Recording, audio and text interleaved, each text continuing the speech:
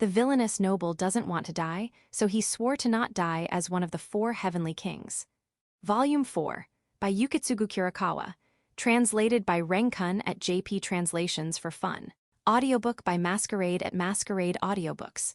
Chapter 1, Dungeon Strategy. After resolving the incident in Styria, I found myself traveling alongside the Scarlet Wind.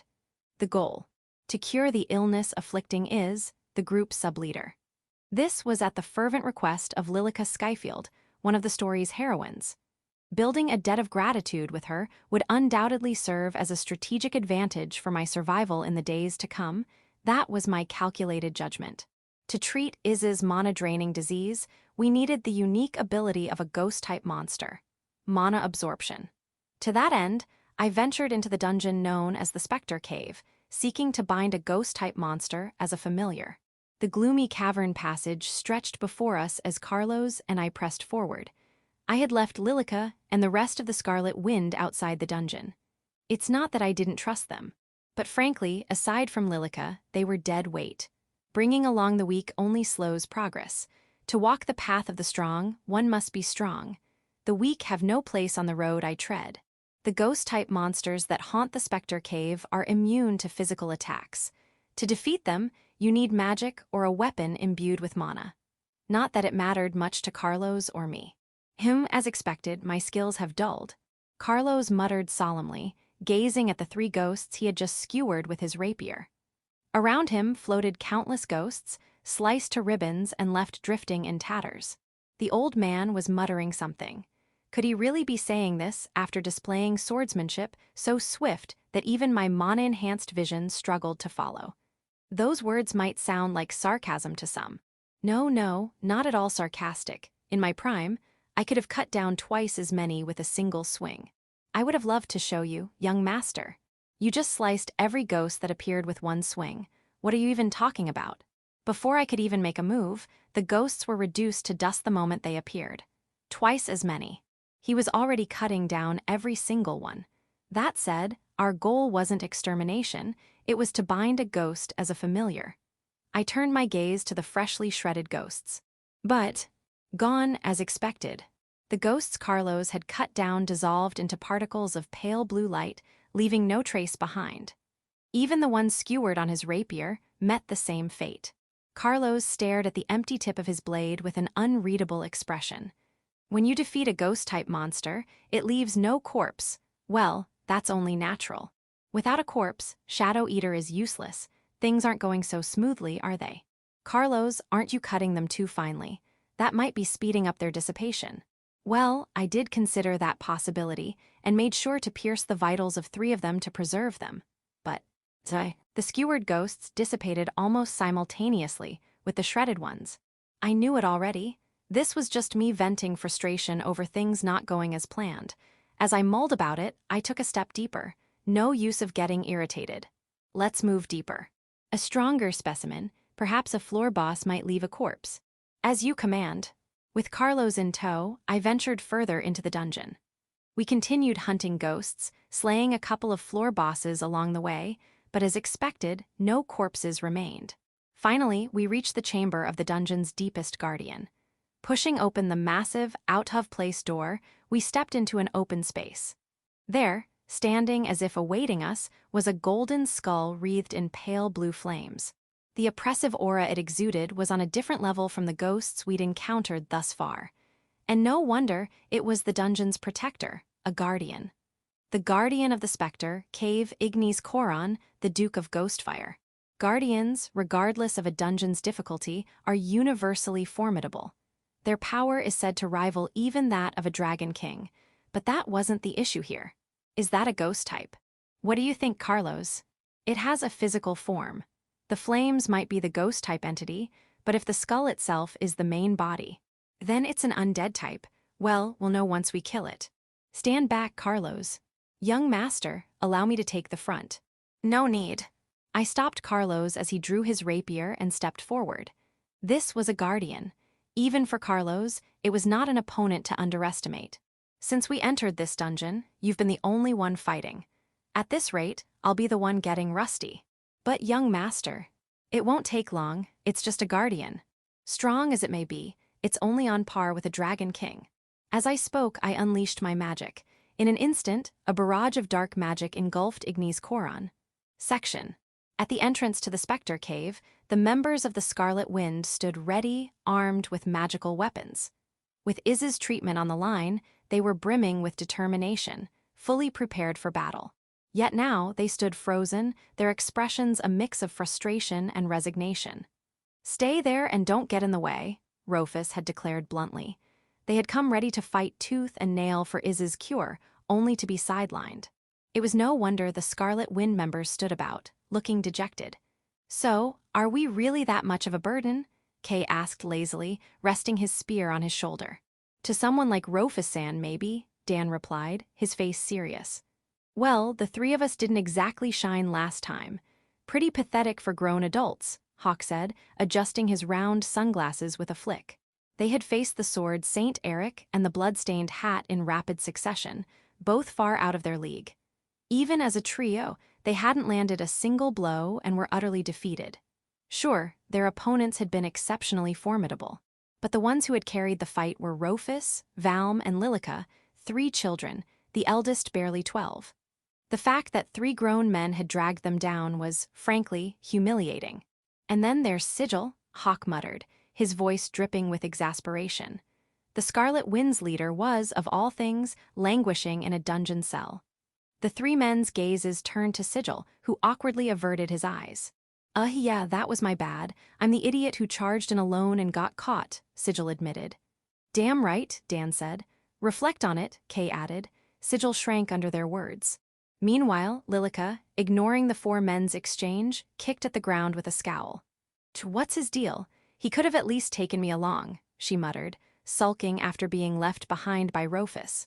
Elma sidled up to her. "Wow, you're really pissed. Trouble in paradise already." "No way, we're totally lovey-dovey," Lillica shot back, turning her face away with a huff. "You sure you're okay leaving Isni alone?" Lillica asked. "She says she's feeling fine. I wanted to stay with her, but she kicked me out, saying not to treat her like an invalid," Elma replied. "But Isni is sick," Lillica pointed out. "Seriously," Elma agreed. The two burst into laughter. After their giggles subsided, Elma leaned in, lowering her voice. "So, what's the real deal with you and Roofus-san? The whole lovers thing is fake, right?" "That obvious," Lillica replied, tilting her head. "Crystal clear. Is suspicious too, by the way. The guys seem fooled, though," Elma said, casting a weary glance at the 4 men. Lillica sighed. "Guess I can't pull one over on you too." She raised her hands in mock surrender. Elma pressed further. "So what's the story? Can't tell me." "Sorry," Lillica said, shrugging. "Fair enough. You don't seem like you're being coerced, so I guess it's fine," Elma said breezily, surprising Lillica, who had expected more probing. "You're not gonna stop me?" Lillica asked, blinking. "Stop you? Why? If you're having fun, that's good enough for me," Elma said. Really?" Lillica stammered, caught off guard. Without answering, Elma turned away. "Looks like we don't need to prep for a fight. I'm heading back. Gotta check on Iz's condition." Waving dismissively, Elma vanished via Ifrit's teleportation. Left alone, Lillica gazed at the sky. "Having fun, me?" she murmured. Lillica had fully expected Elma to try to stop her. In the previous world, before the reset, when she'd claimed to have fallen for Abel Karat, Elma had vehemently opposed it. She'd assumed the same would happen this time, but instead, Elma had been supportive, saying it was fine as long as Lillica seemed happy. Was I really that unhappy with Abel? Lillica wondered, a bitter smile crossing her face. She felt a pang of guilt toward Abel. In the previous world, after teaming up with him by chance, Lillica had developed feelings, or so it seemed, and joined his party. It was, in a sense, a calculated move. Abel had gained fame for his role in defeating Strarf, one of the 4 beasts terrorizing the kingdom. The Scarlet Wind, having fought alongside him, naturally drew attention as well. But that attention wasn't always positive. Their airship, a rare, perhaps unique marvel, caught the eye of the kingdom's power brokers, who saw its strategic value. Everyone wanted it. After their alliance with Abel, the Scarlet Wind faced a barrage of approaches from nobles and influential figures, ranging from sweet offers to thinly veiled threats. The Scarlet Wind were, after all, mere sky pirates, outlaws with no backing. If the world kept targeting them, their blades would eventually find their mark. Fearing this, Lillica resolved to get close to Abel, or rather, to the royal princess in his party, to secure the protection of the royal family. If she could form a deep bond with Abel, the Scarlet Wind would become an officially recognized group under royal patronage. So Lillica devoted herself to Abel. She openly showed affection, got along with the other female party members, and in battle, used her wind magic and scouting skills to contribute subtly but effectively. When needed, she called on the Scarlet Wind for support, even using the airship to ferry Abel's party to their destinations. In the end, her plan worked. The Scarlet Wind gained royal recognition, and the nobles and power brokers could no longer touch them. But Lillica's approach to Abel was purely calculated: no love, no genuine affection. Every kind gesture, every smile was an act. Bonds may have formed over time, but at its core, it was all a lie. Elma had likely seen through it.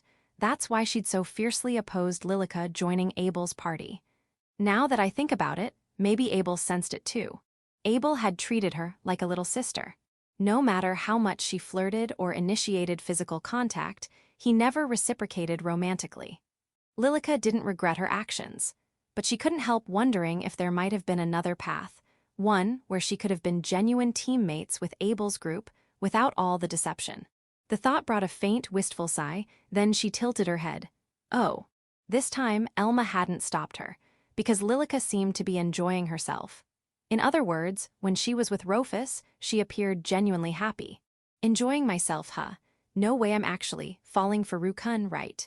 Lillica's mind flashed to the moment she jumped off the Gillen estate. She'd done it knowing Roofus would follow, creating a chance for them to be alone. As expected, Roofus had leapt after her. Unlike the coldness of the previous world, he'd shown a surprising sincerity and kindness, a side of him she hadn't anticipated. When she'd clung to him in midair, the way he'd gently held her close had left an unexpectedly vivid impression. His usual brash demeanor contrasted sharply with that fleeting moment of instinctive gentleness. Lillica shook her head. To think such a small gesture could sway her heart? No way, that'd be way too easy. She was overthinking it, she told herself firmly. Section. About half an hour after Roofus and Carlos entered the dungeon, the entrance to the Spectre Cave began to glow with a pale blue light. This glow signified that the guardian at the dungeon's core had been defeated, marking its complete conquest. What? Complete conquest? It's only been half an hour? Sigil exclaimed in shock. Roofus's goal was to bind a ghost-type monster to use its mana absorption skill. Sigil and the others had assumed he'd be spending considerable time hunting ghosts, but to conquer the entire dungeon? That was another matter entirely. The guardian at the dungeon's heart was on a different level from floor bosses. As the name implied, it was the dungeon's protector, a being of immense power, even in low-difficulty dungeons. Renowned treasure hunters and adventurers would form raid parties, study the guardian's weaknesses, and prepare meticulously. Yet even then, success was a coin toss. Defeating a guardian was a monumental feat, and Roofus had accomplished it with just Carlos in a mere half-hour. Sigil and the others knew Roofus was strong, but this was beyond anything they'd imagined. As an aside, a fully conquered dungeon ceases to function.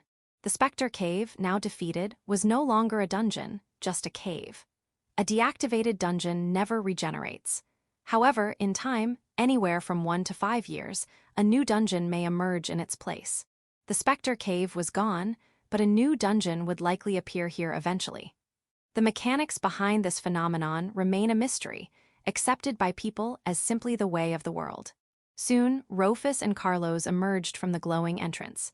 As they did, the pale blue light faded, signaling the dungeon's collapse reaction. The Spectre Cave had officially lost its power. Neither Roofus nor Carlos bore a single scratch or speck of dirt, despite having just conquered a dungeon. Roofus shot a sharp glare at Sigil before tossing something at his feet. "A souvenir. Take it," he said curtly. "Souvenir?" Sigil mumbled, confused. Roofus's tone carried an edge of displeasure. Sigil picked up the object, a golden skull. "Whoa," he yelped. Its eye sockets flickered with pale blue flames like ghostly pupils. Startled, Sigil tossed it away, only for Hawk to dive and catch it. "Careful, you idiot," Hawk snapped. The golden skull was none other than the head of Ignis Koron, the Duke of Ghostfire, the guardian of the Spectre Cave. A guardian's drop item was extraordinarily rare and valuable, worth enough to buy a mansion in a city's prime district. Hawk was livid that Sigil had thrown it. You moron. Do you have any idea how valuable this is? But, Sigil stammered. No buts, you dolt, Hawk roared.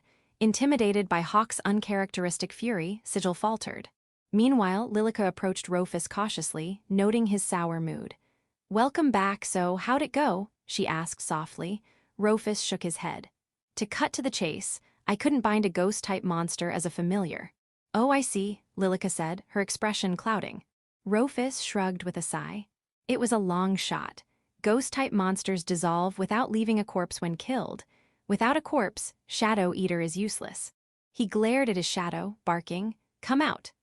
Black flames erupted from it, coalescing into a massive, sinister skeletal frame crowned with a dark skull engorged by Roofus's mana. It was Ignis Koron, the guardian he'd defeated. What the? Kay gasped. The guardian, Dan muttered, awestruck. Roofus gestured at the skull. I thought a guardian might be different, but no luck. I assumed it was a ghost type, but it's classified as undead. I checked, it can't use mana absorption. Yeah, ghost types do vanish when defeated, Lillica agreed. If only there were a ghost with a physical body, Roofus mused. Both furrowed their brows, deep in thought. A ghost with a physical body? Lillica repeated, then gasped. Ah. Her sudden exclamation drew everyone's attention. Got an idea? Roofus asked. Under the group's scrutiny, Lillica hesitated, her eyes darting. Then, spreading her arms, she flashed Roofus a bright smile. What's that look? He asked warily. A welcome-back hug. That's what lovers do, right? Huh. Roofus shot her a cold stare, clearly unimpressed. Undeterred, Lillica threw her arms around him. The group let out a collective ooh. Carlos's eyes widened slightly, watching Roofus's reaction. Hey, what ray you? Roofus began, his voice rising in irritation. Lillica patted his back soothingly. There, calm down. I have to get this closed so the others don't overhear, she whispered. Roofus froze, then sighed, looking down at her. How long are you gonna keep up this charade? I'm getting tired of it. What, you saying you want to stop pretending and be real lovers? She teased. Oh, you think so? He retorted, his gaze icy. Lillica laughed nervously. Kidding, her expression turned serious. The Sky City Seal Park, she whispered. Roofus's eyes widened. Ah, right. Right, though I guess it's not exactly memorable for you, Rukun, she said. The Sky City, Seal Park, an ancient ruin of a long-lost civilization, floating high in the heavens. In Roofus's so-called story, it was the setting of the first chapter, home to Despia, the colossal griffin of the four beasts. In the first loop of the world, Abel's party and the Scarlet Wind had joined forces, engaging Despia in an aerial battle aboard their airship. It was the pivotal moment when Lillica Skyfield became one of Abel's companions. Seal Park was also home to unique ghosts. The city's high mana density had caused some ghosts' mana to crystallize, granting them physical forms. These corporeal ghosts were far stronger than typical ghosts, but had a weakness. Their physical bodies could be harmed by physical attacks, and when defeated, they left behind a tangible corpse. Roofus nodded, recalling this. If it's those ghosts, he said. Our next destination's set, Lillica said with a grin, stepping back. Though Seal Park's always moving, so we'll need to find it first, she added, her tone thoughtful. She winked at Roofus. But me knowing about this would seem weird, right? I'll handle it with the others. I'll say you told me about it in a bedtime story or something. Stop that, Roofus snapped. What to do? Lillica teased, dodging his attempt to grab her with a light laugh. To the men watching, their banter looked like a playful, catch-me-if-you-can flirtation. Man, they went from hugging to full-on flirting in no time, Kay remarked, feeling like he'd swallowed a spoonful of sugar. Dan smiled warmly at his surrogate little sister's antics. How far do you think they've gone? Sigil asked, grinning mischievously. She's only 12, man, probably just kissing, right? Hawk replied, adjusting his sunglasses with a serious expression. Carlos, meanwhile, covered his eyes and tilted his head skyward. Which is it? He muttered. A suspicion had been growing in Carlos's mind that Roofus and Lillica's romance was an act driven by some ulterior motive. Roofus's reactions had fueled his confidence in this theory. but now that confidence was wavering. "Which is it?" Carlos murmured again, unanswered. Section. With that commotion, the ghost hunt came to a close. The Scarlet Wind's immediate goal was to locate the Sky City, Seal Park, where corporeal ghosts roamed. Finding a city adrift in the vast sky was no small feat. Though Seal Park was massive, akin to an entire floating city, it was a mere speck in the boundless heavens. Moreover, it was shrouded in thunderclouds, as if concealing itself from the world. The Scarlet Wind would spend their days searching for a massive black cloud in the endless sky. Roofus suggested using the Golden Skull, the Guardian's drop item, as funding for their journey. But the Scarlet Wind balked, insisting on returning it or refusing outright, leading to a heated stalemate. This quest had begun to cure Iz's illness. Roofus was merely lending a hand. Relying on him for the cure and funding was too much for the Scarlet Wind's pride to bear. After much back and forth, they agreed that any magical items or riches the Scarlet Wind acquired during their search for Seal Park would be handed over to Roofus. "Honestly, for thieves, you're awfully lacking in greed, or maybe just weirdly honorable," Roofus said, exasperated.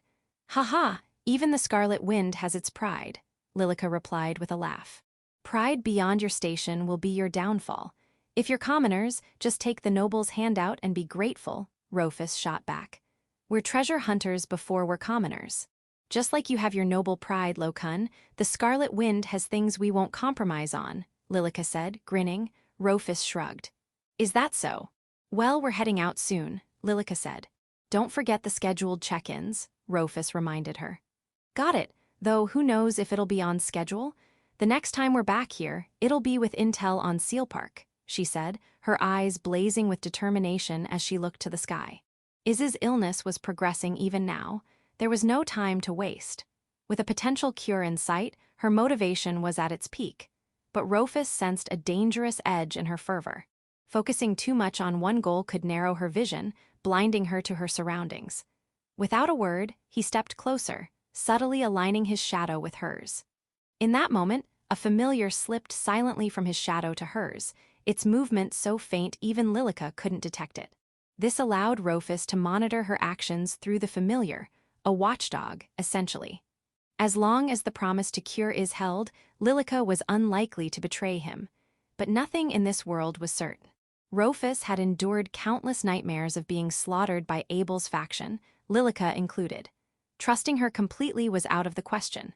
Yet, for a moment, Roofus's mind drifted to the time Lillica had shielded him from the blood-stained hat's blade with her own body. And before that, in the Tomb of the First, she'd saved him from the mysterious Alron summoned by the First's familiar. Lillica had saved Roofus's life twice.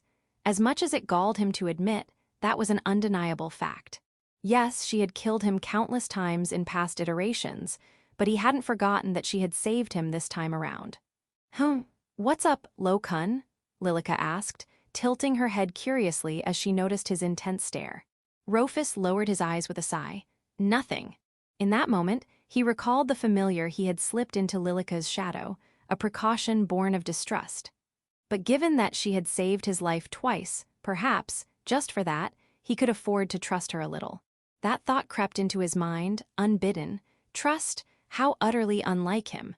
Roofus inwardly cursed his own sentimentality, averting his gaze with an uncomfortable scowl. "Be careful out there," he muttered. Lillica's eyes widened in surprise at the rare show of concern. "What's with you, Roofus Gun? We're alone right now, so you don't have to keep up the lover's act. Should I hug you anyway, just in case?" She stammered, flustered, spreading her arms slightly with a shy smile. Roofus fixed her with an icy, merciless glare. "Get going already." So cold, you were being all boyfriend, why just a second ago?" Lillica whined, tugging at his sleeve playfully. As they bantered, Lillica recalled Elma's words. "You look like you're having fun with Roofus. Come to think of it, this dynamic with him, it wasn't half bad. Maybe we're more compatible than I thought," she said with a mischievous grin. Roofus shot her a sour look, but indulged her conversation despite his grumpy expression. Their back and forth continued a little longer, until the airship was ready to depart. Roofus chose not to leave the familiar in Lillica's shadow, a decision born of the trust forged through their time together. It was a bond that hadn't existed in the previous world, a flicker of sentiment toward Lillica. This shift might perhaps be a positive change for Roofus, but later he would come to bitterly regret this seemingly trivial choice.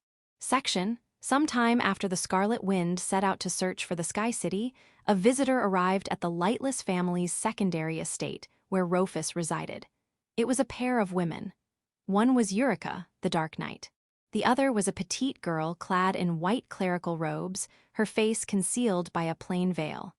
Eura had brought the girl to introduce her to Roofus. Receiving them in the parlor, Roofus frowned at the unexpected intrusion. No prior notice had been given. Normally, Roofus wouldn't deign to entertain unannounced visitors, but since it was Eura who brought her, he reluctantly agreed to meet them, albeit begrudgingly. Yet even face-to-face, the veiled girl neither introduced herself nor revealed her face, merely standing at Eura's side. Roofus, hardly in a generous mood, maintained a perpetually sour expression.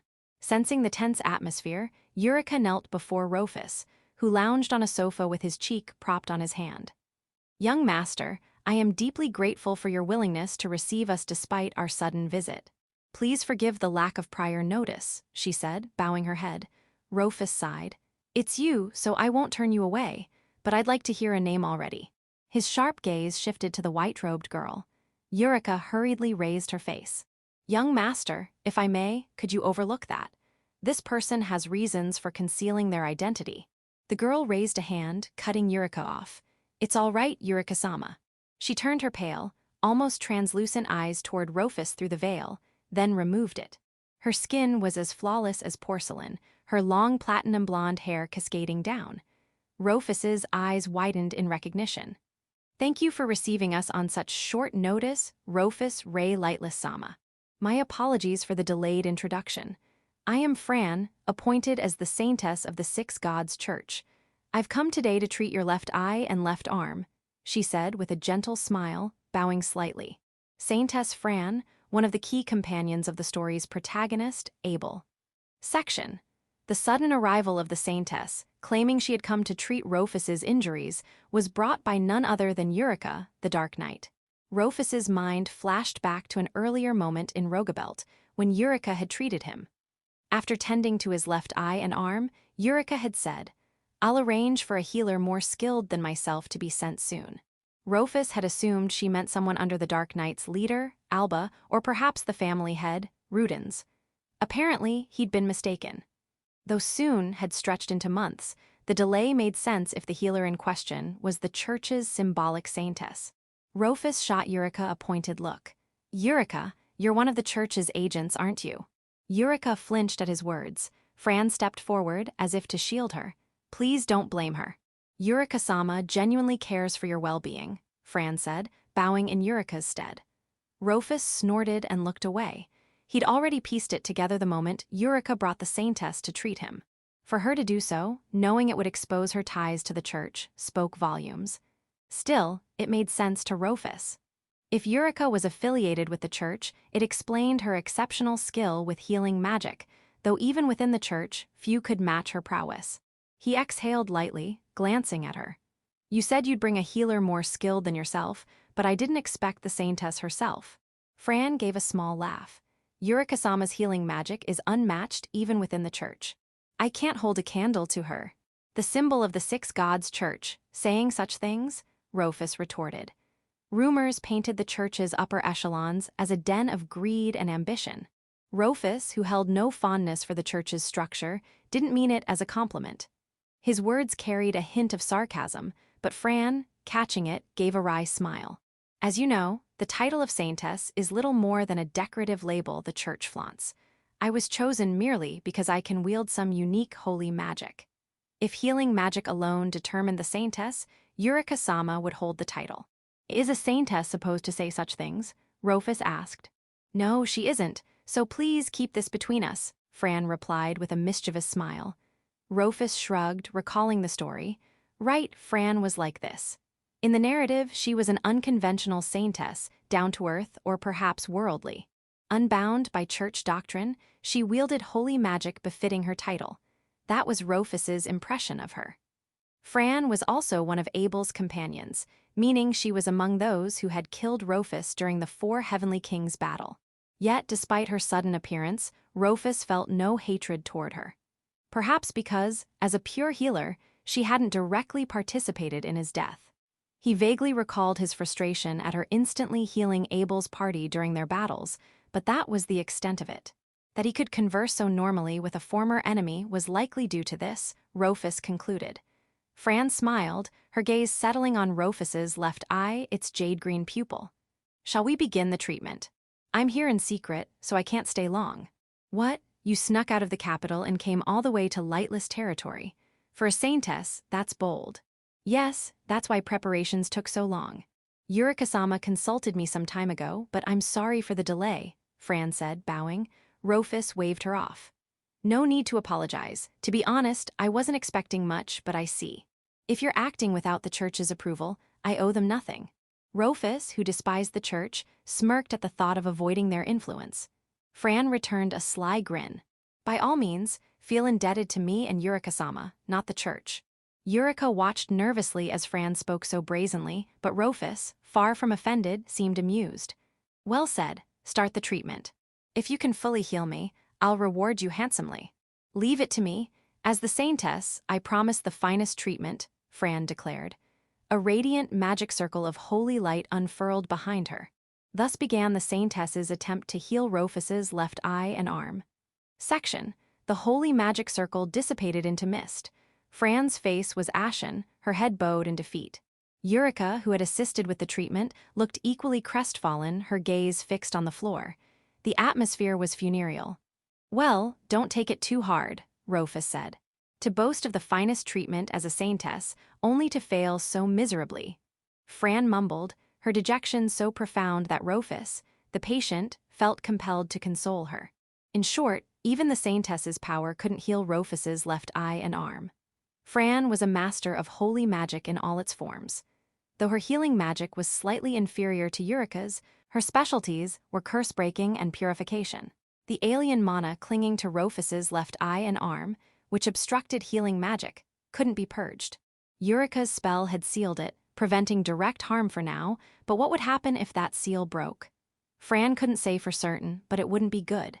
She fixed Roofus with a serious gaze. The one who inflicted this wound was a whale-like monster, correct? Roofus nodded, recalling Yurika's explanation. Fran continued, her tone grave. "This curse-like alien mana in your left eye and arm, I tried, but I couldn't dispel it. Worse, tampering with it risks alerting the source to our location or intentions." "The source?" Roofus asked. "Didn't Yurika-sama tell you? The one who cursed you. It could be the whale monster itself or someone or something behind it." Yurika had mentioned it before. The monster was godlike, immortal, or perhaps a familiar with a true master elsewhere. Either way, someone or something was cursing Roofus. The wound from the demon whale was the curse's origin. That the curse persisted despite the beast's death suggested a greater force at play. Yurika-sama's seal is flawless, but the curse's power is immense, and over time, the seal's structure frays. With both of us reinforcing and layering additional seals today, it should hold for a year. "Fraying, so I'll need it resealed every year?" Roofus asked, visibly annoyed. Fran shook her head. "A year is an estimate. It needs checking at least monthly. I can't easily leave the capital, so Yurika-sama will handle follow-ups." Roofus's curiosity piqued. Out of curiosity, what happens if the seal breaks and the curse is unleashed? Fran paused, then answered somberly. "You could be consumed by the curse and die." She hesitated, lowering her eyes. "Or your body might be overtaken by it." "Death or possession, huh? That's a cheerful outcome," Roofus said with a dry laugh. "It's no laughing matter, but you're remarkably bold," Fran muttered, half exasperated. "Until next year, then. If you come to the capital, we won't need to schedule a year out. As a saintess might find it hard to believe, I'm busy too. I can't just leave my territory whenever. Positions come with burdens, don't they? You're so young, yet you carry so much," Fran remarked. Despite her petite frame and youthful appearance, close to Roofus's 12 years, she was already an adult. Roofus studied her. "I owe you, if you need anything, just..." He stopped mid-sentence, struck by déjà vu. Had this happened before? This was his first meeting with Fran, yet she felt oddly familiar. A strange sensation. In his countless dreams of being killed, Fran was among those who had slain him. Though she hadn't directly struck him, it was odd that he felt no aversion or hatred toward her. She was easy to talk to, almost likable. Noticing his gaze, Fran tilted her head. Something wrong? No, have we met before? Roofus asked. Fran covered her mouth, surprised. A brief silence followed, then she smiled. Oh dear, are you trying to flirt with me, Roofus-sama? No, that's not what I meant, Roofus protested. Fran theatrically looked skyward.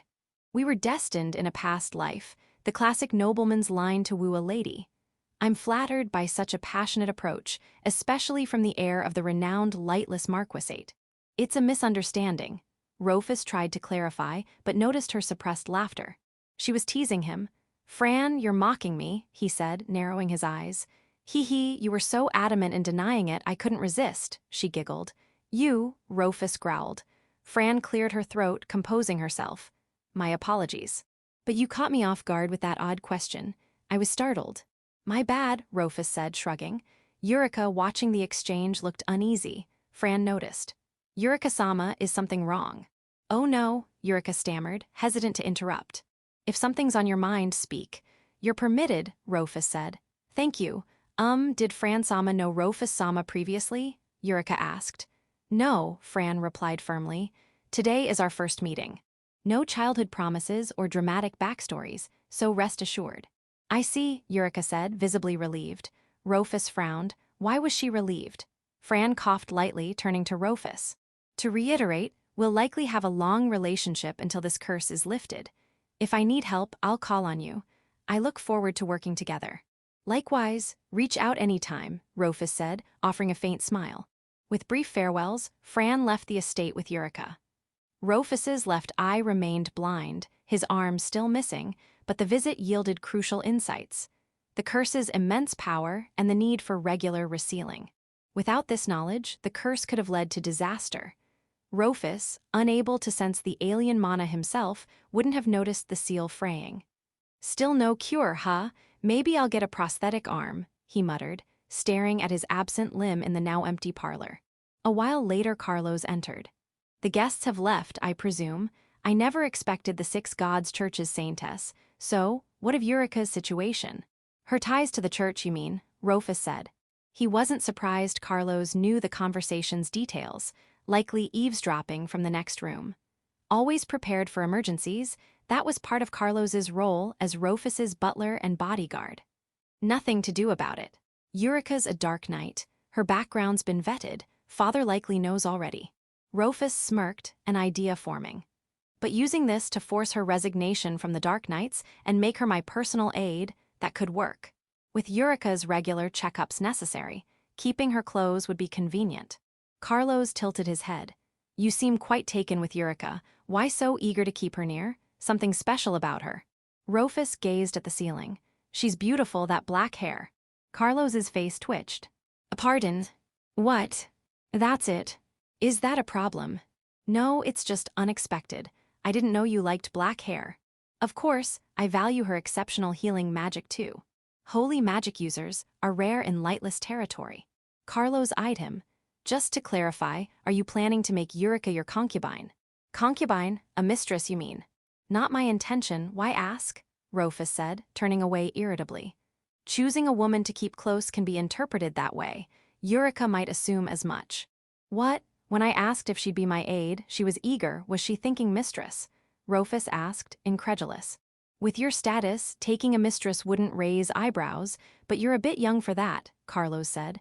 I said that's not my plan, Roofus snapped. And your future wife might object, Carlos added. Wife? How far ahead are you thinking? Is it so far off? You could be engaged by adulthood, married upon academy graduation, Carlos mused. Roofus scowled. Who are you imagining as my bride? Whoever's on your mind right now, I'd wager, Carlos said slyly. Ha, ridiculous, trying to trap me? Besides, I told Fall to become a noble. A commoner can't do that in 3 years. I see, so it's Lady Faradiana you're thinking of, not that sky pirate girl, Carlos said, his face relaxing. Roofus's expression went blank. Your life's short, old man. Want to end it here? Carlos paled at Roofus's chilling tone. Young master, it was a joke. A blast of dark magic obliterated where Carlos had stood, gouging the floor and kicking up dust. Roofus snorted, surveying the half-ruined parlor. Carlos was gone. "Phew, I saw my life flash before my eyes," Carlos said, unharmed, sweating behind Roofus. Roofus glared. "I missed on purpose. There won't be a next time." He stormed out, slamming the door. Alone, Carlos wiped his brow and exhaled. "That was no miss, young master." Staring at the cratered floor, he muttered, then pulled out a notebook and fountain pen. The sky pirate girl, Lillica, was it? Lovers or not, they're clearly close. He's leaning toward Lady Faradiana for now, but I can't let my guard down. And Eureka. Carlos scribbled in the notebook. "The young master showing interest in women is a first. She's another one to watch. You've got obstacles, Lady Faradiana." Closing the notebook, he frowned thoughtfully. A heroine always has rivals. But the young master in a love triangle. No, a quadrangle.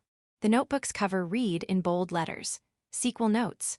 Nonfiction romance novel, The Dark Noble and the Sailor Girl. Author, Carlos Idea Coldvark. Sold discreetly in lightless territory. Chapter 2, Branch. The cries of seagulls echo through the sky. A cloudless horizon stretches endlessly. Countless merchant ships line the harbor. Roofus had come to visit a port town. This port town, what was its name again? Viper Port Master, Carlos, standing deferentially behind him, replied to Roofus's murmur. Snake Port, a distasteful name. Hardly fitting for a harbor, destined to prosper in the future. Roofus said, furrowing his brow. This was once a port town governed by Clinton Fow Serpent. The snake was the symbol of the Serpent family. Whether Clinton had conveniently renamed it, or it was mere coincidence, Roofus pondered this while gazing at the sea from the breakwater when a well-dressed man approached. "Pardon me, but your attire, could you possibly be Lightless Sama?" The man had neatly parted, dark brown hair and wore a cream-colored suit, exuding refinement. Addressed so suddenly, Roofus glared at him with displeasure, and Carlos stepped forward as if to intervene. "Approach no closer," Carlos warned. Unfazed, the man stepped back obediently and bowed gracefully. "My apologies. I am Mild, a director of the Lightless Domain Commerce Guild. Thank you sincerely for coming today." The man Mild bowed deeply. Hearing his name, Roofus's eyebrow twitched. "Mild, so you're the one. The impudent fool who summoned me to such a place. I wondered what kind of face this idiot would have. I beg your forgiveness, Lightless Sama." Intimidated by Roofus's imposing gaze, Mild prostrated himself, pressing his forehead to the ground. The reason Roofus had come to this port town, to this very breakwater, was a summons from the Commerce Guild. Mild was the sender of the letter addressed to Roofus, a director of the Lightless Domains Commerce Guild. In essence, Mild stood at the pinnacle of commerce not only in this port town, but across the vast Lightless Domain. However, no matter one's status, a commoner summoning a noble was unthinkable. Roofus had no obligation to respond, but the Commerce Guild had matters to discuss regarding the demonic sea. And since Roofus had business there as well, he had come as a mere detour. Still, the fact of being summoned remained, leaving Roofus in an exceptionally foul mood. Moreover, the meeting place was this breakwater. Proper etiquette demanded a welcome at the town's entrance, an invitation to a manner, and lavish hospitality. To make a noble wait in a place exposed to the sea breeze without so much as a greeting party was an offense worthy of immediate execution. Carlos's gaze upon Mild was equally severe. "Well, I'm waiting for your explanation," Roofus demanded, his tone oppressive as he loomed over the prostrate Mild. Mild, still pressing his forehead to the ground, replied, "It seems a subordinate made an error in communication. That subordinate will be dealt with immediately." "A subordinate's error, you say? So, because of your incompetent underling, I was left waiting here. Indeed, if you wish, I can bring that subordinate before you at once." Ha! A vein pulsed on Roofus's forehead. The dense magical aura emanating from him bore down on Mild with crushing force. Mild broke into a cold sweat, his face paling. Unable to stand by, Carlos intervened. "Please wait. This man is a director of the Lightless Domain Commerce Guild. Disposing of him here could cause complications." Carlos whispered this to Roofus, who clicked his tongue and quelled his magical aura. Released from the oppressive weight, Mild let out a sigh of relief, but Roofus seized him by the collar and yanked him up. Startled, Mild was forcibly pulled close by Roofus's strength. A subordinate's failure is your responsibility as the one who gave the orders. Deal with it yourself. Don't foist your pathetic cleanup on me, Roofus growled. Why yes? Mild's face twitched under Roofus's menacing glare. And don't test a noble, you commoner filth. There won't be a next time. With that, Roofus shoved Mild away roughly. Carlos tilted his head at Roofus's words, puzzled. Mild, however, calmly adjusted his disheveled clothes and shrugged. My, what a fearsome gentleman. When did you realize? A fool who makes such a blunder could never rise to the top of commerce, Roofus retorted. Misjudging etiquette with a noble could mean death. Merchants, especially those of significant scale, frequently dealt with nobles. No one lacking such basic knowledge could become a director of the Commerce Guild. Roofus recalled a grotesquely obese director from a northern commerce guild who had grown arrogant from excessive ties with nobles and dared to send complaints to foreign lords. Indeed, that makes sense, Mild said, smiling as if convinced. He ran both hands through his neatly parted hair, slicking it back in one smooth motion. His eyes, now sharp and predatory, fixed on Roofus, a merchant's gaze, cunning and voracious. Allow me to apologize once more for my rudeness, Roofus Ray Lightless-sama. It seems we can have a proper conversation. At Mild's brazen words, Carlos's hand moved to the hilt of his sword, his eyes narrowing. But Roofus raised a hand to stop him. There was a reason I called you to this breakwater. I wanted you to see this. Mild smiled and snapped his fingers toward the sea, producing a crisp sound. Moments later, the sea's surface swelled, and something massive emerged from its depths. Rising with a surge of seawater was a large ship without sails. Roofus, who hadn't sensed its magical presence until it appeared, widened his eyes slightly. With the ship at his back, Mild spread his arms wide. A rare vessel capable of submerging underwater, the Submarine Poseidon. The rounded, black-painted hull reminded Roofus faintly of the airship Ifrit. An ancient relic? Roofus muttered. Mild clapped his hands and smiled at the question. As expected, your insight is sharp. To be precise, it's a replica of an ancient relic. Our guild poured all its technology into recreating it. Ho, Roofus said, gazing at the submarine with interest. Replicating ancient technology was considered impossible with modern techniques. Likely, they had analyzed excavated relics and adapted their technology to recreate it as closely as possible. Roofus recalled that even the kingdom's research into ancient technology and scripts had made little progress. Then he remembered an organization dedicated to such studies. The technology's source, is it the Treasure Guild? Roofus asked. Mild froze at the words. Roofus-sama, you're well-versed in clandestine matters. The Treasure Guild is an unofficial organization, not widely known. I've recently had dealings with some relic hunting types, Roofus replied. You have quite the network. I'm impressed. I spoke of our guild's technology, but to be accurate, the Treasure Guild provided the ancient technology, while our guild supplied materials and shipbuilding expertise. I'm no match for you, Roofus-sama. Enough flattery. Is your goal funding? Roofus asked, cutting through the preamble. His question implied, after testing me, the heir of the lightless marquisate, and showing off this submarine, is your aim to extort funding? Mild instantly grasped the meaning and shrugged, placing a finger to his lips. Roofus-sama, you're a bit too hasty. I've arranged a meeting shortly, so let's discuss details there. A gangway extended from the submarine to the breakwater, and its hatch opened. Mild bowed elegantly. Please, step inside. Allow me to invite you to an elegant underwater stroll. Mild smiled, but Carlos glared at him sharply. Your insolence knows no bounds. Who do you think this? Master? Carlos's angry shout was cut off as Roofus strode past him, crossing the gangway toward the submarine. Roofus glanced back at Carlos with a bored expression. What's that, Carlos? You're not coming. This unknown vessel could be dangerous, Master, Carlos protested. Dangerous? What's that now? It's more practical than flying in the sky, Roofus scoffed. Well, that may be true, but Carlos faltered. Ignoring Carlos's hesitation, Roofus gestured to Mild. Oi, hurry up and lead the way. Yes, right this way, Mild replied, guiding him with deference. Roofus entered the submarine, leaving Carlos behind. Master. Wait, Carlos, left alone, hurriedly chased after him. Section.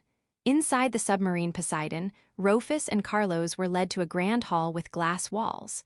The ceiling and walls, reinforced with pressure-resistant spells, offered a panoramic view of the underwater world. At the center of the hall stood a round table, where Commerce Guild executives were seated.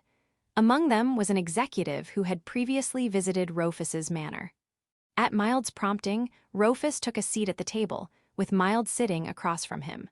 Carlos-sama, please take a seat as well, a staff member offered, bringing an extra chair. Carlos declined politely and stood behind Roofus. Once the table was filled, Mild spoke with a smile. Now that everyone is here, let us begin the regular meeting. Today, we are honored to have Roofus Ray Lightless-sama with us. At Mild's words, the executive's gazes turned to Roofus. Thank you for coming. It's a pleasure to see you again. What refined features. Each offered their greetings, but Roofus ignored them, fixing his eyes on Mild. Mild, what happened to the elegant underwater stroll? How am I to enjoy it while staring at the faces of greedy merchants?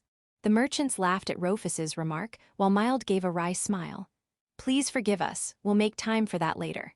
And since I'm one of those greedy merchants, it's a bit late for that, isn't it? True enough, Roofus sighed. Mild narrowed his eyes and smiled. By the way, Roofus-sama, have you had lunch? No. Come to think of it, I haven't even had breakfast. Perfect timing then. Today's meeting was planned as a dining session. Since you haven't eaten breakfast, let's make it a combined meal. Mild snapped his fingers sharply, and servers appeared, setting dishes on the table, primarily fresh seafood, likely caught from the nearby waters. In consideration of Roofus's youth, the drink served was grape juice rather than wine. Though he didn't show it, Roofus, who secretly enjoyed seafood, was pleased. Ho, quite considerate, Roofus remarked. Thanks to you, Roofus-sama, our fish yields have increased significantly. Incidentally, the grape juice is made from lightless domain produce. We've heard of your efforts in the demonic sea. Rumor has it you've tamed the legendary ship-eater. Mild narrowed his eyes and Roofus's lips curled upward. Enough idle talk. Knowing you, you've already guessed my concerns. Poverty alleviation, correct. Clinton-sama was a valued client, but our guild finds it regrettable, Mild replied. As expected, you're quick to understand, Roofus said. Mild and Roofus shared a laugh, haha. The rapid shift in topics and the seemingly disjointed conversation left Carlos and the other merchants frowning in confusion. What exactly are we talking about? One merchant ventured. Mild raised a finger to his lips. Roofus-sama and I are speaking. Whether you can keep up or not is of no concern to me. For now, remain silent and wait. Your turn to speak will come later. The merchants, cowed by Mild's cold glare, fell silent. Mild cleared his throat lightly and turned back to Roofus. My apologies for the unsightly display. Roofus waved it off, unconcerned. More importantly, about poverty alleviation. Personally, I believe the only solution is to open new markets. Indeed, temporary tax exemptions alone won't revive a struggling economy. In that case, specialty products would be ideal. The lightless domain has ample farmland. Why not expand the vineyards? Mild suggested, glancing at the grape juice in his glass. Roofus nodded. True, grapes are a lightless specialty. Hiring workers and branding it to expand the business could work. Grapes could also lead to winemaking or beekeeping. No need to rush. Focus on stabilizing the vineyards first, then expand. Your insight is remarkable, as expected. If needed, I can arrange technicians. I have connections with vineyard managers, Mild offered. Then I'll leave it to you. I'll supply all the goods to your guild, Roofus said. Truly splendid, Mild exclaimed. Words flew across the table, their implications lost on the other merchants. In just a few exchanges, a plan to address poverty in parts of the lightless domain had nearly been finalized, but the merchants remained oblivious. Now about the demonic sea, Roofus continued. Yes, securing trade routes comes first, Mild replied. At the mention of the demonic sea, Carlos interjected urgently. The demonic sea, you say? What's the matter? Roofus asked, glancing at him sharply. Carlos lowered his eyes. Actually, we've already formed an expedition team to explore the demonic sea. Roofus narrowed his eyes curiously. Father's orders? No, I prepared it in advance, anticipating the need. Would you like to see the roster? Ever efficient as always. No need for the roster. A list of names I don't know is useless. If you selected them, that's enough, Roofus said, shrugging. Carlos sighed in relief. Mild raised a hand. In that case, I'd like to send one of our guild's members to join the expedition. For what purpose? Carlos asked, frowning. To ensure the optimal trade route is secured. We have someone well-versed in maritime trade, Mild explained. That's not so simple. The demonic sea is uncharted. We don't know what dangers lie there, Carlos countered. Mild smiled. I swear we'll send someone who won't be a burden. If they cause trouble or become a hindrance, you may cast them into the sea. Carlos faltered at Mild's outrageous statement. Well, but... Let it be, Carlos, Roofus said, turning a belligerent gaze on Mild. This maritime trade expert, will they be useful? I guarantee they'll prove invaluable to the expedition, Mild assured, bowing. Then it's settled. Let them join, Roofus said, grinning. Though Roofus seemed to have taken a liking to Mild, Carlos, as his aide, raised his voice in protest. Master. Roofus's grin didn't waver. However, if they disrupt the group or prove useless, you will personally behead them and present their head to me. The merchants froze at Roofus's chilling words. Or perhaps, as Mild suggested, we toss them into the sea as shark bait. A fool devoured by sharks would be quite the spectacle, wouldn't it, Mild? Roofus glared at him. That's acceptable, isn't it? If they're useless, cast them into the sea as you proposed. Of course, Mild replied, his smile strained. Mild had no intention of sending an incompetent, but Roofus's warning was clear. Don't send anyone who might cause trouble, no matter how skilled. This ensured the expedition wouldn't be undermined by the guild's influence. Any attempt to do so would incur Roofus's wrath. Mild shrugged, acknowledging he couldn't outmaneuver Roofus so easily. The meal with the Commerce Guild proceeded smoothly. Carlos, watching Roofus negotiate fearlessly with the merchants, sometimes toying with them, saw echoes of a younger Rudens in him. Though saying so would sour Roofus's mood, Carlos couldn't help but think Roofus took after his father. However, Carlos was concerned about the growing number of women around Roofus lately. Unlike most nobles who took multiple wives, Rudens had been devoted solely to Roofus's mother, his only wife, a rarity among nobility. Perhaps he takes after Sama in that regard, Carlos muttered, recalling the previous lord, whose womanizing had contrasted sharply with Rudens's fidelity. His quiet words went unheard amid the heated discussion. Section. The meeting concluded, and the submarine surfaced. After the meeting, Roofus had briefly admired the underwater scenery, but his curt "I'm bored" prompted the submarine to surface. On the deck stood Roofus, Carlos, and Mild. Roofus eyed the submarine's hull critically. A mana suppression spell, huh? As expected, Roofus-sama, you noticed, Mild said. It was the same concealment spell used on the airship Ifrit. Roofus hadn't sensed the submarine's presence because its hull was inscribed with a mana suppression spell, allowing it to evade his magical detection. However, to Roofus's discerning eye, the spell's structure was somewhat crude. With focus, he could easily detect it. No invisibility spell? Roofus asked. Mild blinked in surprise. I'm astonished. You know the original's functions? Unfortunately, we couldn't replicate that due to technical limitations.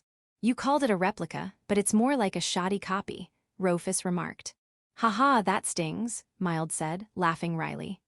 Replicating a submersible ship was impressive enough, but Roofus, familiar with the airship Ifrit of the Scarlet Wind, held it to a higher standard.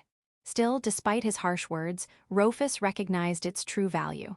Can it be mass-produced? He asked. Mild's eyes widened. Building even one was exorbitantly expensive, so mass production is. He stopped, realizing his response was inadequate, and cleared his throat. My apologies. To be clear, mass production is possible, but we lack the infrastructure. What's needed? Roofus pressed. Funds and materials, Mild replied. Roofus stroked his chin, then looked at Mild. I'll discuss funding with father. That's most generous, Mild said. But this submarine is a bit lacking. Build another, closer to the original. Something even better, Mild's face twitched. Roofus grinned.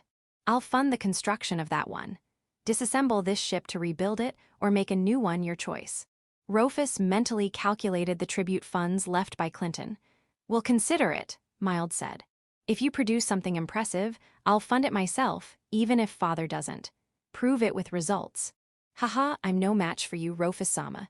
Building another will take time. No matter. If needed, I'll provide magical support. Understood, Mild replied, bowing elegantly. By the way, Roofus-sama, may I ask your purpose for coming here? Mild tilted his head. The submarine Poseidon was now far from Viper Port's waters, near the demonic sea, following Roofus's instructions. Roofus gazed lazily at the sea. Oh, the now empty demonic sea needs a guard dog. Roofus's shadow stretched across the water's surface. From it, a massive tentacle, large enough to pierce the heavens, burst through the sea, sending waves crashing. A demonic, malevolent roar from Starf echoed, shaking the submarine. Mild, stunned by the colossal kraken's appearance, collapsed to the deck. See, could this be the legendary ship-eater? He stammered. I kept it hidden in my shadow, but it's needlessly huge and hard to handle. It's somewhat useful, but it'll do as a guard dog, Roofus said. Mild trembled at the sight of Starf's writhing, dark form. So, you truly subdued and tamed it, not that I doubted you, of course. As an afterthought, Roofus released a sea dragon from his shadow. I've added an assistant. Now, no one passes the demonic sea without my permission. You can control magical beasts, Roofus-sama? Mild asked hesitantly. Something like that, Roofus nodded. Strictly speaking, he had bound them as familiars, but the distinction was minor. The result was the same. Magnificent, Mild said, gazing at Roofus with awe. The gap in power between nobles with magical abilities and commoners without was vast. Even among nobles, the strength of their magic varied greatly. Naturally, Roofus, possessing an immense amount of magical power that defies all reason, could be considered among the elite of nobles. However, what Mild was fixated on was the nature of that power, the ability to command and control magical beasts. Mild immediately recognized the value of this ability.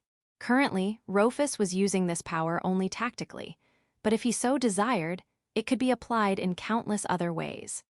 Simple tasks like transporting goods or providing escorts would be feasible, and beasts with strength surpassing human limits could be utilized in construction or engineering projects. This power promised unparalleled benefits in every field, reduced labor costs, increased efficiency, and enhanced stability. Overwhelmed with emotion, Mild seized Roofus's hand. Roofus-sama. Oi, what's the meaning of this? Roofus frowned in displeasure, and Carlos's hand moved to the hilt of his sword. Oh, my apologies, that was terribly rude of me. But how could I restrain myself after witnessing such a marvel? Mild's lips slackened into a grin, his eyes glinting with greed. Roofus shook off his hand, visibly irritated. You're creeping me out, you bastard. Have you lost your mind?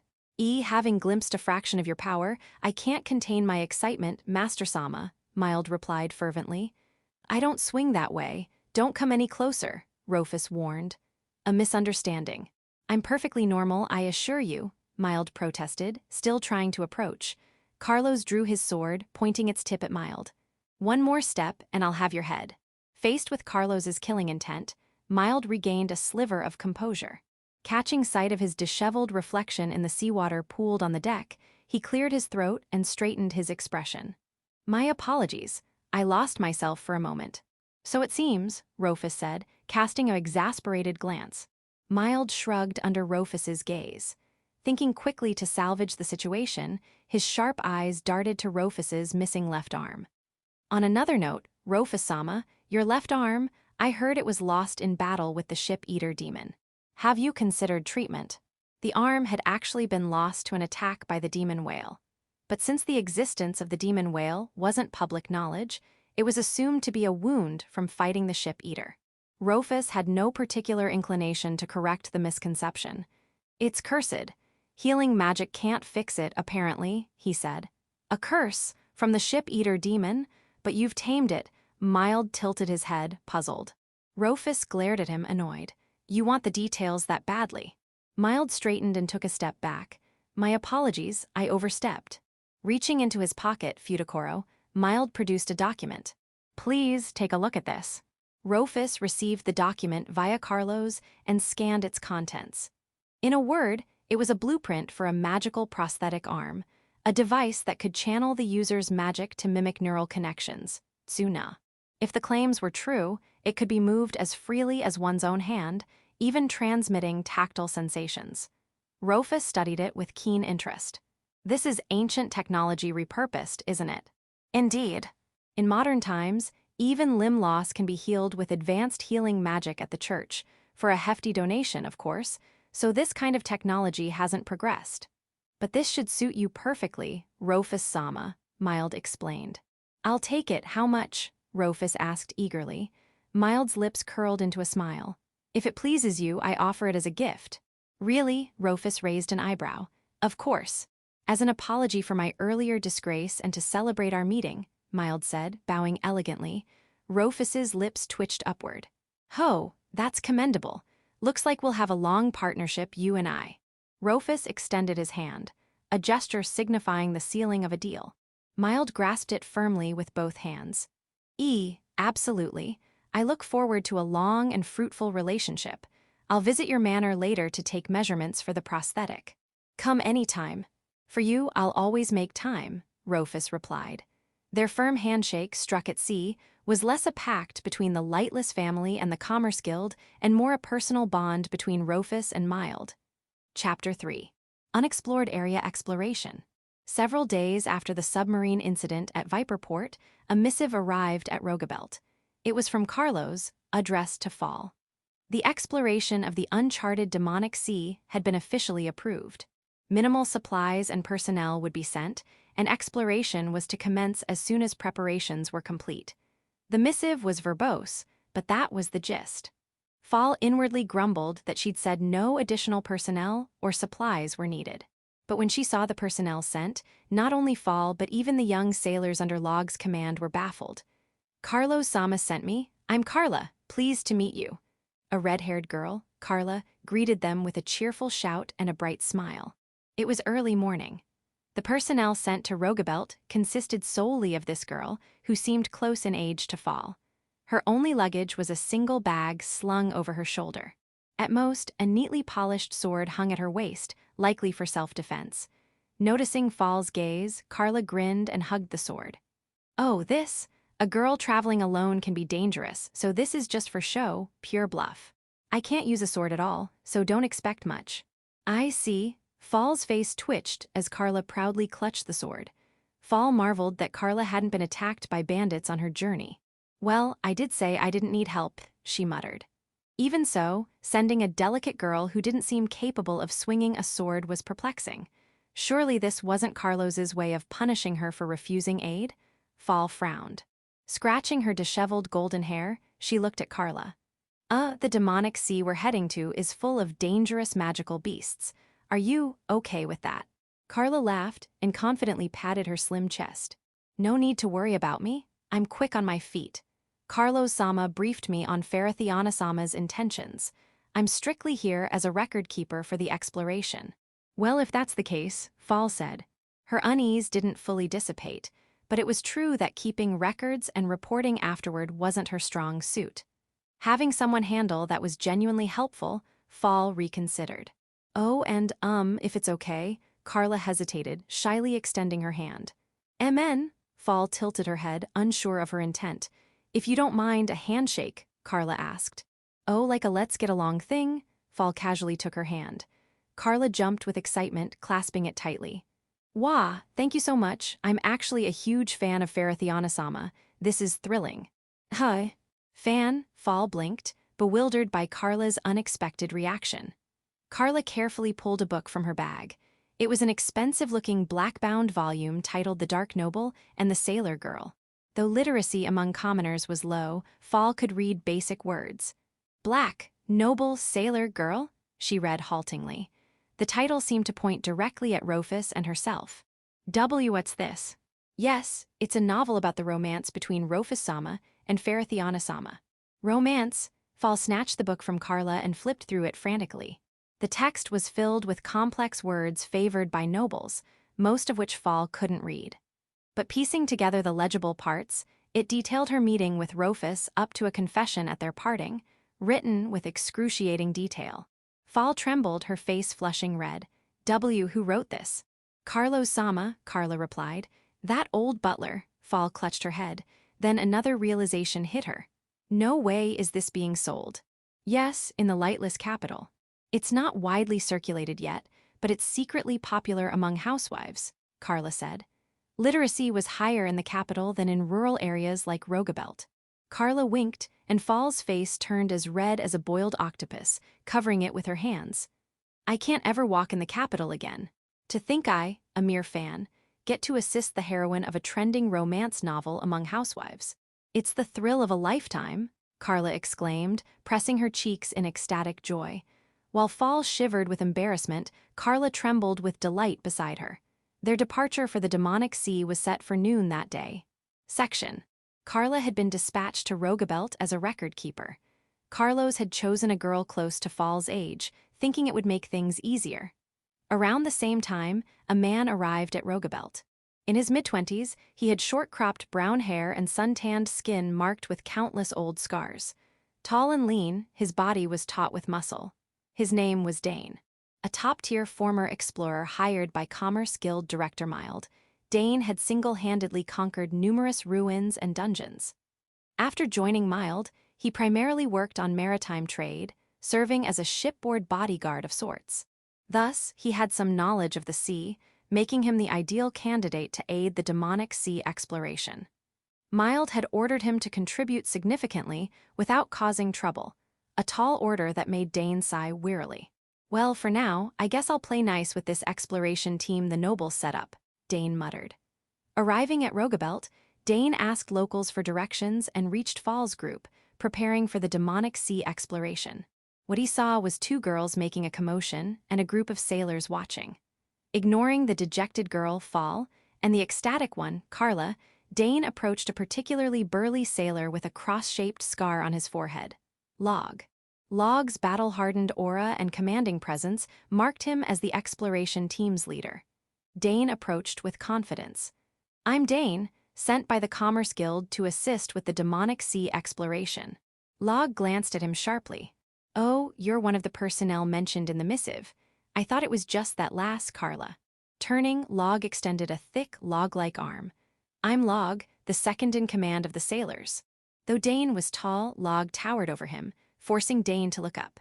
Swallowing hard, Dane shook his hand firmly. Second in command, so you're the exploration leader.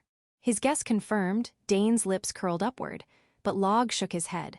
Nah, I'm not the head of this exploration. She is. Log jerked his chin toward the still dejected Fall. Huh, Dane tilted his head, thinking it a joke. Log shouted, unperturbed. Oi, Fall, another of the personnel from the missive is here. Fall looked up. Another one. From the Commerce Guild, right? Carla whispered to her. Dane frowned, incredulous at the two girls. Barely restraining himself from muttering that exploration wasn't a game, he forced a stiff smile. I'm Dane, former explorer. Nice to meet you. Dane introduced himself, feeling a growing unease about what lay ahead. Section. The Demonic Sea. For 300 years, since the giant kraken dubbed the ship Eater Demon took residence, it had been an uncharted sea rarely visited by humans, Hansen. A single sailing ship now ventured into those waters, carrying Rogabelt sailors, led by Fall and Log, along with the exploration team, including Carla and Dane. Fall-sama, your hair is so silky. It's so smooth, you should comb it. It's a waste otherwise. Carla chased Fall around the deck, comb in hand. Carla called Fall by her nickname because Fall found it awkward to be addressed formally by someone her age. Though Fall had said calling her by name alone was fine, Carla insisted, I could never address the future wife of Master Sama so casually, and refused to drop the honorific. You never know when Master Sama might show up, Carla teased. Fall froze at the words. Master Sama, wait, is Roofus coming? Her eyes held a mix of hope and unpreparedness as she looked at Carla. Carla shook her head mercilessly. Nope, he's not. Then don't say that, Fall shouted. Carla let out a playful shriek, Kaya, and ran off, the two girls noisily dashing across the deck. Watching from a distance, Dane, the former top-tier explorer sent by the Commerce Guild, sighed with an indescribable expression. What had I got myself into? He looked glumly at the two boisterous girls, why? Did they even grasp how dangerous exploring an uncharted region was? The demonic sea, untouched for 300 years, was a literal demonic frontier. Even Dane, not a local, had heard of the ship Eater Demon's legend, a tale famous enough to be a kingdom-wide fairy story. He'd been told the lightless air had subdued it, but Dane didn't believe it. A calamity that had terrorized the demonic sea for 300 years, tamed by a noble brat not yet of age. It lacked credibility. Nobles often exaggerated rumors to bolster their reputation, but this was so overblown it felt pathetic. To Dane, the demonic sea was a perilous zone where the ship-eater could strike at any moment. He'd come only because he couldn't defy Mild's orders, but his motivation was rock bottom. Worse, the exploration team's leader was a girl not even of age. It made no sense. Were they mistaking this for a picnic? "Yo, Dane, was it? Want a drink?" Log approached, holding a bottle of liquor. Dane shrugged and declined. "Nah, I'm good. You're awfully relaxed for being in the demonic sea. No need to be so on edge. There aren't any magical beasts around here yet," Log said, sounding almost familiar with the demonic sea. Dane frowned. "You sound like you know this place well. Come here often." Got dragged along for Fall's so-called training hunts for magical beasts. The beasts in the early parts of the demonic sea, Falls hunted them all, Log replied. "Training?" Dane's face twitched, imagining what kind of barbarian used the infamous demonic sea as a training ground. "Aren't you scared of the ship-eater demon?" Dane muttered, incredulous. Log tilted his head. "What, you don't know it was defeated? You're a local, right? You actually believe that rumor?" Dane asked skeptically. "Believe ain't about believing," Log said with a wry smile, shrugging. To Log, it wasn't a rumor. He'd seen the ship-eater demon defeated with his own eyes. He'd also endured the hellish encounter with an even greater monster, the demon whale. Both had been vanquished by Roofus, so the demonic sea's greatest threats were gone. Of course, lesser magical beasts still lurked, so vigilance was necessary. "I saw it defeated myself," Log said. "For real. No embellishments?" Dane pressed. "Embellishments? If anything, they've downplayed it," Log answered, laughing heartily, "Gah ha ha. The existence of the demon whale and the forbidden magic that altered the weather to destroy it were under a gag order from the Dark Knight, forbidden to be discussed. What Log had witnessed was so far removed from reality it felt like a dream. Even without the gag order, no one would believe it. "Is that so?" Dane remained skeptical, but couldn't openly doubt it, given Mild's strict orders to avoid trouble. "Mind if I ask about the exploration strategy for the demonic sea?" Dane changed the subject. Log, unperturbed, spread out a nautical chart of the demonic sea. Largely blank due to its uncharted nature, it bore a few marked points. "We've found a few islands during beast hunts. We're heading to one now."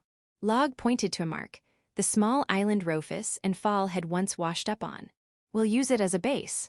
Beyond that, we'll encounter beasts. Won't be drinking then," he said, laughing heartily, "Gah ha ha." Dane shrugged. "A base is helpful. Couldn't discuss it before departure. Once we reach the island, I'd like to hear more about the exploration plans." "Sure, we'll set up a meeting there," Log agreed. "Appreciate it," Dane said, offering a surface-level smile, thinking he needed the details to provide support. In the distance, the faint outline of an island appeared. Section.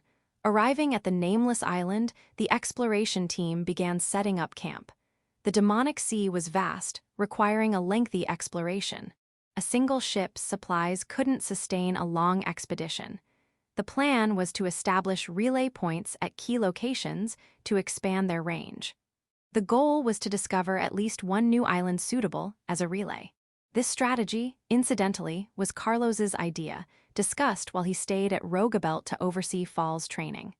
Dane was mildly surprised. He'd assumed a team led by a girl not yet of age would be a disorganized, half-baked effort. The methodical approach of gradually expanding their range was a basic tenet of uncharted exploration, but novices often ignored it, rushing ahead only to find themselves stranded. A common pitfall for rookie explorers and treasure hunters. On this point, Dane revised his opinion of the team, but that made it all the more critical to address an unavoidable issue. "There's not enough personnel or supplies," Dane said, the words slipping out. He'd felt this since seeing the team's size and resources, but had held back to avoid trouble. Half resigned to a team led by a young girl, he'd been caught off guard by their realistic strategy, prompting him to speak. His words drew the attention of Fall, Log, and Carla. Undeterred, Dane continued. From my experience, at this rate, fully exploring the demonic sea will take nearly a decade, even conservatively. This is a lightless Marquisate-led project, right? Can't you request more personnel or supplies? A single ship and a handful of local sailors were woefully inadequate for the vast demonic sea, a fact obvious to anyone. But this was Fall's choice.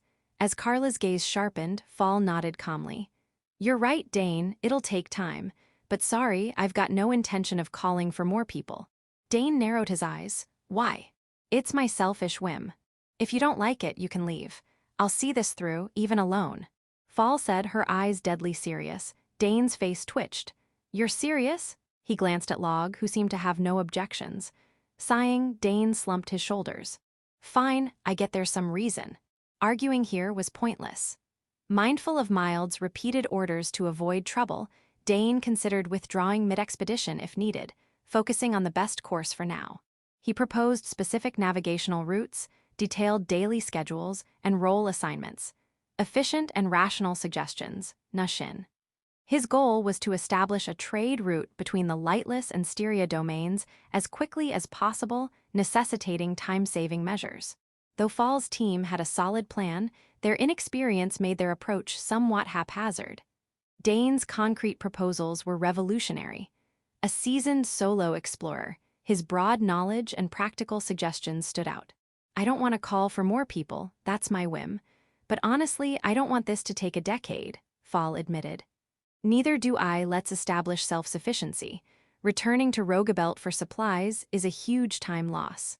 If we can sustain ourselves at the base, we'll save a lot of time. Starting tomorrow, we'll split into a base team to secure food and water on this island and an exploration team to search for new islands, Dane suggested. When Fall expressed a goal, Dane provided actionable plans to achieve it. The meeting solidified a more concrete strategy. Dane was as capable as Mild's choice implied. Fall felt the once uncertain exploration of the demonic sea becoming more tangible.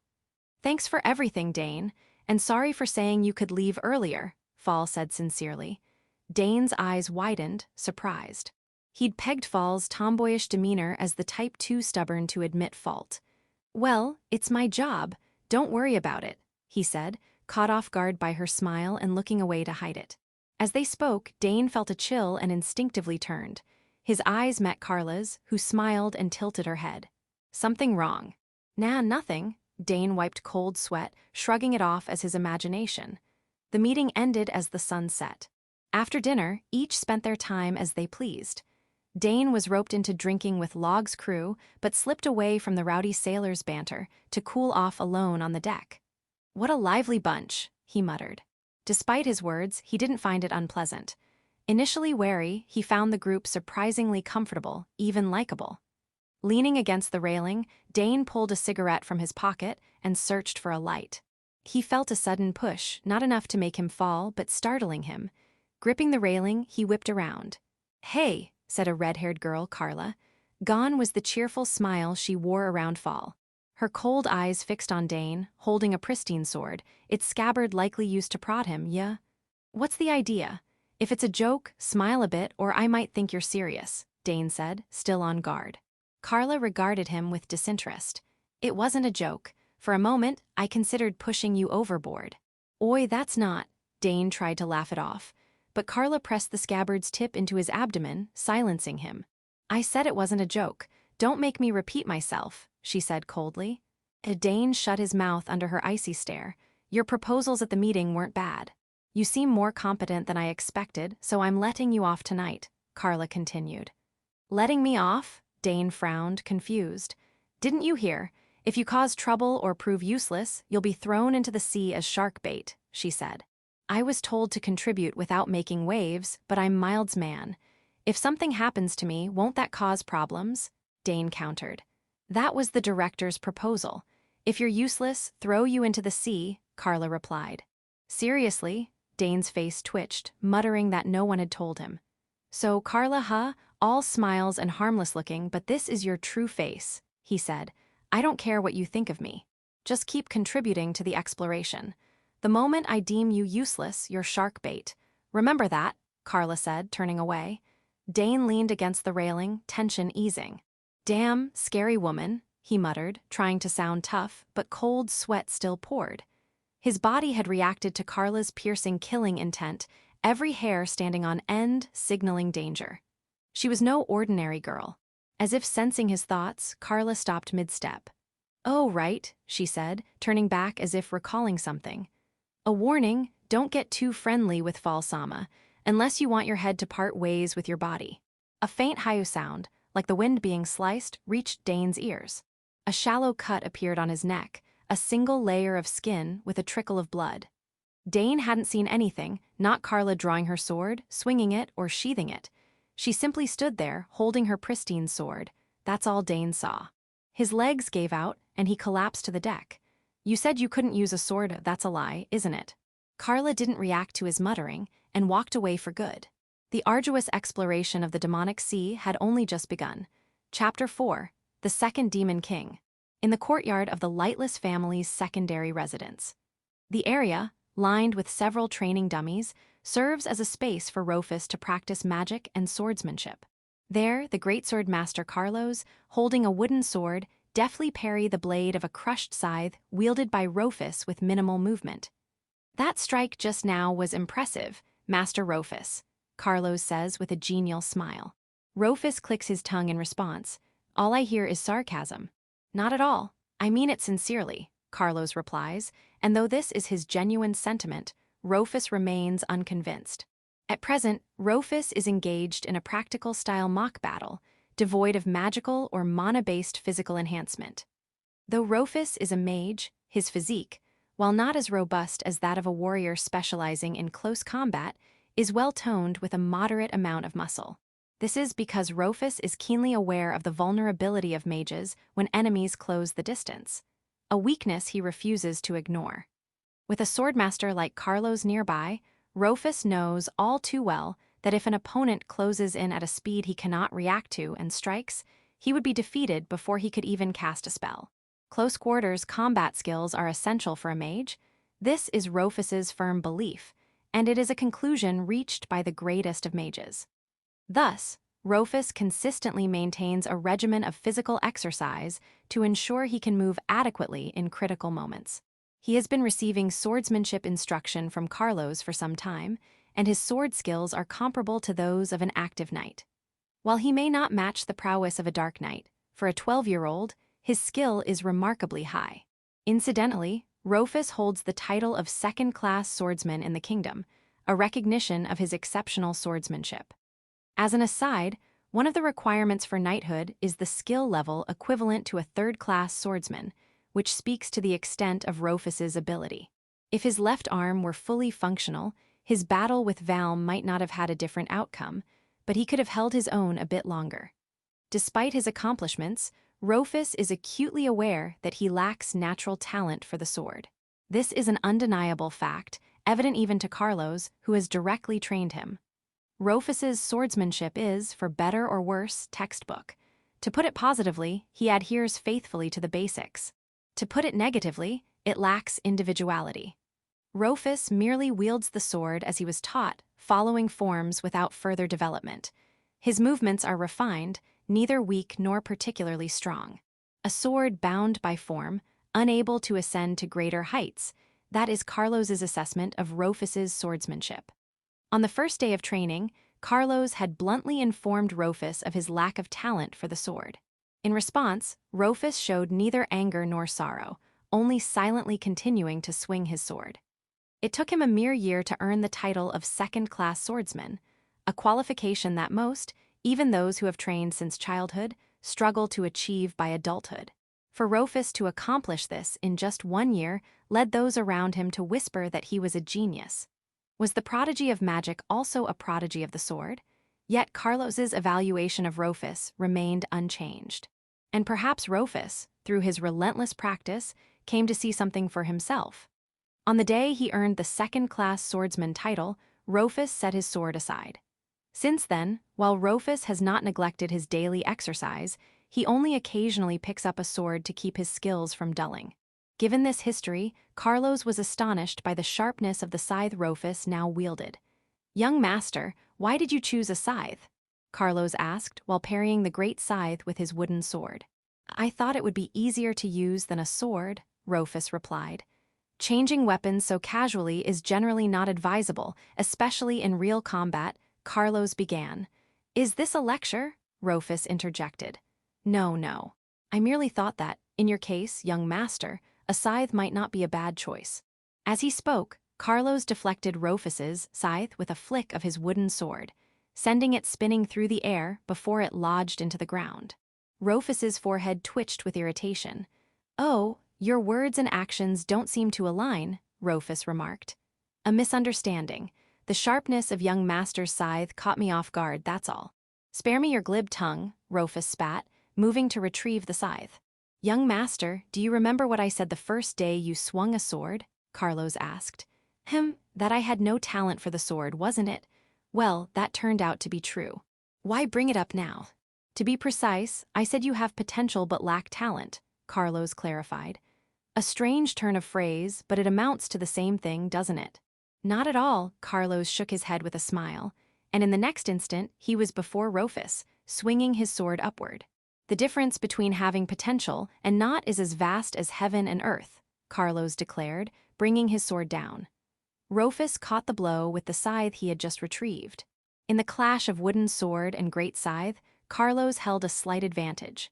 This was only natural. Despite his age, Carlos surpassed Roofus in both physique and strength, and Roofus was fighting with only one arm. Moreover, at this moment, Carlos was using mana.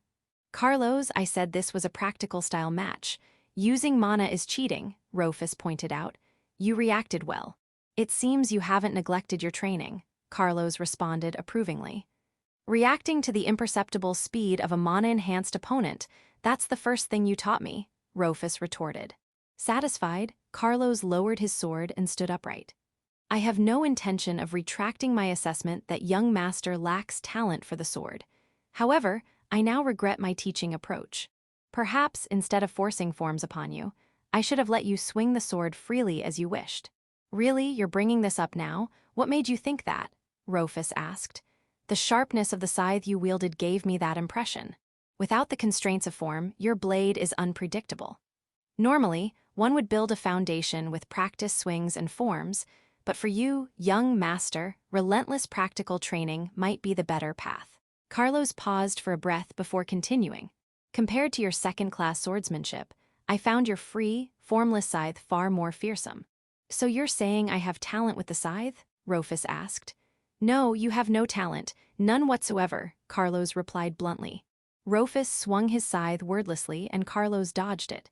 Hey, don't dodge, Roofus snapped. That's an unreasonable request, Carlos countered. You praised me so much only to say I have no talent. You have potential, more with the scythe than the sword, certainly. But as for talent, Carlos trailed off. I think it's time I heard exactly what you mean by talent, Roofus declared, swinging his scythe again. Carlos met the incoming blade with the tip of his wooden sword, neutralizing its force with a masterful deflection. Roofus clicked his tongue at the display of near-divine swordsmanship, an apex he knew he could never reach, no matter how much he mastered forms or refined his technique. Carlos fixed his gaze on Roofus and spoke. What I mean by talent is whether you love it. Carlos murmured this as he looked fondly at the wooden sword in his hand. Love, you say? Roofus echoed. It may sound like a jest, but it is not something to be dismissed lightly. For someone like me, who has loved the sword and lived with it, the sword is like half of my being. And you, Master Roofus, have already found such an existence. Catching the implication, Roofus shrugged. You mean magic? Indeed. One cannot have two such halves of their being. It is singular, unique. Thus, young master, you see the sword or scythe merely as tools or means of combat, nothing more. And with such a mindset, I can never master them, Roofus asked. Carlos nodded quietly in affirmation. It's a pity. You have remarkable potential. If you could have loved the sword, you might have surpassed even me. HMPH, you're quite the smooth talker. Did you learn how to flatter during your vacation? Roofus quipped. Oh, it was a most productive vacation, truly, Carlos replied with a meaningful smile, causing Roofus to tilt his head. By the way, why the sudden training?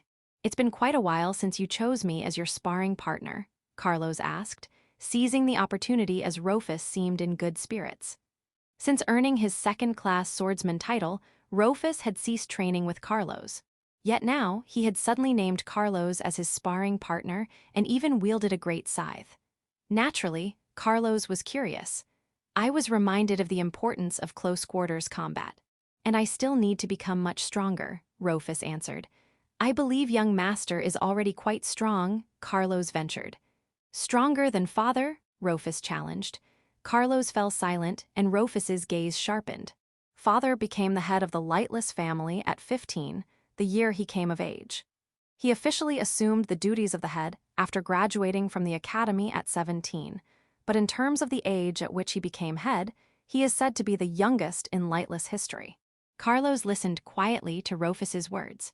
Do you know the conditions to become the head of the lightless family? Roofus continued. Yes. First, one must be of the direct, lightless bloodline. Second, one must be of age. And third, one must be strong, Roofus declared, clenching his right fist tightly. At 15, father defeated the previous head, our grandfather, a veteran feared by the Empire as the Dark Reaper during the war with the Empire, to claim the position. And this, despite father's mana reserves being considered the lowest in lightless history. Roofus recalled the events in the Styria territory. Lord Adler's chantless, light magic had been effortlessly nullified by Rudens with the most minute application of darkness, despite the disadvantage in elemental affinity. That infinitesimal yet abyss-like darkness, capable of swallowing all light in the world, contained no spell formula. It was the manifestation of an attribute without a spell, a feat Raymond had similarly performed at a party. This was possible only through exceptional mana control, far surpassing Roofus's own. Even Roofus, hailed as a magical genius and the prodigy of the lightless family, had not reached such heights. If I must surpass father, I will master the sword, the scythe, or anything else. The year I come of age will be the year the lightless headship changes. Roofus's eyes burned with ambition, his lips curling belligerently, but Carlos merely shrugged. If I may, young master, the head once said that before your vast mana, no matter how skilled one is with techniques, it is like an ant before a dragon. Indeed, father's mana reserves are small. Compared to mine, it's like the difference between an ocean and a puddle. Young master, Carlos winced, thinking Roofus had gone too far. Roofus gave a self-deprecating chuckle. When I was still immature, unable to control my vast mana, I caused it to run rampant about 4 years ago. I've never forgotten father's darkness from that time. It was not the first time Roofus had witnessed that abyss-like darkness, devoid of spell formulas. It was the incident that led to his relocation to the secondary residence, when his magic ran wild, leaving lifelong trauma on his younger brother and mother. That rampage was on the scale of a natural disaster. Had it not been stopped, it could have devastated not only the capital but the entire lightless territory. The one who stopped it was none other than Rudens, the head of the lightless family. Shielding his brother and mother, who were nearly killed in the chaos, Rudens faced Roofus's rampant mana head-on, cloaked in that abyss-like darkness. Roofus, in his dazed state, had seen it clearly. The overwhelming power that crushed a colossal force with a diminutive one, a sight that defied reason, instilled in Roofus not just awe but despair at his own inadequacy and an unparalleled sense of inferiority. Ha, ants and dragons. How does an ant defeat a dragon? If I'm a genius, what is father? A monster. Rudens Sama's power is the result of extraordinary effort, Carlos said. Ridiculous. Magic is all about talent. Not some wordplay like love. It's about mana reserves and magical aptitude. Effort, you say. Young master, to say more would be to deny your own efforts thus far, Carlos cautioned. Don't say another word, Carlos. Even you won't be forgiven, Roofus warned, his anger palpable.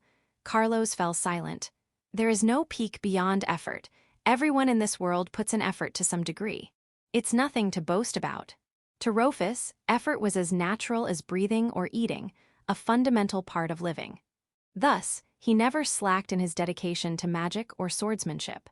Especially in magic, Roofus was born with unparalleled aptitude, unmatched by others, so he worked hard. He trained relentlessly. Effort was a given, an expectation. He had devoted most of his life to magic. Yet there were still heights he could not reach. Rudens and Raymond, those with less mana than him, had reached those heights. That fact fueled Roofus's unbearable sense of inferiority. "Young master," Carlos began. "Pardon the interruption," came a voice. A black-haired maid entered the courtyard. It was Eurica, recently discharged from the Dark Knights and officially appointed as Roofus's personal maid. She wore not the armor of a Dark Knight, but the black-based uniform of a lightless servant. Noticing Roofus's heightened emotions, Eurica hesitated, but proceeded to wipe the sweat from his brow with a cool towel. "Young master, I have an urgent matter to report. Am I interrupting?" she asked cautiously. "It's fine. What is it?" Roofus responded generously. "Well, actually," Eurica began. As she spoke, Roofus sensed something unusual from outside the residence. It was a peculiar mana that pierced through his mana detection. Frowning at the unfamiliar sensation, Roofus was unaware that Eurica continued speaking. "Just now, a letter arrived for you, young master." "A letter?" Eurica handed him a message card bearing a single sentence. "I will visit today, from your friend." The card was addressed to Roofus and bore only that line. On the back was an emblem resembling the scales of a red dragon. Roofus's face twitched. It was the crest of the Gallian ducal family. Section. Roofus rushed out of the residence toward the source of the peculiar mana, which led him to the front entrance. "What's this?" Roofus spotted it in the sky, a dull-colored sphere emitting faint light, hovering without any footing. The sight triggered a sense of déjà vu. He recalled a similar type of shadow familiar that had appeared at the first tomb. This meant the dull-colored sphere was likely a type of magical beast, and it had appeared at the exact moment a message card arrived from the Gallian ducal family. "I will visit today," was it? Could it be? As if responding to Roofus's foreboding, the sphere deployed a magic circle in the sky.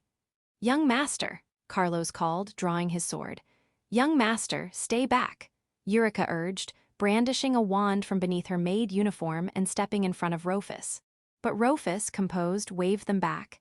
"It's teleportation magic. There's no hostility." Analyzing the spell formula, Roofus recognized it as a long-range teleportation circle, similar to those used by Rudens. A band of light poured from the magic circle to the ground, and a figure emerged from it, a boy with chestnut hair dressed in white formal attire, Raymond Roy Norden's Galleon. In the story, he is known as the Second Demon King. "Hey, Roofus, you came out to greet me?" "I'm touched," Raymond said, smiling warmly as if reuniting with a decade-long friend. Roofus grimaced as if to say, "As expected." "Long-range teleportation, that's a violation of kingdom law," Roofus remarked. "Kingdom law prohibits its use by individuals or groups and through magical tools like teleportation crystals. The teleportation was performed by my summoned beast, not a magical tool, and I didn't use it myself." "No issue here," Raymond explained smugly, laughing heartily. Roofus frowned, recalling his father, who had recently teleported to the Styria territory with similar excuses. What a load of nonsense. "Sadly, that's kingdom law. As a noble of the kingdom, I merely abide by it," Raymond said. "A noble who exploits loopholes dares to say that? I'll have to petition the royal family to amend the law, along with evidence of someone abusing it." "Come on, let it slide, for the sake of our friendship," Raymond teased. "Who's your friend?" Roofus shot back. Despite their banter, Raymond smiled mischievously and snapped his fingers toward the sphere. "Don't be so cold, Roofus. Today is also about introductions." At his signal, another figure emerged from the band of light. A tall, well-built boy with unruly blonde hair, who seemed far older than 12. Roofus recognized him instantly. "Valm." "Roofus, so this is the lightless territory?" Valm asked, looking around in surprise. Hearing their exchange, Raymond tilted his head. "I meant this as an introduction, but it seems you two already know each other." "Don't play dumb," Roofus snapped. "What's that supposed to mean?" Raymond asked with a troubled smile. Roofus was nearly certain that Raymond knew everything. Without prior knowledge, Raymond wouldn't have approached the four geniuses who would later become the four heavenly kings at a Gallian-hosted party, where they supposedly had no prior acquaintance. Raymond had some means of gathering information. The fact that he was aware of Valm, from a relatively obscure knightly family, suggested he likely knew about recent events in the Styria territory as well. Roofus glared at him, convinced of this. You know everything, don't you, Raymond? What happened in Styria recently, or even my interactions with Valm. Why would you think that? Raymond asked. You have agents everywhere, don't you? Sharing vision with familiars is the most basic of basics, Roofus retorted, drawing from knowledge gained from the story. Raymond's summoned beasts were not called from another dimension, but were contracted magical creatures that appeared via summoning magic at his call. Likely, Raymond had contracts with creatures across the kingdom, using them to gather information. Caught out, Raymond widened his eyes in surprise before laughing gleefully. Impressive, Roofus. How do you reach such conclusions with so little information? You're endlessly fascinating. Don't say creepy things. If introductions were the goal, they're done. Take Valm and leave, he's an eyesore, Roofus said, shooing them away. Raymond gave a wry smile, while Valm, abruptly brought here and left out of the conversation, frowned at Roofus, as if to say, no explanation for me. But Roofus turned on his heel, as if the matter was settled. Carlos, our guests are leaving. Eurica, I'm going to rest, brew some coffee. Carlos faltered, be young master, treating the heir of a ducal house like this. His eyes darted nervously, while Eurica hurriedly followed Roofus. Raymond shrugged and uttered a single word, coal mine. At that, Roofus stopped in his tracks. Raymond smirked and continued, recently, we found a new one in our territory. It should yield a decent amount of coal. Roofus turned back, glaring at Raymond, who grinned wider. Thing is, our territory has enough coal. We're looking for investment opportunities. Say, Roofus, are you interested in trains? Raymond, Roofus stared at him, wondering just how much he knew, then let out a deep sigh. He turned back toward the residence. Carlos, we have guests. Show them to the parlor. Eurica, make coffee for everyone. Understood, Carlos replied with an elegant bow. As you wish, Eurica said, hurrying after Roofus. Raymond followed Carlos's lead with a sly smile, while Valm, completely lost, muttered, what's going on? Section. Though Roofus knows of Raymond through the story, his knowledge is filtered through the protagonist Abel's perspective, and he only has fragmented understanding of the relationship between the second demon king, Raymond, and the four heavenly kings. Roofus has many gaps in his knowledge about Raymond. However, he had felt a sense of unease ever since the gathering at the party hosted by the Gallian family, where Raymond had assembled the four heavenly kings, excluding Valm. This unease stemmed from Roofus's initial belief that Raymond and the four heavenly kings had met at the party, hit it off, and began acting together. But if that were the case, the gathering itself felt unnatural. Roofus had been summoned by Raymond without much conversation, and at the event, the future four heavenly kings were gathered as if it had been preordained. Moreover, Raymond's tone at the time suggested he was aware of Valm, who was absent. This led to a clear conclusion. While the direct meeting between Raymond and the four heavenly kings undoubtedly occurred at the party, Raymond had known of the four individuals who would become the four heavenly kings long before the event. That gathering was not a chance assembly of geniuses, but a deliberate orchestration by Raymond.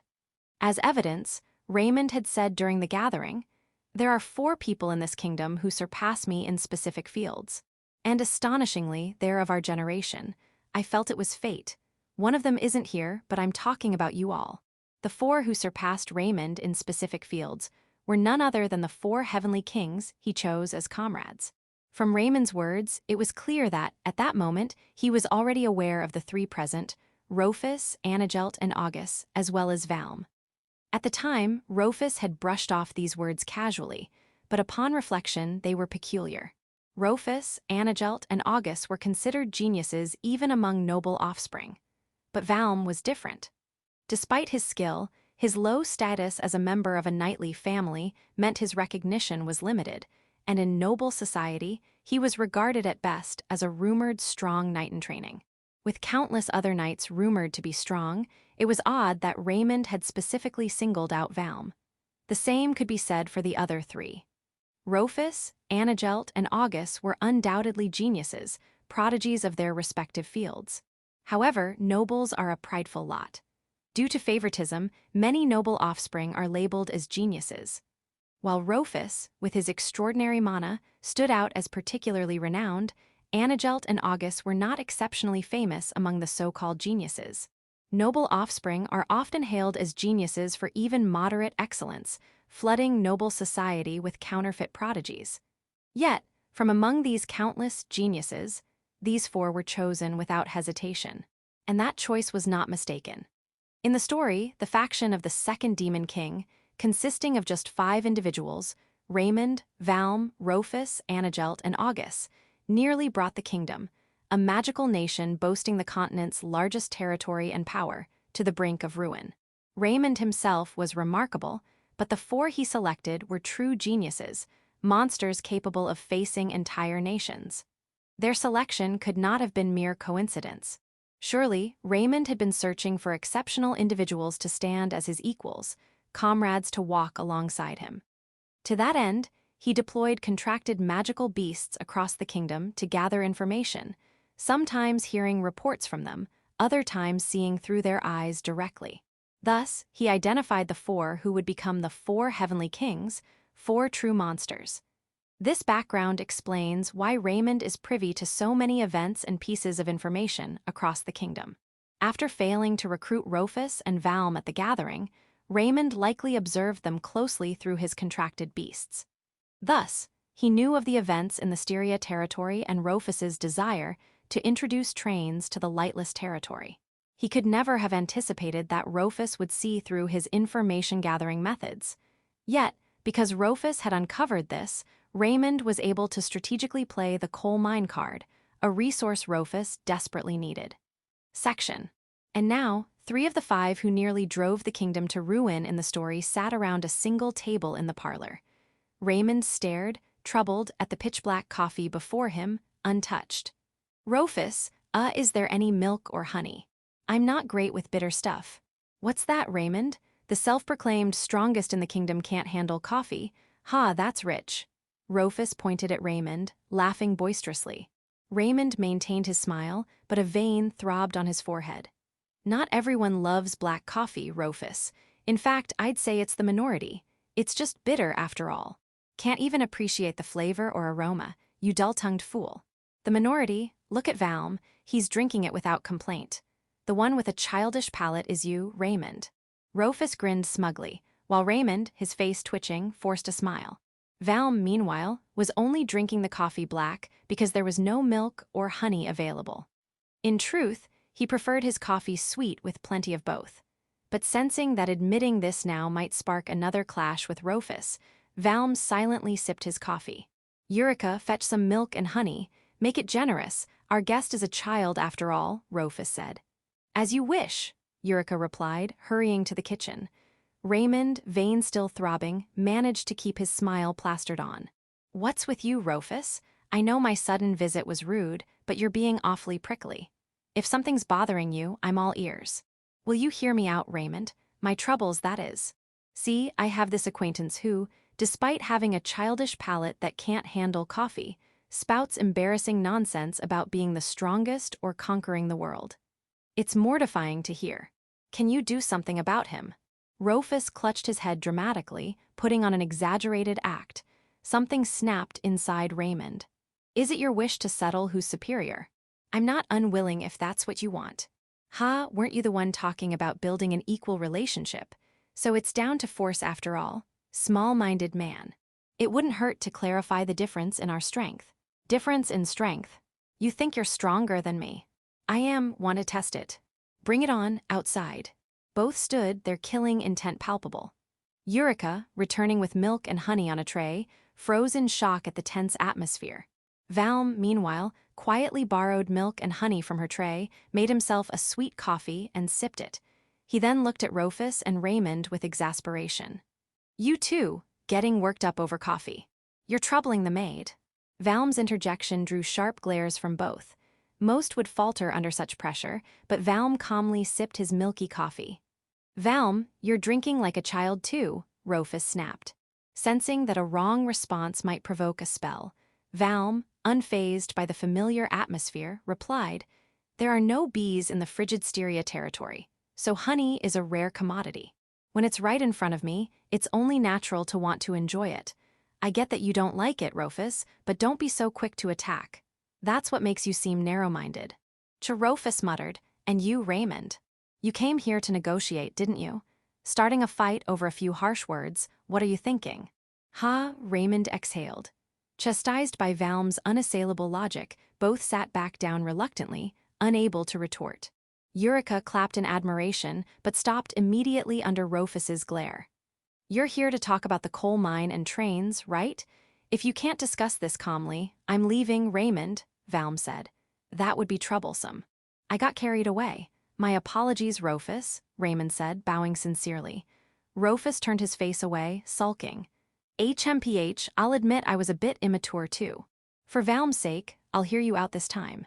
Roofus leaned back arrogantly in his chair. Raymond shrugged, wondering why Roofus was so hostile. Then let's start with the coal mine in our territory, Raymond began, regaining his composure.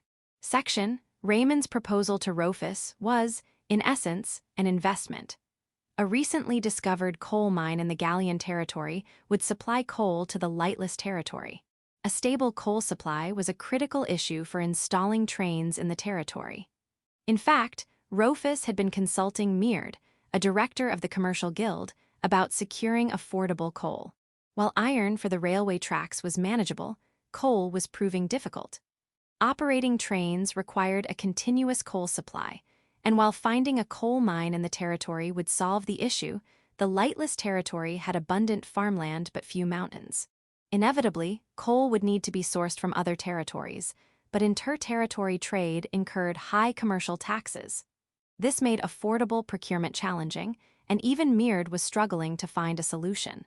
Raymond's proposal came at the perfect time: free coal supply, with transportation costs covered by the Gallian territory.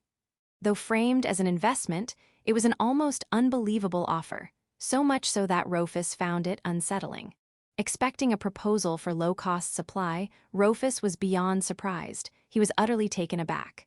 That's too much, Raymond. Even if you're fine with it, the head of the Gallian family, your father, wouldn't approve such terms, Roofus said. No issue there. My summoned beast discovered the coal mine, so I hold its ownership rights. Father has given me full discretion over its operations, Raymond replied. Even so, what about labor costs for mining and transportation? Just handing it over for free would only harm the Gallian territory. The mining is handled by summoned beasts, and for transportation, just specify a location, and I'll have it teleported. You saw the beast that brought us here, right? That's Manifiz, an upper-tier spirit skilled in teleportation magic. An upper-tier spirit as a summoned beast. Is there anything you can't do? Roofus's face twitched. I understand. So what does the lightless family owe in return? You're not going to say it's agreeing to your so-called world conquest plan, are you? Roofus asked warily, and Raymond burst out laughing. Haha, no way. Roofus, I believe I understand your true worth. If I made your agreement a condition, free coal would be far too cheap a price. HMPH, exactly. You get it, Roofus said. I said it's an investment, didn't I? Once trains are installed, the lightless territory's economy will flourish. When that happens, just return something commensurate with that growth. For example, wasn't it a large-scale vineyard you're planning? Roofus narrowed his eyes. You even heard about the submarine talks. Right, the sea is a treasure trove of magical beasts. You're as perceptive as ever, Raymond said with a laugh. Roofus shrugged. Fine. We'll send our specialty products to the Gallian territory regularly. I'll make sure the returns exceed your investment. I look forward to it. I'm sure you'll make it happen soon, Raymond said. Roofus's lips curled belligerently, and Raymond smirked, sealing their agreement with a firm handshake. Then, as if an afterthought, Raymond added, keep the coal teleportation a secret, okay? It'll be tricky if the royal family catches wind of it. Naturally, it'd be troublesome for us if the supply stopped, Roofus replied. Then you, as the heir of a marquis house, will have to personally handle each delivery. But making someone of your status deal with such menial tasks every time feels rather inconsiderate, Raymond said, clutching his head dramatically. Roofus frowned, not grasping his intent. Fewer people involved means less chance of leaks. What are you getting at now? Exactly. This burden falls on you. So, as a token of gratitude for your personal handling, how about we hold a tea party each time? It'll be a great chance to deepen our bond. Tea parties? You mean I have to attend every time? Roofus's face twitched. Raymond continued, I believe what we need is to understand each other better. It's only natural to reject grand talk of changing the world from someone you barely know. Your reaction is valid. So you're holding tea parties to build rapport. You planned this from the start, didn't you? The teleportation, the trains, the free coal, all were stepping stones for Raymond to arrange regular tea parties. Roofus realized he'd been neatly ensnared by Raymond's machinations. You wouldn't break a promise we just made over something childish like disliking tea parties, would you? Raymond teased. Goo, Roofus grunted. Their exchange was merely verbal, with no contract. Breaking it wouldn't violate kingdom law or incur penalties, but Roofus couldn't back out. Having boasted about exceeding Raymond's investment, reneging would tarnish his honor as a noble. Moreover, Raymond's terms posed no disadvantage to the lightless side. Roofus, silently conceding he'd been outmaneuvered, noticed Valm dozing off in his chair. By the way, Raymond, why bring Valm to this meeting? Roofus asked. I spoke to Valm about the same things we discussed at the party. He was receptive to my ideas but didn't commit to joining me, Raymond explained. Oh, Roofus tilted his head, puzzled. In the story, Valm followed Raymond. Was this change due to Roofus's interference? 2 out of the 4 you approached turned you down. No, Valm said, if Roofus agrees, I'll help, Raymond added. What? Roofus glared at the dozing Valm, who dared make such a unilateral decision. Raymond shrugged. In short, if I can win you over, Valm will join me by extension. So that's why you went to such lengths, Roofus said, sighing with a mix of understanding and dissatisfaction. At that moment, the bubble from Valm's nose popped, and he opened his eyes. Is the talk over? What are you sleeping for? You've been saying some pretty selfish things, haven't you? Roofus snapped, a vein throbbing on his forehead. Valm, stifling a yawn, replied, Oh, you heard Roofus. Roofus began, to begin with, you, but stopped himself. He realized he didn't know why Valm followed Raymond in the story. One thing didn't align between the story and the present. Valm's beloved dragon, Flugel. In the story's 4 Heavenly Kings battle, Valm rode his beloved dragon Flugel, which was said to have been given by Raymond. Though similar in appearance, it was a different creature from the Flugel Roofus encountered in Styria, which was already near death. Initially, Roofus hadn't thought much of it, assuming the Flugel given by Raymond was a second-generation dragon. It wasn't uncommon to name a new mount after its predecessor, like a retired horse. But Valm's deep attachment to Flugel made Roofus doubt he'd name a new dragon the same. In the story, Valm's death came after Flugel was defeated, leading him to take his own life, a tragic end. It was assumed to be out of loyalty to Raymond, but that didn't fit. If loyalty were so strong, Valm would have fought on despite Flugel's fall. Instead, he followed his dragon's demise as if chasing it. Could Valm have been so attached to a second-generation dragon? Roofus doubted it. Given Raymond's summoned beasts, including dragon kings and teleportation spirits, it wasn't far-fetched that one could perform pseudo-resurrection. A realization clicked in Roofus's mind. What Raymond did in the story, in terms of results, was likely similar to what Roofus had done with Shadow Eater. By chance, Roofus had eliminated the reason Valm followed Raymond. With an exasperated look, he turned to Raymond. I'm not one to talk, but you're quite something, Raymond. I really don't follow. What are you talking about? Raymond tilted his head, genuinely confused. Section. After Raymond and Valm's departure, Roofus was drafting a proposal for the train installation plan. The issue of a stable coal supply, which his father Rudens had been concerned about, was resolved. However, the use of teleportation for transport couldn't be made public. He needed to devise a convincing, yet discreet dummy route to avoid Rudens's suspicion. What if my familiar or Raymond's summoned beast transported it by air? Roofus suggested. Air transport, it's an improbable method, which makes it unexpected. Given young Master and Raymond Sama's capabilities, it wouldn't raise suspicion. However, that would require crossing other territories' airspace, necessitating prior notification to those noble houses. And for regular transport, a lack of witnesses would seem unnatural, Carlos replied. If we notify other houses, they'll likely demand airspace passage taxes, Roofus noted.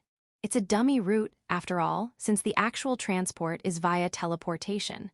Paying for something non-existent feels foolish. Arranging witnesses for the transport, that's a hassle. Roofus pondered, then had an idea. What if we use regular carriage transport? We can write off the supposed costs as expenses, giving us funds to use freely. We just forge the invoices. A brilliant plan, with no waste, except for the part where it involves misusing the people's taxes. It's not much different from what Clinton did, Carlos remarked. I'm not planning to use it for personal gain, but you're right, it'd be corruption, Roofus admitted, shoulders slumping. Should I just tell Father about the teleportation? He'd probably handle it well. If it's the head, he'd manage it aptly. But long-range teleportation by summoned beasts is legally quite gray. I'm worried about the head's stomach, Carlos said. No issue there. Father's got nerves of steel, Roofus replied. I'm more concerned about his stomach, Carlos muttered. As if delegating entirely, Roofus added the teleportation details to the proposal, concluding with requires concealment. Section: Requires concealment? Rudens's mouth twitched as he reviewed the report. He glared at Carlos, who had delivered it. Carlos shrugged and placed a potion on the desk as a stomach remedy. Rudens sighed deeply, setting the report down. First trains, now this. And I hear he's dabbling in vineyard management too, Rudens said. Roofus Sama has been tirelessly working for the economic development of the lightless territory, Carlos replied. He's working too hard. He's still a minor. Is he not overexerting himself? He's a bit sleep-deprived but otherwise healthy. Besides, Eurica, a healing mage, is by his side, Carlos assured. That's not the issue, though I'm hardly one to talk, leaving everything to Roofus, Rudens muttered self-deprecatingly, downing the potion in one gulp. No matter how much he complained to Carlos, it wouldn't stop Roofus. Ever since childhood, Roofus had thrown himself into anything that captivated him, whether magic, swordsmanship, or economics, relentless until satisfied. That passion was now directed at resolving the poverty in parts of the lightless territory. But why the sudden focus on poverty alleviation? Rudens wondered. The root cause was Clinton's misgovernance as a deputy official, and ultimately, Rudens's failure as head to notice it. The responsibility was not Roofus's. What was driving Roofus to such lengths? Rudens recalled a report about a sailor girl. Faradiana Rogabelt, could Roofus be doing this for her? Carlos saluted vigorously. Yes, precisely. Is that true? Rudens asked, skeptical of Carlos's overconfidence. Regardless, Roofus's reform proposals were solid. New business ventures, a large-scale vineyard employing many, and raising the average income of impoverished residents. Partnering with the Commercial Guild for grape branding targeted affluent customers, indirectly redistributing wealth to the poor, an efficient poverty alleviation method. Add to that the train installation, which would more than double logistics efficiency, boosting the entire territory's economy. Despite the challenges, Roofus had proposed solutions. Rudens was impressed that a 12-year-old Marquis heir, even with elite education, could devise such economic reforms. Yet something was missing, a critical piece. Given Roofus's personality, pointing it out wouldn't be easily accepted. Thus, it fell to Rudens as lord and father to address it. He smirked. By the way, Carlos, you published a book recently, a romance novel, was it? Why, yes, a bit embarrassing, Carlos replied, sheepish. You did well, it's perfect for image strategy, Rudens said, smirking. Image for Roofus Sama. Image and publicity are vital in business. It'll aid poverty alleviation. As for this concealment matter, I'll handle it. Thank you, Carlos said, bowing respectfully. Changing topics, Rudens asked, what about the guidance matter? I've brought it up with Roofus Sama several times, but he stubbornly refuses, Carlos said, lowering his gaze. Rudens sighed. It's good that he's interested in territory management, showing awareness as the next head, but why refuse guidance? That's the real issue. Guidance referred to education in procreation for nobles to ensure heirs. In plain terms, sex education. In the kingdom's magical society, bloodlines were paramount. Mana was inherited through blood, and producing powerful mages required pairing powerful mages. Thus, noble sons were expected to gain minimal knowledge and experience, while daughters were required to maintain purity to preserve the bloodline, an obligation of nobility. Typically, noble sons received direct instruction from carefully selected guides upon reaching the appropriate age. The guide had to be of reliable status and discreet. Rudens had chosen several young candidates, but Roofus rejected them all. Perhaps it's too early for Roofus-sama, Carlos suggested. He's turning 13, only 2 years until adulthood. We can't dismiss it as lack of interest, Rudens countered. Could it be done differently? Dispatching a guide is customary but not mandatory. That's only if knowledge and experience are gained otherwise, and a guide is deemed unnecessary.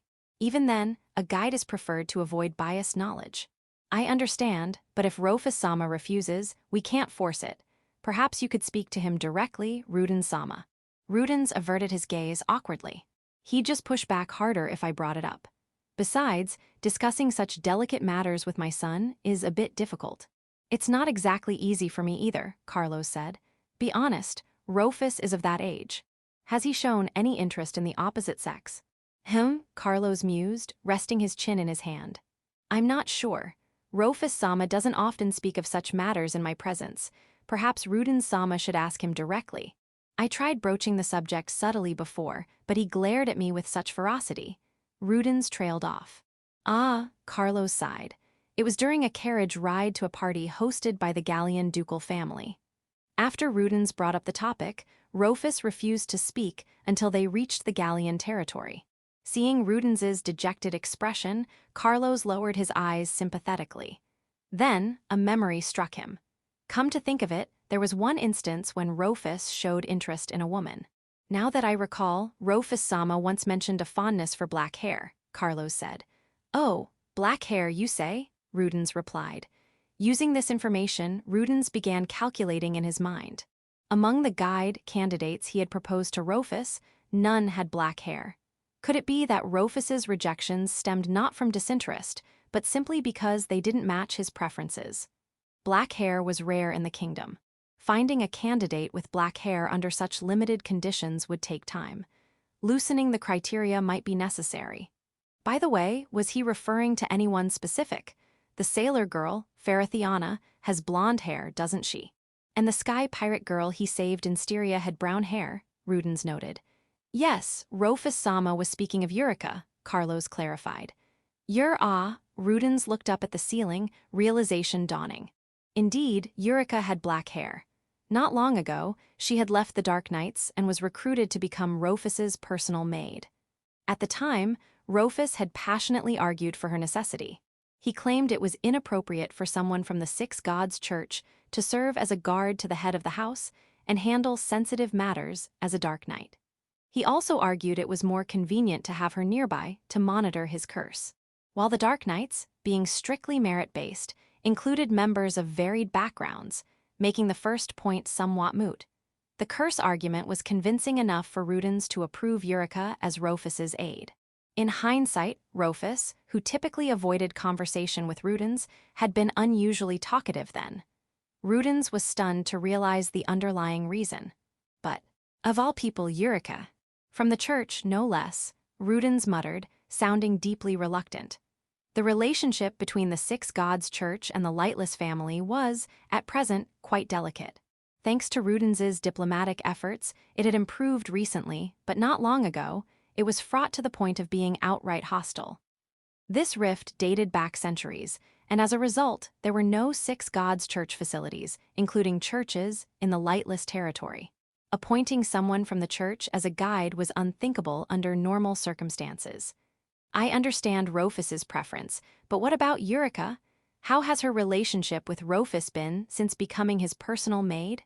Rudens asked. It's favorable. I believe Eura herself holds Roofus-sama in high regard. There's been no suspicious behavior. She has some connection to the Saintess, having corresponded with her previously, but that was likely for treating Roofus-sama's injuries, Carlos replied. I see, Rudens said, pondering before settling on a tentative plan. Investigate Eura's background and history thoroughly.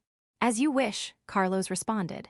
If there are no issues, perhaps, unofficially, we could approach Eura about serving as Roofus's guide?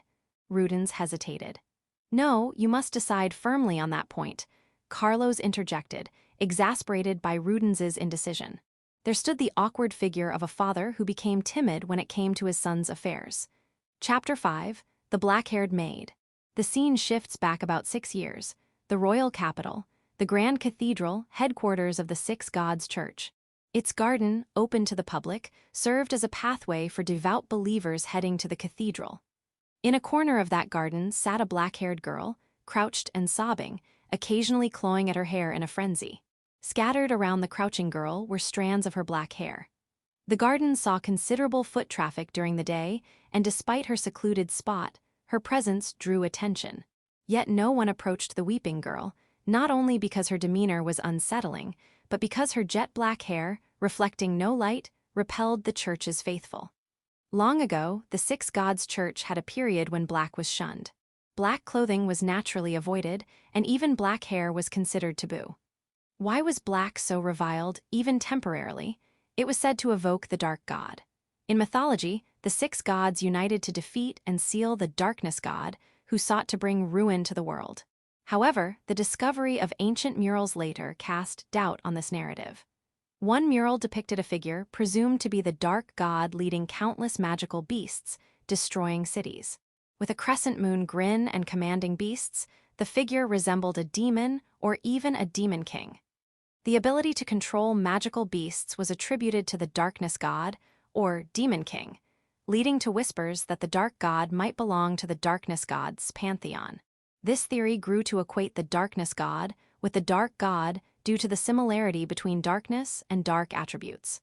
However, this theory conflicted with many murals and ancient texts, and a significant faction within the church opposed it. The discovery of a mural in a temple dedicated to the light god, depicting the light god and dark god fighting back-to-back against a horde of magical beasts, definitively debunked the theory. This reaffirmed the dark god as one of the heroic gods who helped found the kingdom, not a subordinate of the darkness god. Yet the ingrained aversion to black never fully dissipated, and it remained implicitly avoided within the church. Thus, black was rarely used in clerical robes or ornaments, and while black-haired clergy weren't non-existent, they were exceedingly rare. Naturally, no one openly shunned someone for having black hair, but most believers harbored an almost instinctive discomfort. The girl was a candidate for the next saintess. Her exceptional talent in holy magic, particularly healing magic, had earned her a nomination at the tender age of 12. She was an orphan, found bleeding from her head in a remote part of the kingdom before she was 5. Likely due to her injury, she remembered neither her hometown nor her parents and could barely speak. The only thing she could recall and articulate was her name, Eurica. Perhaps due to difficulty pronouncing it or her own childish speech, the nuns called her Eurica. They didn't spurn her for her black hair, raising her with the same love as the other orphans, like a mother would her own child. Soon, it was discovered she possessed mana and exceptional aptitude for holy magic. As a result, under the pretext of protection, she was sent to the capital's headquarters. Her warm life with the nuns transformed into one focused solely on learning the decorum and holy magic befitting a saintess candidate. At first, she wept, begging to see the nuns and return to the church. Each time, her instructor disciplined her with violence, insisting that a saintess wouldn't say such things and preaching the honor of becoming the church's symbol. The faction grooming her as the next saintess was one devoted to the dark god within the Six Gods Church. A black-haired orphan with exceptional holy magic aptitude was highly convenient for them. Their goal, the dark faction's ambition, was to appoint a black-haired girl as saintess to eradicate the church's lingering aversion to black. If the church's symbol had black hair, it would aid those unfairly treated for their hair color, and more importantly, elevate the dark faction's status within the church. The light god was considered the supreme deity of the Six Gods Church, giving the light faction the greatest influence. If she becomes saintess, our dark faction's position will be secure. Perhaps we could even surpass the light faction, muttered a dark faction priest, her instructor, overheard by the girl. It was a vulgar factional dispute within the same religion. The young girl didn't fully grasp the words, but she sensed they weren't good. Yet there was little she could do. At best, she pretended to be slow at learning or held back during holy magic practice. If she performed poorly, she might not become saintess and could return to the nuns.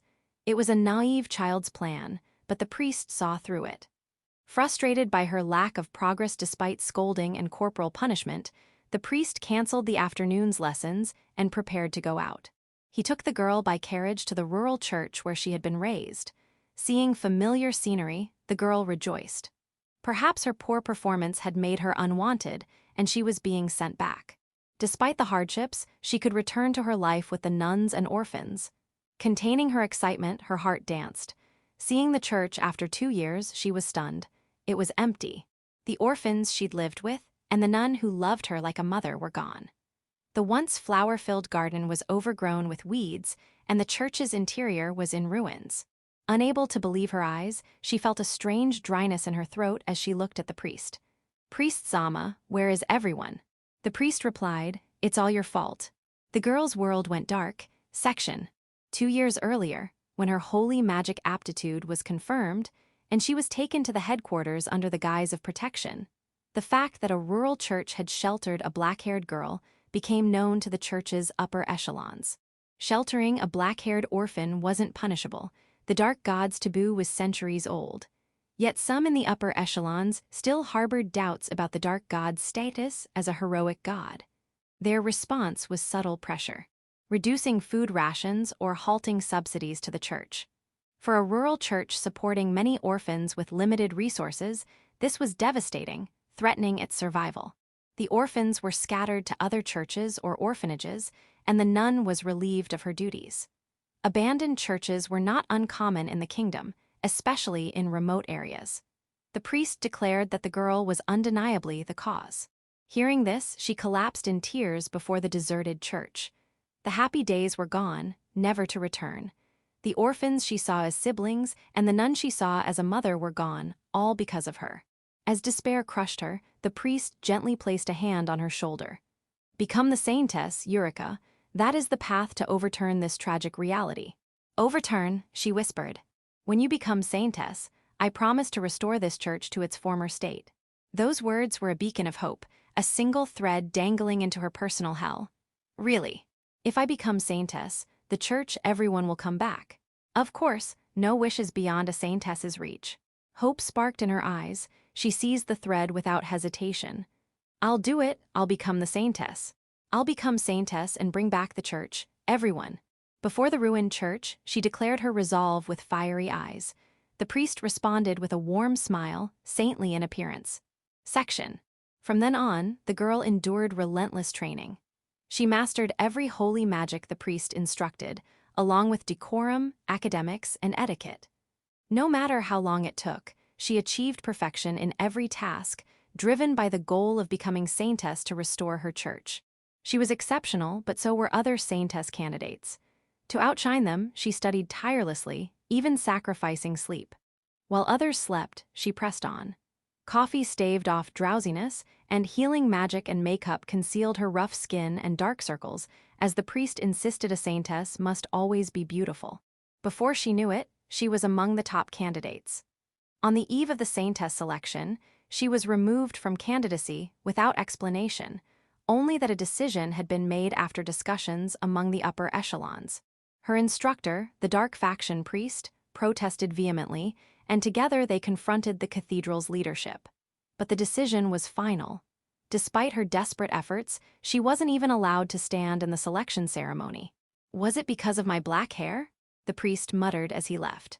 Left behind in despair, the girl wandered wearily to a corner of the garden and crouched, sobbing.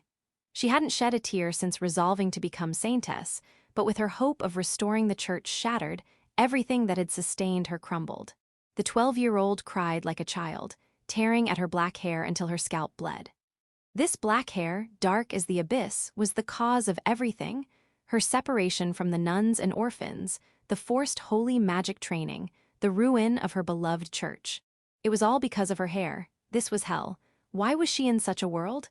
If living meant such pain, she'd rather disappear. As despair consumed her and passers-by ignored her, a small hand grabbed hers, stopping her. "Stop. Your beautiful hair is crying." The voice was young but firm.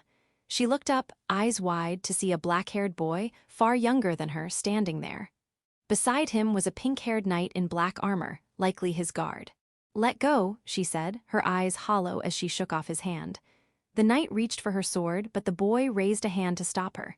"Stand down, I touched her first." "As you wish," the knight replied. Watching their brief exchange, the girl vaguely thought the boy must be of high status. Would her rudeness lead to punishment? If so, perhaps that was fine. Her thoughts turned self-destructive as she looked at him. "Why did you stop me? Didn't I say, your beautiful hair is crying?" "Beautiful, this black hair? Stop joking, are you mocking me?" "I'm not mocking you, do you hate your hair?" the boy asked. "I hate it, I despise it," she spat. He laughed. "Is that so? Hating such beautiful hair, you're a strange one."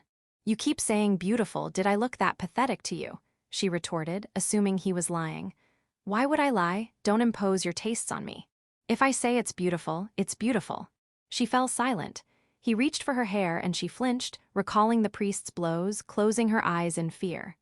Unfazed, he gently stroked her black hair, smoothing its tangles. "Really, you've treated it so roughly. Hey, do you have a comb?" he asked the knight. "Do I look like I carry one? And I wish you'd remember my name. Also, young master, touching a lady's hair so casually isn't commendable," the knight chided, exasperated. "Your name's too long," the boy grumbled. "Call me by a nickname then." "As if I would." The girl blinked in astonishment at their banter, like a comedy routine. All the while, the boy's hand gently caressed her hair, as if tending to a delicate flower. "Did you really mean it, calling it beautiful?" she asked hesitantly. He snorted. "Yeah, I meant it, I'm jealous even." "Jealous? What are you talking about?" Confused, she tilted her head. Her black hair had brought her nothing but misfortune. And wasn't the boy's hair black too? What did he mean by jealous? He pinched a strand of his own hair, holding it to the light. "My mother has pink hair, like that knight. My hair's tinged with it. It's not pure black, not that I dislike it, but..." His hair, at first glance dark as night, revealed a faint reddish hue in the light. "Pure black is noble. It yields to no other color," he said. "Noble color," she echoed. "Your hair, be proud of it," he urged. "No one's ever said that to me." She wiped her tears, staring at him with red, swollen eyes. They locked gazes for a moment, until the pink-haired knight cleared her throat with a sigh. "Young master, the master's meeting should be ending soon," she said. Already?" the boy replied lazily, standing and turning away. "Ah," the girl murmured, reluctant to see him go. Without looking back, he spoke. "I don't know or care about your situation, but if you're unhappy with things, come to the lightless territory. No one there will reject you for your beautiful black hair. I'd welcome you, at least." With that, the boy and the pink-haired knight left. Alone in the garden, the girl stopped crying. She gazed at her black hair, twined around her fingers. "Noble color, lightless territory," she murmured, looking skyward. "If I become a black knight, could I stand by his side?" With no hope and a void in her heart, the boy's face, calling her black hair beautiful, lingered in her mind. The hair she despised began to feel just a little lovable. Section. Lightless family secondary residence study. Sunlight streamed through the window, faintly tinting Roofus's hair red. Seeing this, Eura smiled, recalling the past. "What's so funny? Is something on my head?" Roofus asked. "No, I was just remembering when we met," Eura replied. "Was it that amusing?" Roofus tilted his head. He was likely thinking of when she treated his injuries from the demon whale in Rogabelt. Their meeting at the cathedral happened when Roofus was 7. Eura had grown much since then, so it was no surprise he didn't connect the dots. She smiled mischievously. "It's a secret." Giggling, she prompted a sigh from Roofus. Propping his cheek on his hand, he muttered pensively. "Our meeting, that be the cathedral garden, right? All I remember is you bawling your eyes out." He said it casually, and Eura froze. Her face flushed, visibly flustered. "Aro Roofus-sama, how do you remember?" "Well, it came back to me recently. Seeing your face the other day jogged my memory," he said. "Jogged? You could have told me." "I made a fool of myself saying it was a secret," she exclaimed, clinging to him in embarrassment. Roofus chuckled. "What, you thought I'd forgotten?" He laughed heartily. "It's been a while since I've seen you so flustered. Quite a sight. You've been putting on airs lately, always so composed." "Don't tease me," Eura said, blushing and averting her eyes. Their banter continued until Carlos, losing patience, entered the study. Chapter 6. Sea and Sky. The airship Ifrit soared over the sea. It had been half a year since the sky pirates known as Scarlet Wind began their search for the legendary Sky City, Seal Park. They had been tirelessly traversing the world, gathering rumors of massive storm clouds and eyewitness accounts. However, no promising leads had surfaced within the kingdom, so they were now making plans to extend their search beyond its borders. While pursuing the Sky City, Lillica was simultaneously investigating another matter: information about the other 6 apostles of the gods. Cross-referencing her memories from the previous cycle, she meticulously examined even the slightest inconsistencies. With her ability to wield magic that disrupted mana detection and cloaked her presence, Lillica could uncover almost anything given enough time. Of course, her primary goal was to cure Iz's illness, which made gathering information about the Sky City her top priority. Investigating the apostles was secondary, done in her spare moments. Yet, neither the Sky City nor the apostles yielded any substantial leads. There was also the matter of dungeons and ruins across various regions being stripped of their treasures. Lillica hadn't managed to uncover any information about the culprits behind this either. However, when it came to the apostles, Lillica had a hunch, or rather, a near-certain suspicion. It concerned Roofus. Based on her previous cycle's knowledge, Lillica was almost certain that Roofus was one of the 6 apostles. Her conviction stemmed from an incident just before the assault on the Gillen estate, when the Dark God had contacted her, urging her to protect Roofus.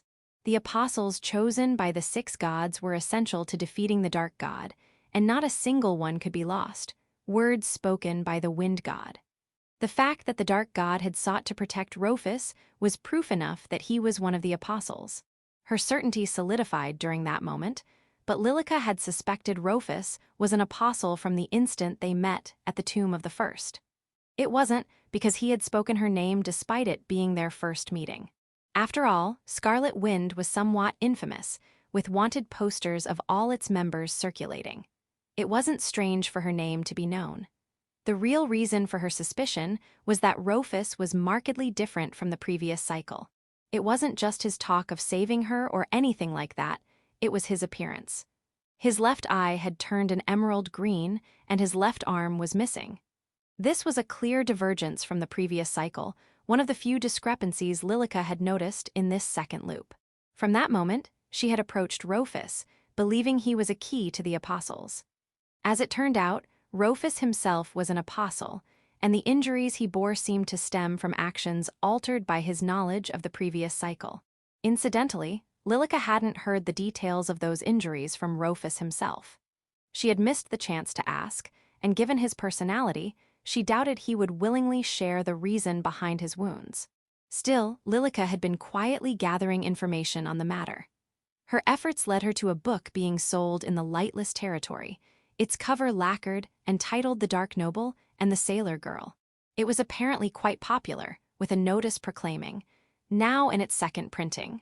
Lillica couldn't believe her eyes. Though the names were obscured, the story clearly depicted the meeting and romantic entanglements of a girl unmistakably resembling Faradiana and Roofus. No way, Falchan and Rukun? That's the most absurd pairing ever. This book has to be fake, Lillica muttered, recalling her former comrade Faradiana. In her memories, Faradiana was filled with hatred, relentlessly swinging her sword at Roofus, one of the 4 heavenly kings, Shadow Wolf. The idea of them being lovers was unthinkable, impossible, even. And yet, it seemed true that Roofus had ventured to Rogabelt, where he lost the sight in his left eye and his left arm. Lillica pondered for a moment, arriving at a startling possibility. No way did Falchan cut off Rukun's arm. The book was likely a grossly exaggerated and misinterpreted account of the fact that Roofus had been injured by the Sailor Girl, twisted into an entirely different narrative.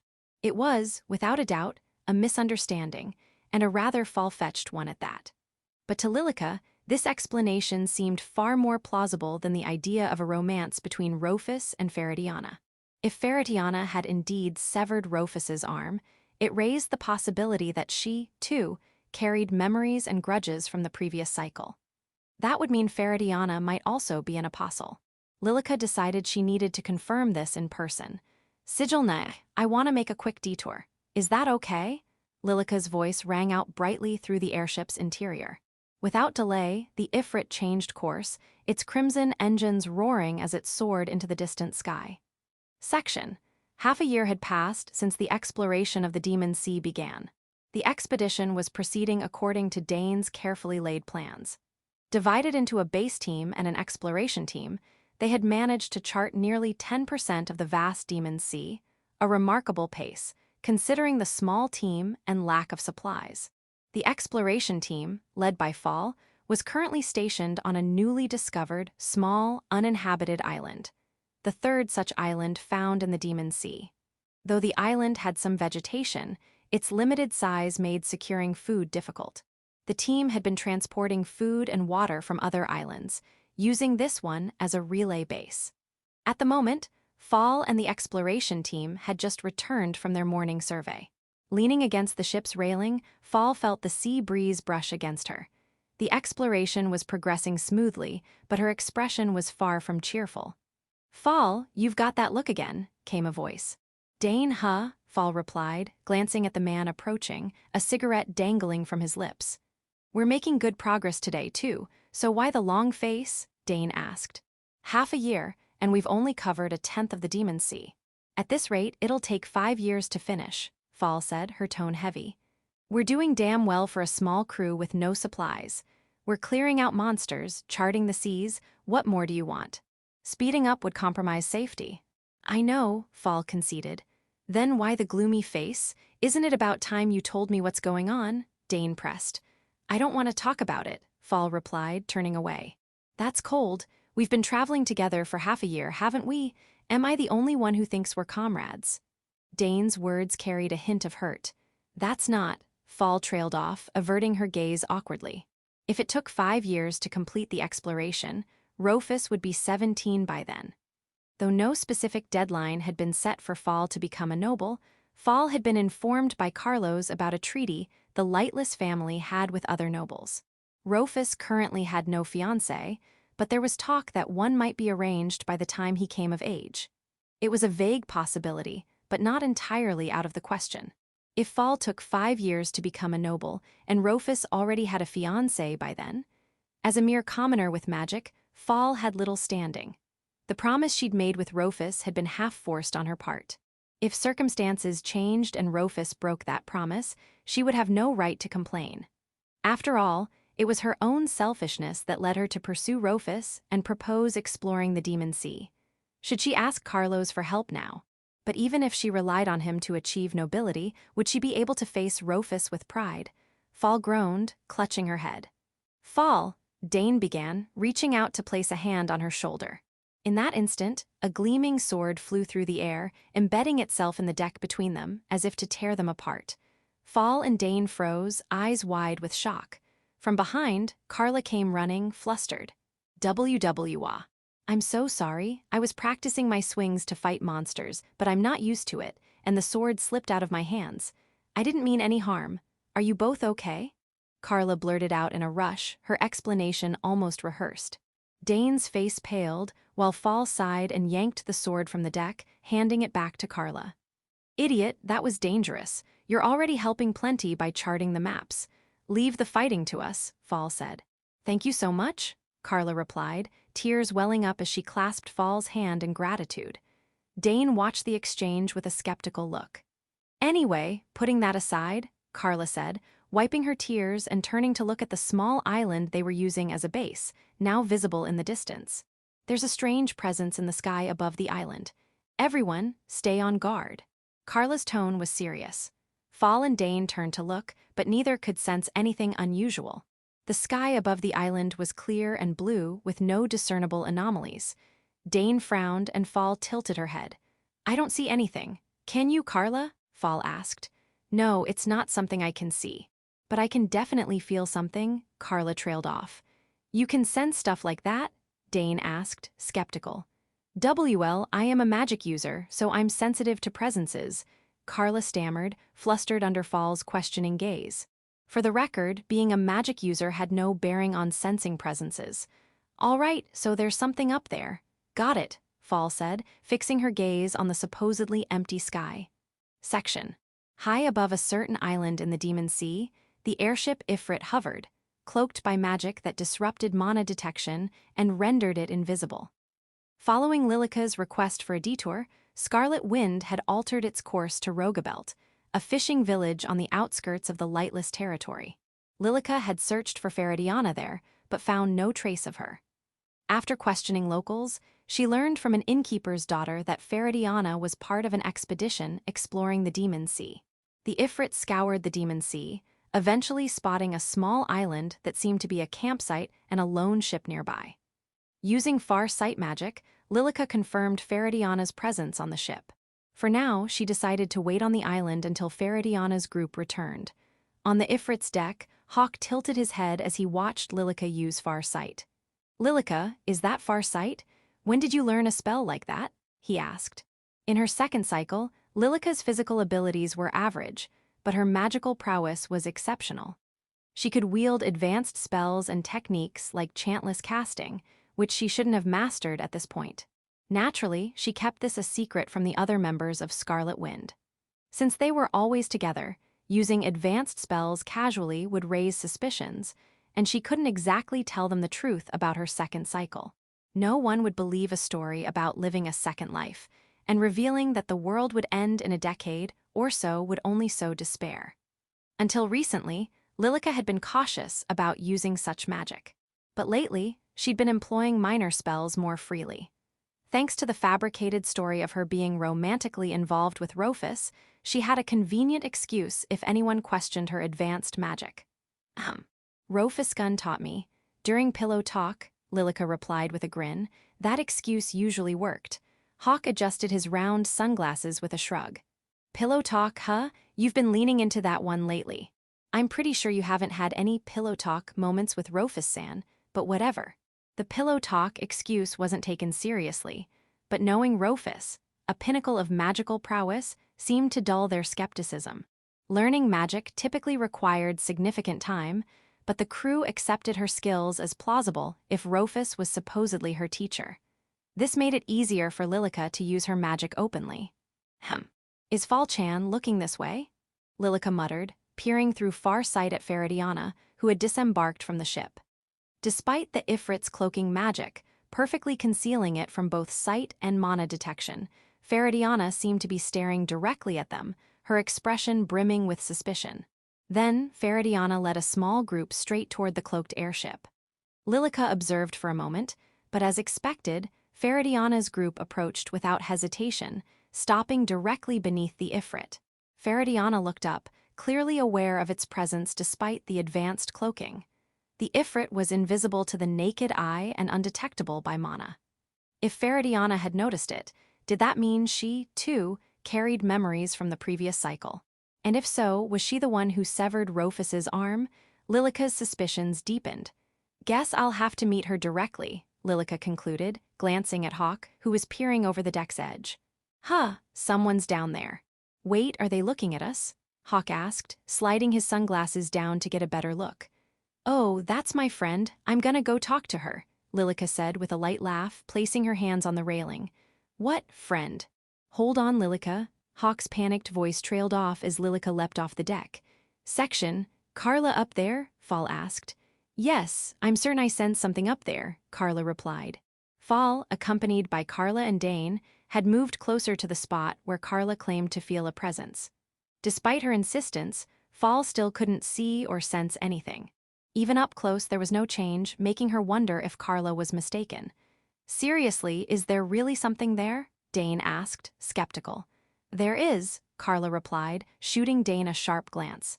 Should I throw a rock or something? Fall said casually, picking up a stone. At that moment, Carla sensed something descending from the invisible presence above. Fall-sama, step back, something's coming, she warned. Fall leapt back, drawing her trusty maritime blade and taking a defensive stance. Dane followed suit, hand on his sword as he retreated. Breaking through an invisible barrier, a petite girl appeared. Embrace of the wind, the girl intoned, casting a chantless spell. A gust of wind enveloped her, cushioning her fall as she landed softly. Her golden eyes locked onto Faradiana, and she grinned widely. Yo, Fall-chan, the girl Lillica called out, as if reuniting with a lifelong friend. Fall regarded her warily. Fall-chan, you talking about me? Who the hell are you? Fall asked, eyeing the overly familiar girl. Lillica narrowed her eyes slightly, studying Fall's reaction. Is she pretending not to know me, or does she really not have her memories? The answer was obvious. There was no reason for Faradiana to feign ignorance, especially not in their relationship. Unlike Lillica, Faradiana wasn't the type to lie convincingly. Still, Lillica couldn't entirely dismiss the possibility, given her own act with Roofus. Should she probe by mentioning Abel's name, like she did with Roofus? Several questions crossed her mind, but what came out was strikingly straightforward. Did you cut off Roofus Gun's left arm, Fall-chan? It was a blunt question, devoid of tact or strategy, but for Lillica, it was something she couldn't help but ask. Fall's eyes widened slightly, and she glanced back briefly. Sorry, you two, give us a moment, Fall said suddenly. Dane and Carla, understandably, weren't pleased. Whoa, that's not happening, Dane protested. I may not be much in a fight, but at least let me stay by your side, Carla added. To them, Lillica was an unknown entity who had literally fallen from the sky. Leaving Fall alone with her was too dangerous, but Fall was resolute. It's fine. She's probably Roofus's acquaintance, right? Fall asked, glancing at Lillica. Yup, something like that, Lillica replied with a nod. Carla stared at Lillica for a moment, then narrowed her eyes as if sensing something. With a sigh, she tugged at Dane's sleeve and stepped back. If that's the case. Hey, wait, seriously? Dane protested. Just come with me, Carla said, dragging the burly Dane away despite her slender frame.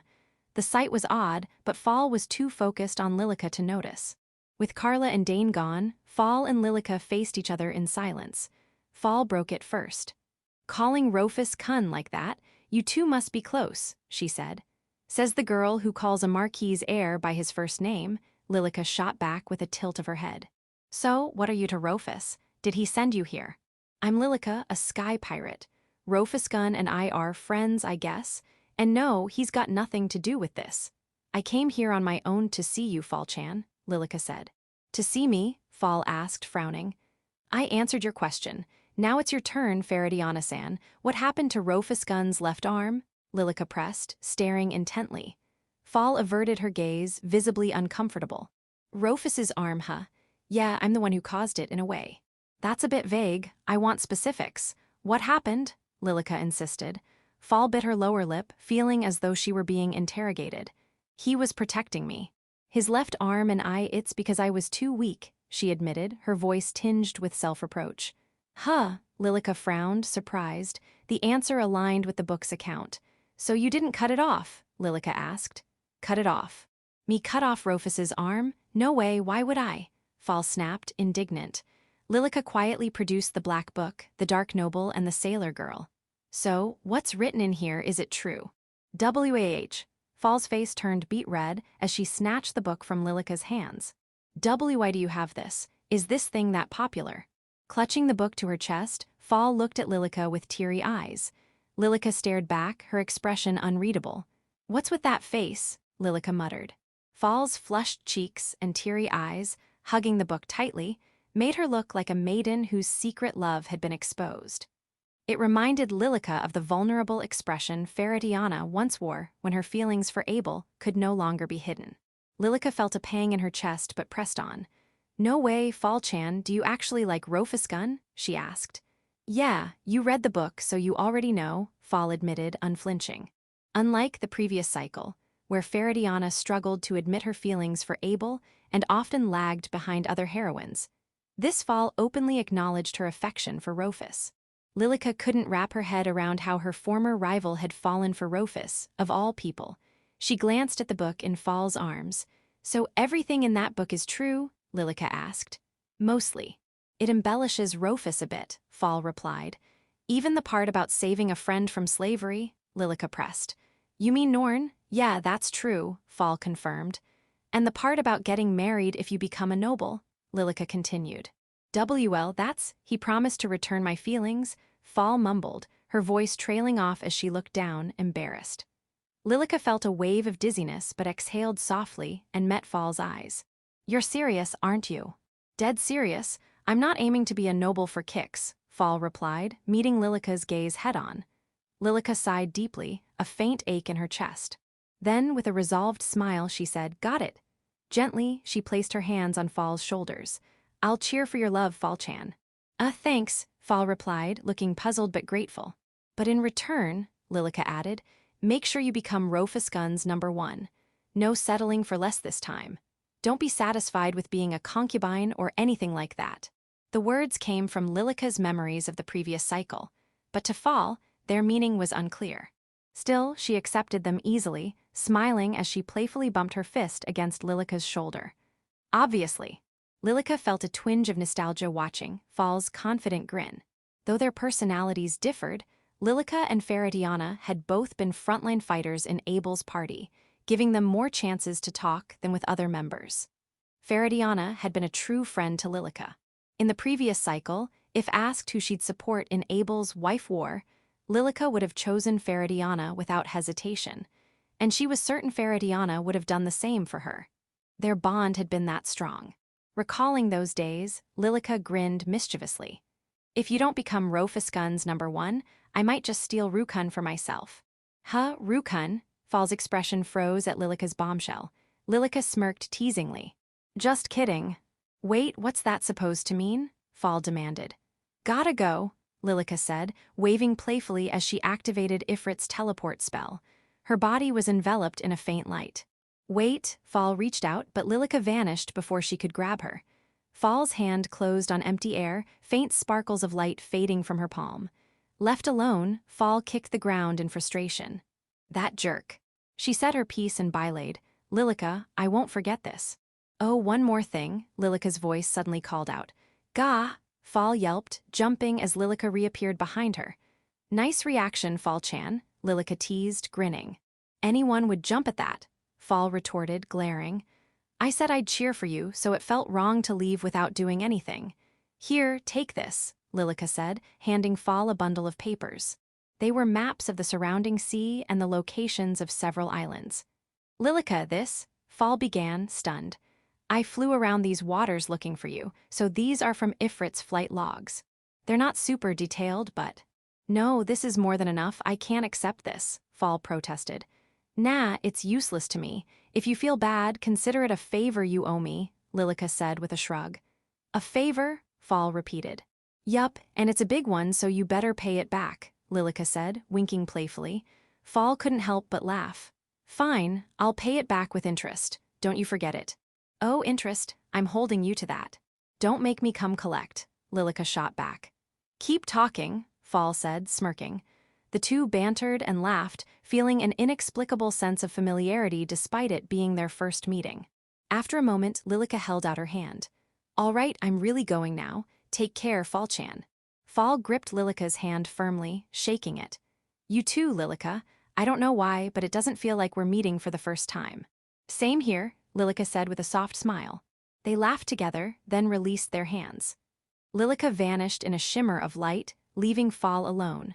Holding the maps Lillica had given her, Fall gazed up at the sky with a wistful expression. Fall's journey to conquer the Demon Sea continued. Section, Audiobook by Masquerade at Masquerade Audiobooks. Chapter 7, Dark Spirit. Half a year had passed since Roofus's agreement with Raymond, and the plan to install a railway in the lightless territory was progressing steadily, taking tangible shape.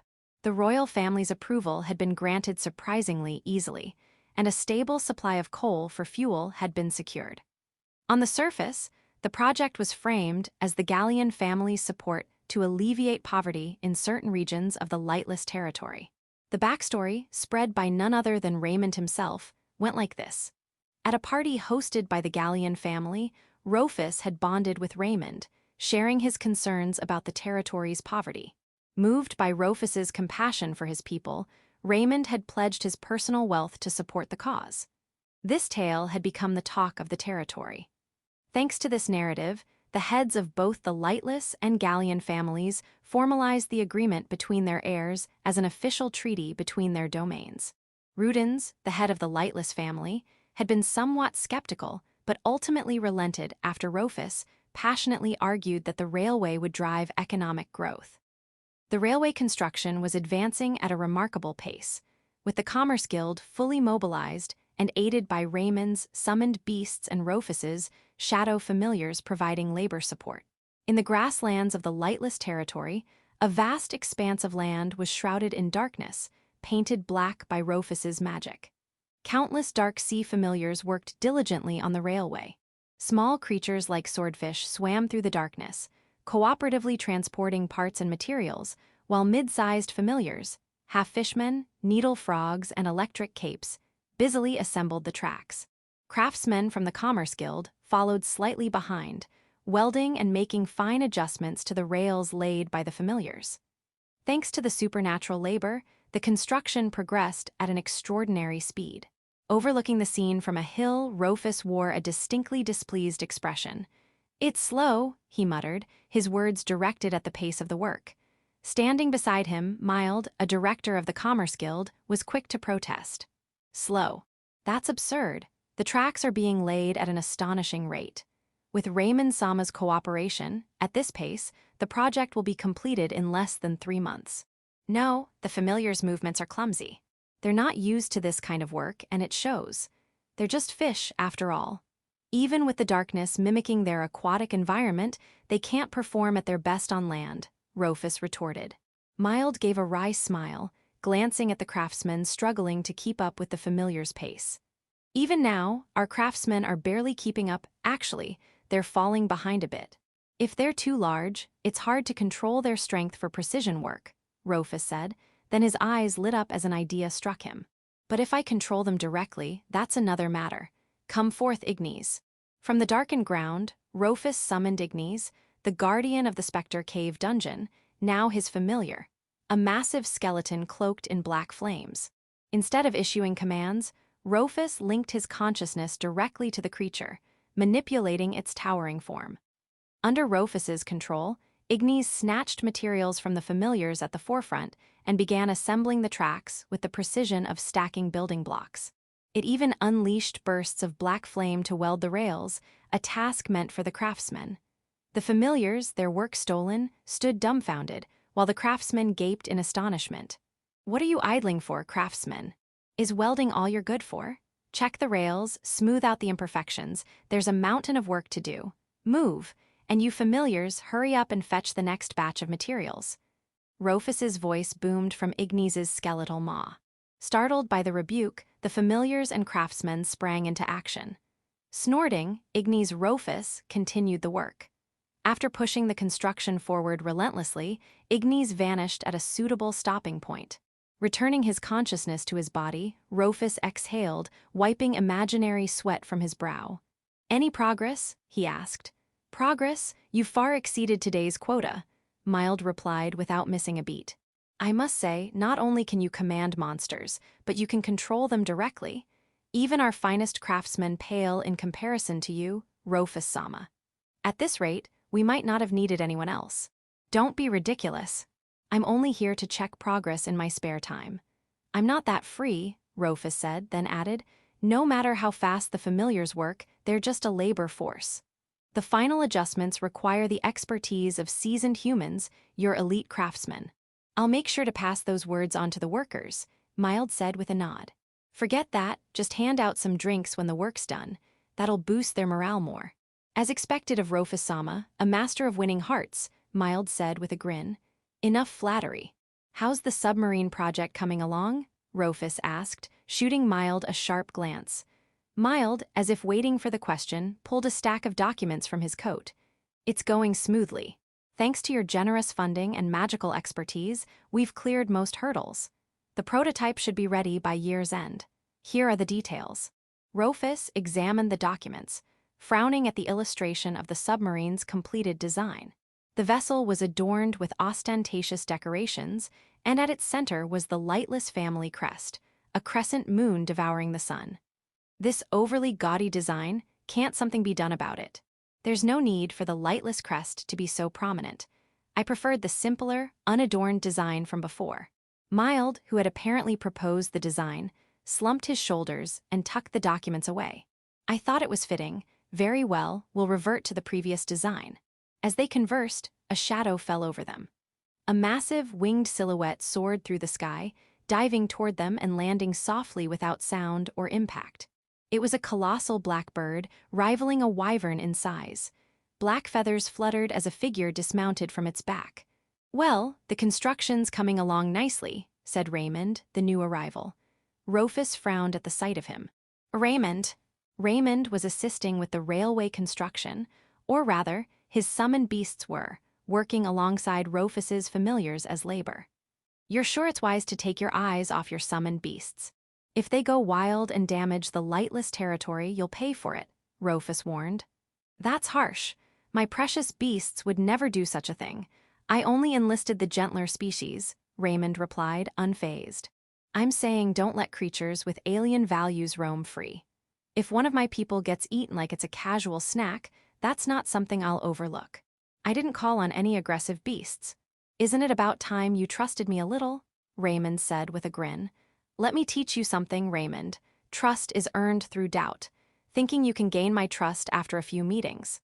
That's beyond presumptuous, Roofus shot back.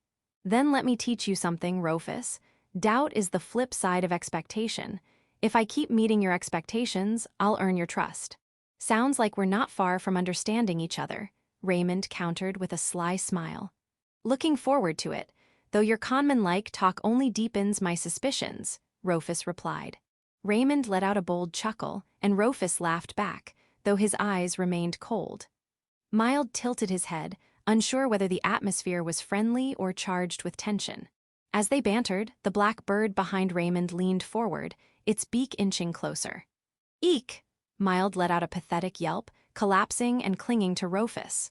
Roofus looked down at him with an exasperated expression before glaring at Raymond. Oi, didn't you say it wasn't aggressive? This man's one of the pillars of our economy. Don't scare him. It's a misunderstanding. He's not interested in him. It's you he's curious about, Raymond said with a grin. Huh, Roofus blinked. A magical barrier prevented the bird from getting closer, but it tapped at the barrier with its beak. Make it stop. It's annoying, Roofus said.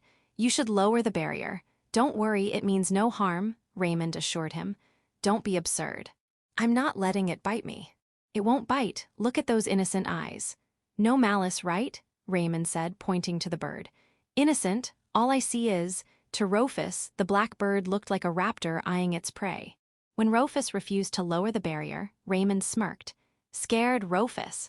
What? Roofus's eyes narrowed at the obvious provocation, but he took the bait. Veins bulging on his forehead, he growled, fine, and dispelled the barrier, glaring at the bird. Try pecking me, and I'll tear you apart. Despite the murderous intent radiating from Roofus, the bird, either oblivious or fearless, approached, sniffing him before rubbing its head against him with a series of chirps. Roofus froze, bewildered, while Raymond grinned. See, told you it's fine, Raymond said. Fine, my ass, what is this thing? That presence a spirit? Roofus asked. Exactly. This is Nyxara, a high-ranking dark spirit governing the night. When I told him about you, he insisted on meeting you, Raymond explained. Meeting me? Are you saying you can understand what monsters say? Roofus asked, incredulous. Oh, didn't I mention? I can communicate with monsters and spirits. It's a Gallian family trait, Raymond said casually. A trait? Whatever, just get this thing off me, Roofus said, glaring at Nyxara, who continued to nuzzle him. Raymond shrugged. Can't help it, your mana's incredibly potent. What? Roofus asked. Your element is darkness and its density is unmatched. My mana's dense too, but not like yours, Raymond explained. Are you talking about mana quality? What does that have to do with this bird liking me? Roofus demanded. Spirits are highly sensitive to mana, especially elemental mana. It's only natural since their bodies are made of it. Nyxara, a dark spirit, is resonating with your high-density dark mana, Raymond said. Resonating? I've never heard of that. Like spirit possession? Roofus asked, his thoughts drifting to a certain sailor girl.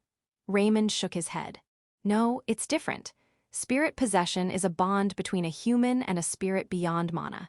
In your case, Nyxara's drawn to your mana. Spirits judge others by their mana, like how humans judge by appearance or personality. Like choosing a mate, Roofus's face twisted in disgust. What you're saying? Raymond covered his mouth, barely containing his laughter. Yup, you're getting some serious affection from him right now. Affection? A shiver ran down Roofus's spine as he grabbed Nyxara's head, desperately trying to push it away. This damn bird's in heat for me. That's a bit harsh, don't you think? Poor thing, Raymond said, feigning sympathy. Poor thing, I'm the one being propositioned by a horny bird, Roofus snapped. Despite his protests, Nyxara continued rubbing against him, chirping. Raymond listened and nodded appreciatively. Wow, Nyxara's pretty passionate. What's it saying? Roofus demanded. Spirit language is tricky to translate. Let's see, you're amazing, be my mate, something like that, Raymond said with a grin. Mate, tell it I'm a man, Roofus roared. Oh, husband works too. Spirits don't care much about gender, Raymond said nonchalantly. Husband. What kind of half-assed translation is that? Do you even know what it's saying? Roofus shouted. The nuance is partner. I went with mate because it's got that bold, masculine vibe, Raymond said, laughing as if it were someone else's problem. Something snapped in Roofus.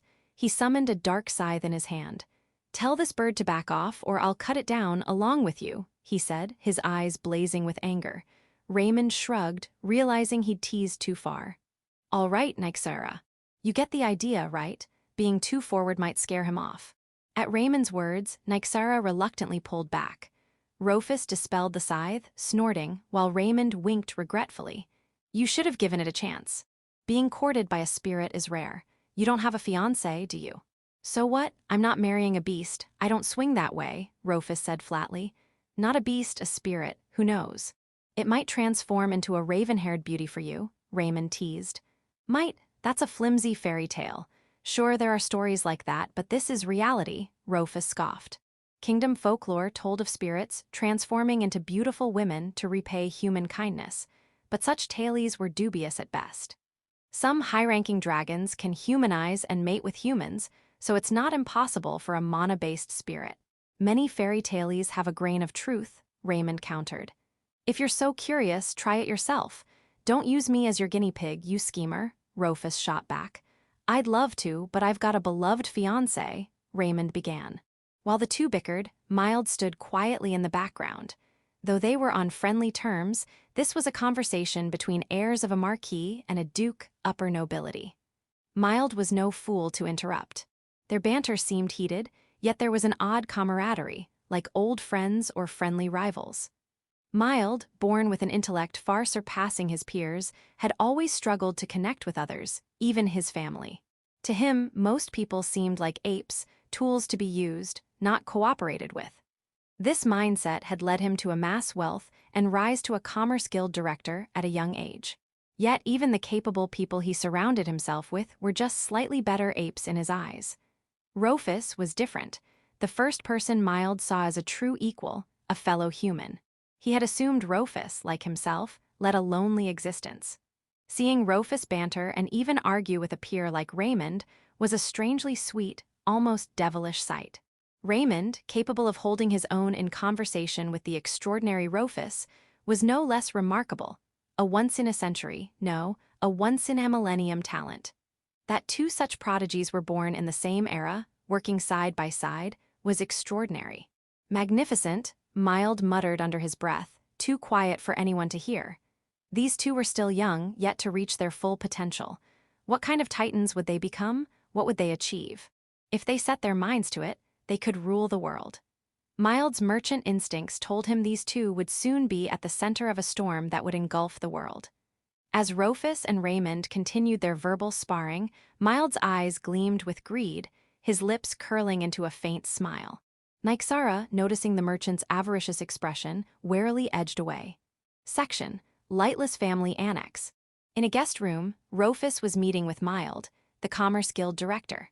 His left arm was fitted with a magical prosthetic, nearly indistinguishable from a human hand. Colored in Roofus's preferred dark shade, it looked like a hand in a black glove to an onlooker. The prosthetic was connected to pseudonerves, allowing precise finger movements and tactile feedback, functioning almost identically to his original hand. Any discomfort? Mild asked. Roofus dipped his prosthetic fingers into his steaming coffee. Though he felt warmth, there was no sensation of excessive heat. It feels warm but not hot. Strange, he remarked. It's designed to block pain, extreme heat, or cold, Mild explained. It can do that. Makes sense, wouldn't want a prosthetic getting burned, Roofus said. Too much sensory input could disrupt its function under intense stimuli. It's a necessary precaution, Mild added. Roofus nodded, intrigued, clenching and unclenching the prosthetic. It's also equipped with an auto-repair function for minor damage. It should regenerate over time. Though with a strength rivaling dragon scales, it's unlikely to break easily. Auto-repair, to what extent? Roofus asked. The magic stone embedded in the back powers it. As long as it's intact, it can regenerate from severed fingers or broken joints. It draws on your mana, so it's practically eternal unless the stone is destroyed. Impressive, Roofus said, genuinely amazed. Maintenance? He asked. Pseudonerve tuning once a year. Contact me anytime if there's an issue, day or night, even New Year's. I'll come personally, Mild said. Why you? Send a technician, Roofus said, sipping coffee brewed by Lillica, his expression exasperated. There's also a storage space for one potion, a mana reservoir, and basic mana control functions, though those are likely unnecessary for someone with your vast mana, Mild said.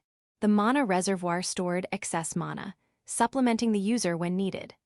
The mana control function acted as a substitute for a staff, often used by lesser mages to compensate for poor control. Roofus, a master of mana control, had no need for such aids. The potion storage could be useful, Roofus said, recalling a past incident in the Styria territory where he'd run out of potions against the blood-stained hat. It exceeds expectations, Mild, Roofus said. I'm honored, Mild replied, bowing respectfully. How's business? Roofus asked.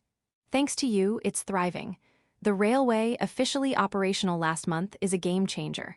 Logistics have accelerated dramatically, Mild said. The railway had revolutionized logistics in the lightless territory. Currently, trains were 90% cargo and 10% passenger, primarily transporting goods and merchants. With only one train running a few times daily, the increase in speed and volume was explosive. In a territory reliant on horse carriages, the railway was a groundbreaking innovation. For now, only lightless family VIPs and select merchants could use it, but as more trains were added, public access would follow. The era of passenger trains was dawning in the lightless territory. The free usage rights last 2 years. After that, we'll charge fees. Make your profits while you can, Roofus said. I estimate we'll recoup our investment in under a year, Mild replied, his face beaming. The railway's construction, tracks, materials, and labor had been fully funded by the Commerce Guild, per Roofus and Mild's deal.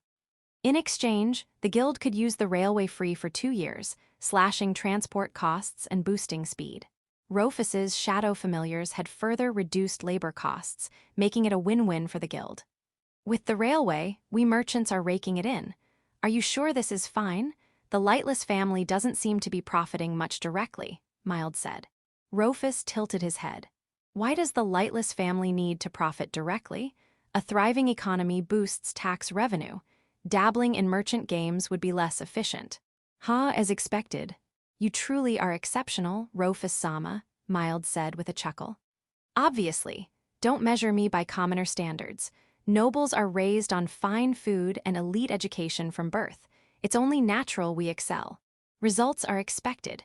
Our responsibilities outweigh those of commoners from the moment we're born, Roofus said. I wish the late Clinton could have heard that, Mild remarked.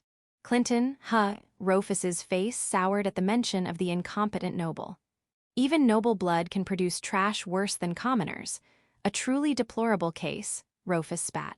Oh, speaking of Clinton, Mild said, as if recalling something. On my way here, I saw a head on display in the capital's streets. Roofus snorted. One of Clinton's corrupt auditors, a fool who was supposed to oversee but took bribes instead. The bribed auditor had been executed and displayed publicly in the capital.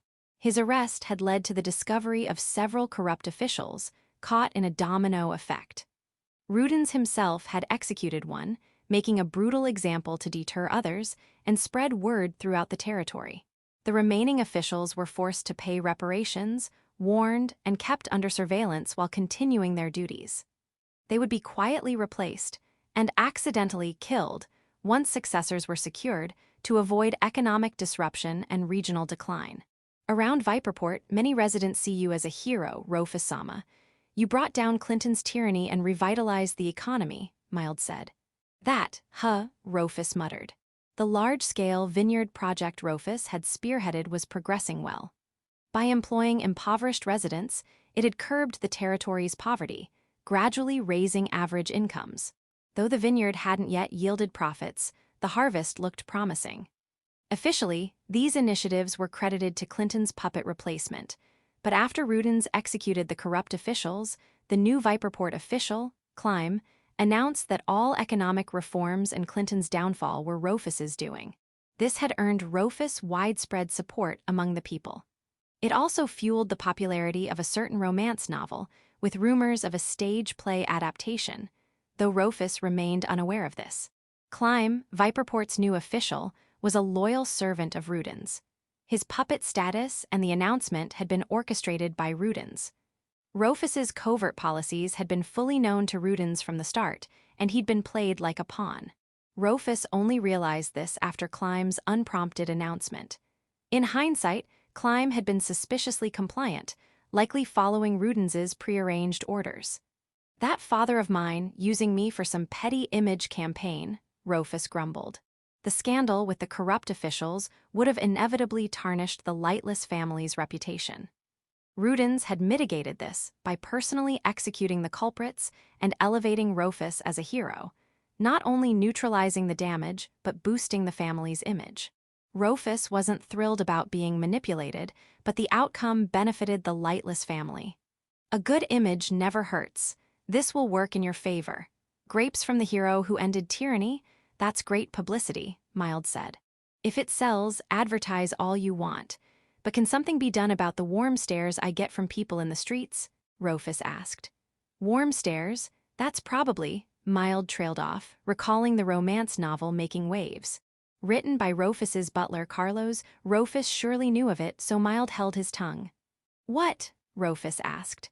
"Nothing," Mild coughed, changing the subject. Given Roofus's personality, being the subject of a romance novel likely wasn't pleasant. Mentioning it now would only sour his mood. Thus, another chance for Roofus to learn of the Dark Noble and the Sailor Girl, a hit in the lightless territory, slipped away. Roofus rarely visited bookstores, and those around him avoided mentioning the book section. After their discussion, Mild left the lightless annex. Seeing him off, Roofus sat in his study, flexing his black prosthetic hand. "Annual maintenance, huh? Speaking of, isn't it about time to readjust the curse's seal?" he mused. Eurica, standing quietly in the corner, nodded. "Yes, it's about 4 months away." 4 months, a bit far off. "Tell the Saintess I'll visit the capital," Roofus said. "Is that all right?" "Fran-sama offered to come here," Eurica replied. "I made her travel last time. I'll go to her this time," Roofus said. "Understood." "I'll inform her," Eurica said, giving a refined curtsy. "While you're at it, find out what she likes. I'll bring a gift," Roofus added casually. Eurica, still bowing, twitched slightly. She raised her head, looking at Roofus. Does Roofus-sama fancy someone like Fran-sama?" "Huh?" Roofus tilted his head, puzzled by the sudden question. "You mean my taste in women?" he asked. "Bluntly, yes," Eurica said. Roofus pondered her intent. Why ask now? Was it about the Saintess? Then he recalled Eurica's background. "Oh, right, you're from the church. Don't worry, I'm not pursuing the church's symbol. She's too skinny for my taste anyway." A noble chasing the Saintess would indeed cause trouble. Roofus dismissed the notion outright. Eurica nodded seriously. "I see, so you prefer someone with more substance." "Noted." "For what?" Roofus muttered, still confused by her question. Chapter 8. The Gluttonous Leopard. One day at the Lightless Estate. An urgent message arrived via swift courier from soldiers stationed at the territorial border. Normally, the head of the house, Lord Rudens, would handle such matters, but he was inconveniently absent. The retired former lord was nowhere to be found, as he often wandered aimlessly in pursuit of leisure. Thus, the message naturally fell to the heir, Roofus. Receiving the report at the entrance of the annex, Roofus furrowed his brow, his expression inscrutable. "The royal army is marching upon us." According to the messenger, a contingent of the royal army, bearing the sun crest, the emblem of the royal house, had appeared at the border gate just moments ago, demanding permission to march through lightless territory. Had this been the forces of another noble, Roofus would have dismissed them without hesitation. But against the royal army, adorned with the king's crest, such a response was impossible. Pressing his temple in frustration, Roofus glanced at Carlos, his gaze almost pleading. "Carlos, where is father?" "My lord, Lord Rudens, is currently in the capital, attending to matters at the Grand Cathedral regarding that issue." "That the church matter, you mean?" "Indeed. His return will take at least a few days." Roofus muttered, then resolved himself. "For now, I'll handle this. Carlos, use MindLink to contact father and seek his judgment. Keep trying, even if he doesn't respond." "Understood, master." Having issued swift orders to Carlos, Roofus turned to Eura, who stood attentively behind him. "I'm heading to the border. Eura, gather all available Dark Knights at once." "As you command." Eura bowed and set about her preparations. Left alone, Roofus gazed wearily toward the western sky, the direction of the border where the royal army awaited. With a heavy sigh, he muttered to himself about the ill-timed nuisance that had arrived in his father's absence. Section. At the westernmost edge of the vast, lightless territory stood the border gate. Beyond it, a contingent proudly displayed the royal sun crest. A company of roughly 200 robed mages, a magical brigade. Roofus, arriving with Eura and 10 Dark Knights in tow, frowned at the sight. A magical brigade. The magical brigade was the royal army's arcane division. Unlike the knightly orders trained for combat, these mages specialized in magic, typically providing rear-line support rather than engaging in direct battle. That was Roofus's understanding of their role. Why, then, were they at Lightless's border? His brow furrowed as he passed saluting Lightless soldiers and approached the royal contingent. "Who speaks for the royal army?" he demanded, his tone commanding. The mages stiffened under Roofus's imposing glare, swallowing hard. From their ranks, a single figure stepped forward, parting the crowd.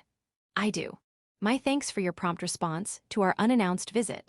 It was a girl, no, a child who appeared barely 10 years old. She wore a pointed mage's hat pulled low, her hair a striking mix of black and white, and her eyes, one white, one black, gleamed with an otherworldly air.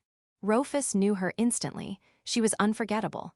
The head of the magical brigade, Archmage Marin. The words slipped out before he could stop them, his lips twitching. He quickly clamped his mouth shut, but Marin had heard, her eyes widening. "Oh, to know even my lofty title is an honor." She bowed politely, but Roofus recoiled half a step, wary. His caution was understandable. Marin was no ordinary mage. She was a companion of Abel, the protagonist of the tale, a heroine who had haunted Roofus's nightmares. In those dreams, she was among those who had brutally slain him. A shiver ran through him as memories of that dream resurfaced, stirring fear, anger, and revulsion. Unaware of his turmoil, Marin introduced herself formally. "You seem to know me, but allow me to state it plainly. I am Marin, head of the magical brigade. Our march has a purpose. May I explain?" She placed a hand on her chest and saluted with the refined grace of a soldier, not the dainty curtsy of a lady. Though no hostility emanated from her, Roofus saw only threat, stepping back as if to keep his distance. An unannounced march could be construed as an act of invasion. Marin, mindful of this, had taken pains to show courtesy, but Roofus's response was cold. He offered no reply to her request. Had she offended him? Marin faltered, her voice tinged with uncertainty. "I assure you we bear no hostility. Please allow me to explain. Is that acceptable?" She bowed again, almost pleading. Roofus remained silent until Eura gently touched his shoulder, concern in her voice. "Lord Roofus, are you unwell?" "No, I'm fine. My apologies," he stammered, shaking off his daze as Eura's touch grounded him. Marin stood before him, fully armed and leading her forces. The sight alone was enough to dredge up his traumatic dreams, but this was different. She wasn't here to attack. Steeling himself, Roofus faced her. "My apologies for the delay.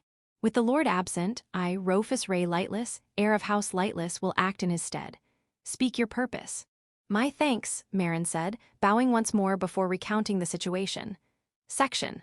The Magical Brigade's mission was to slay a calamity-class beast known as the gluttonous leopard. Named for its insatiable appetite, the gluttonous leopard devoured all in its path, humans, livestock, even other beasts. Its existence had been confirmed half a year ago when it ravaged a large ranch, decimating its herds. A subjugation team was dispatched but was annihilated. The beast's power far exceeded expectations. Subsequent subjugation attempts failed repeatedly. Unchecked, the gluttonous leopard wreaked havoc, expanding its territory with each rampage. The only force to curb its advance was Marin's magical brigade, which managed to repel it, a significant achievement, though they couldn't slay it. Following this repulsion, the gluttonous leopard began leading a pack of beasts, a stark change from its prior solitary predation. This made an already formidable creature even more dangerous. Now, Marin's brigade had pursued the gluttonous leopard and its pack eastward, arriving at lightless territory. Hearing this, Roofus nodded thoughtfully. So, this gluttonous leopard has entered lightless lands. Not precisely, Marin clarified, pointing north. It's currently in. Roofus's eyes narrowed as he followed her gesture. The border forest. Correct. North of the gate lay a dense forest, bisected by the border wall. The gluttonous leopard and its pack were there. Could this gluttonous leopard breach the gate? Its pack cannot, but the gluttonous leopard could easily leap the wall or destroy it if so inclined. A troublesome beast indeed, Roofus muttered. It's swift and elusive, Marin continued. If it escapes, the damage it could cause before we track it again is incalculable. We must slay it here. She produced a map, pointing to the forest surrounding Lightless's border. We've deployed elite mages to encircle the forest. Our concern is the gluttonous leopard breaching the wall and entering lightless territory. We request permission to march within your lands to complete the encirclement. I see. A march to seal the encirclement. Roofus stroked his chin, pondering.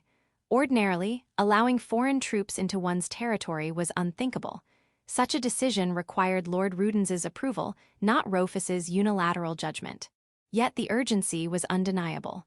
Carlos was attempting to contact Rudens, but waiting for a response was impractical. After a moment's thought, Roofus delivered his verdict. No. Regardless of the reason, I cannot permit a march within lightless territory. What Lord Roofus, please? Marin protested, stepping forward. Roofus recoiled. Stay back. Lightless will defend its own lands. Your intervention is unnecessary. You mean? I won't allow a march, but I'll consider a request for cooperation. Continue pursuing the gluttonous leopard. Slay it if you can. Should it breach the wall and enter lightless territory, we'll handle it. Roofus spoke firmly. Marin glanced cautiously at the 10 dark knights arrayed behind him. She'd heard rumors of their prowess, each a match for 1,000, but could so few contain a calamity-class beast like the gluttonous leopard? Sensing her doubt, Roofus snorted. It's one calamity-class beast and a rabble of followers. A single dark knight could suffice.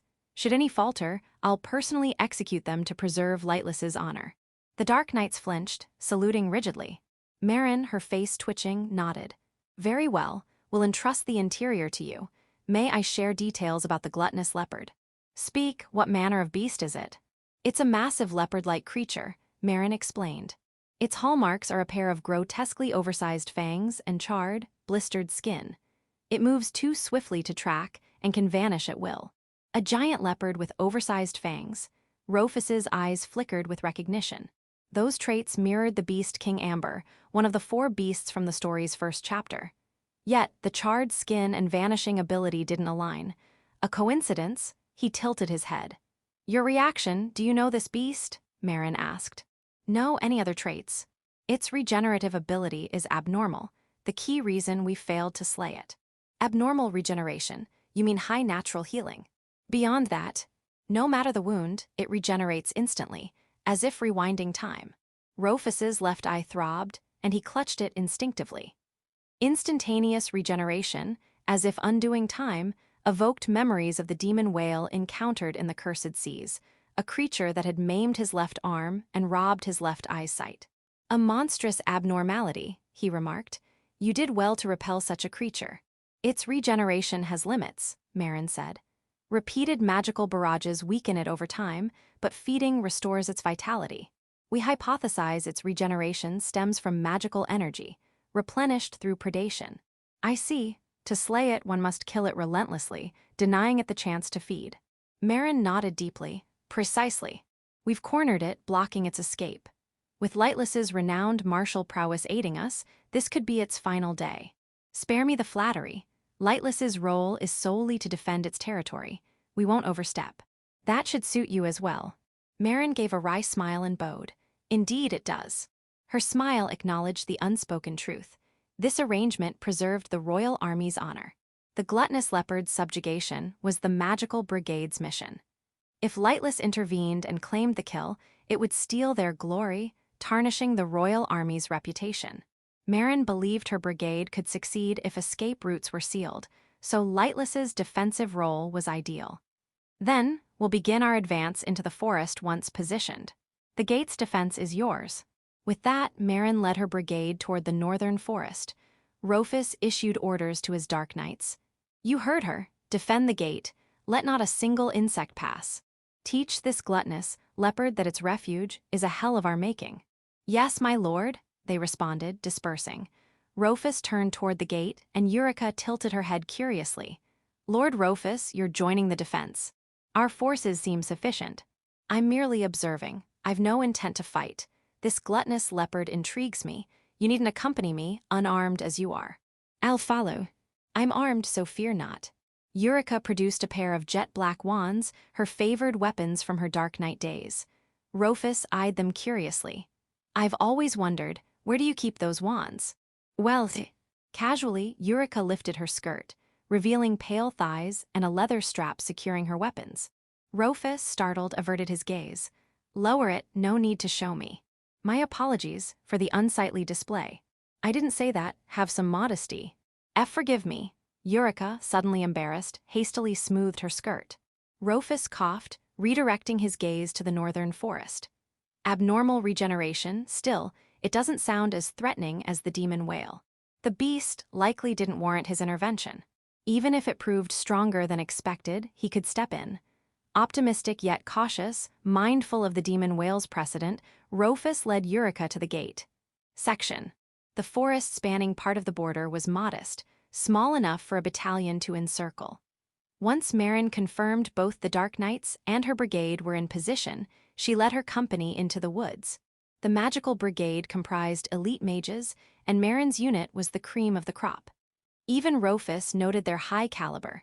Some rivaled his Dark Knights in magical prowess. Yet the dense forest, with its obstructed sightlines and uneven terrain, favored the beast pack. Marin, however, turned the tide. Wielding dual attributes, darkness and ice, and vast magical reserves, she decimated the pack with countless spells, including a magic barrage. The magic barrage, a technique requiring immense magical energy and precise control, was rare even among mages. Roofus knew few could wield it, himself and Raymond among them. Marin's mastery impressed him, befitting a heroine who had vanquished countless foes to save the world. As her brigade's assault intensified, beasts fled toward the lightless wall, but the towering gate, coated in protective warding magic, repelled them. No beast could scale its 10-meter height or cling to its enchanted surface. Those that tried were struck down by the Dark Knights. The encirclement was flawless. Observing the clash, Roofus noticed something odd about the beast pack. Some fled desperately, while others charged the brigade with reckless aggression, their eyes glowing red, heedless of their own destruction. The sight stirred a sense of déjà vu. Frenzy. In the story's first chapter, the demon lord Lars's great spell Catastrophe had driven beasts across the continent into a red-eyed frenzy. The demon whale had similarly controlled frenzied sea creatures. Now, the gluttonous leopard, resembling the beast king Amber, exhibited uncanny regeneration akin to the demon whale. Coincidence? Or was the gluttonous leopard tied to the same entity behind the demon whale, the one cursing Roofus? He scanned the forest, frowning. Where is the gluttonous leopard? Despite close observation, no trace of the beast appeared. Its massive form should have been conspicuous, even amidst the trees. Suspicious, Roofus cast mana detection across the forest. No Calamity-class magical signature registered, only the beast pack and Marin's brigade. What did this mean? Had the gluttonous leopard used its pack as a decoy to escape? In that instant, Eurica's face paled, and she shouted, Lord Roofus. A strike came from his blind spot. Massive fangs tore through his ever-present magic barrier, piercing the air. Blood sprayed. Before him stood a charred, colossal leopard, the gluttonous leopard. Its gaping maw, fangs bared, halted inches from Roofus's face. Eurica had thrown herself in front of him, one fang impaling her abdomen. Warm blood splattered Roofus's cheek. "Eurica, what have you?" Roofus stammered, stunned.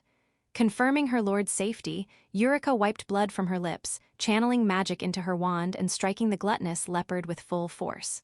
The wand's shockwave erupted, shattering the beast's head and sending its body flying. Reeling from the recoil, Eurica stumbled and Roofus caught her. Blood pooled at her feet, the broken fang still embedded in her abdomen. "Lord Roofus, you're safe, thank," she gasped. "Silence, fool, why did you shield me? Drink this potion, now." Panicked, Roofus fumbled for a top-grade healing potion. Eurica smiled weakly, shaking her head. "It's fine." "Save it." "What nonsense, drink it, there's still time." "No, I mean I'm truly fine." "What do you mean, fine? Drink it now, I won't let you give up, huh?"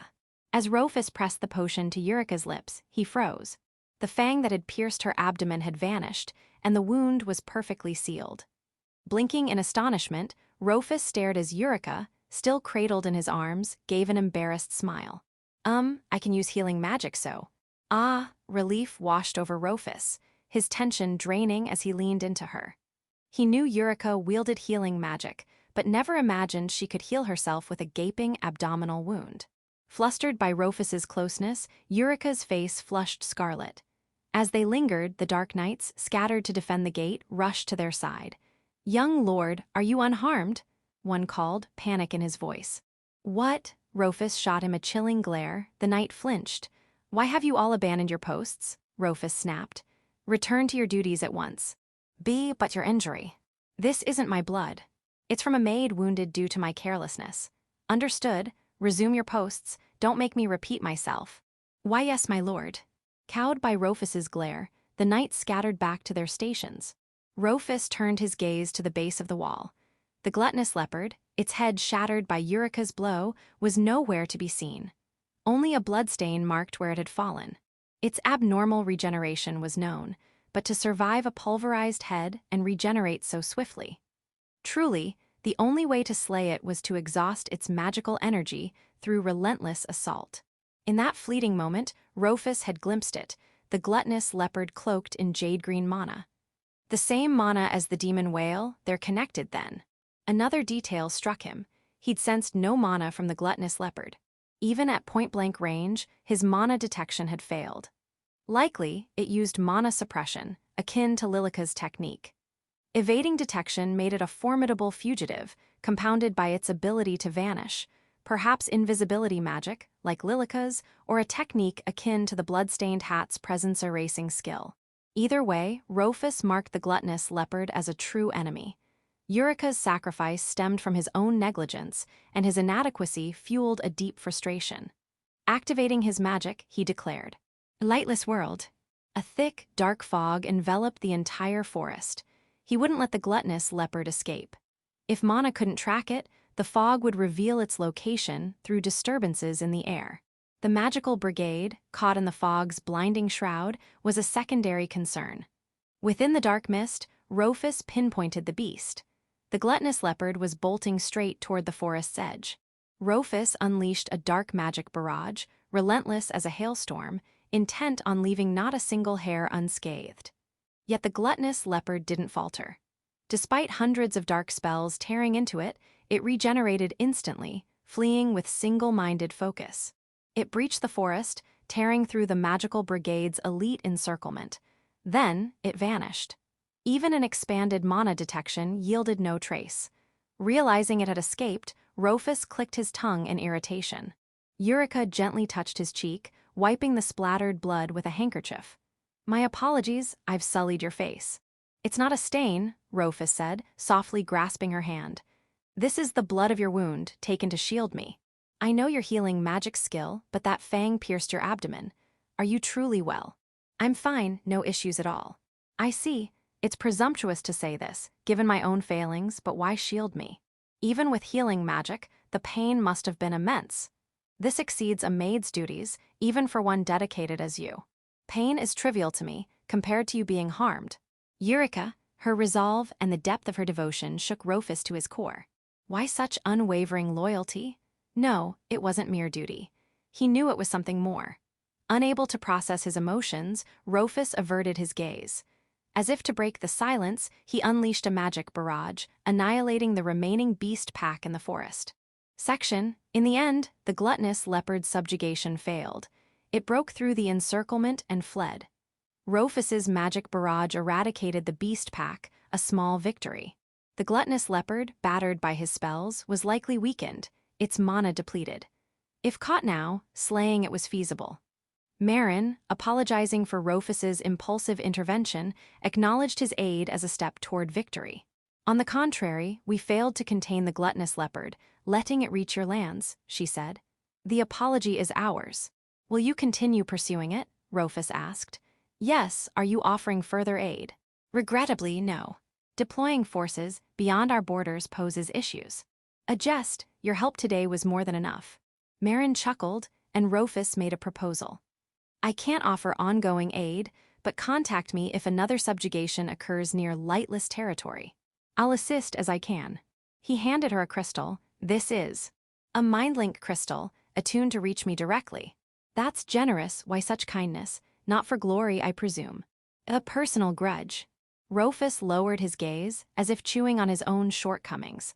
Behind him stood Eurica, her dress torn at the abdomen, draped in Roofus's coat to cover the exposed skin. Bloodstains lingered. Marin, piecing together the context, nodded. For kin, then, I see, you're much like your father. Like him. Yes, he cherished his family too, some 20 years ago. You knew him. Briefly, long ago. Roofus's face soured at the notion of this childlike girl speaking of events 2 decades past. Just how old are you? Marin smiled, pressing a finger to her lips. One doesn't ask a lady's age, some are sensitive to such things. Noted, Roofus said, shrugging.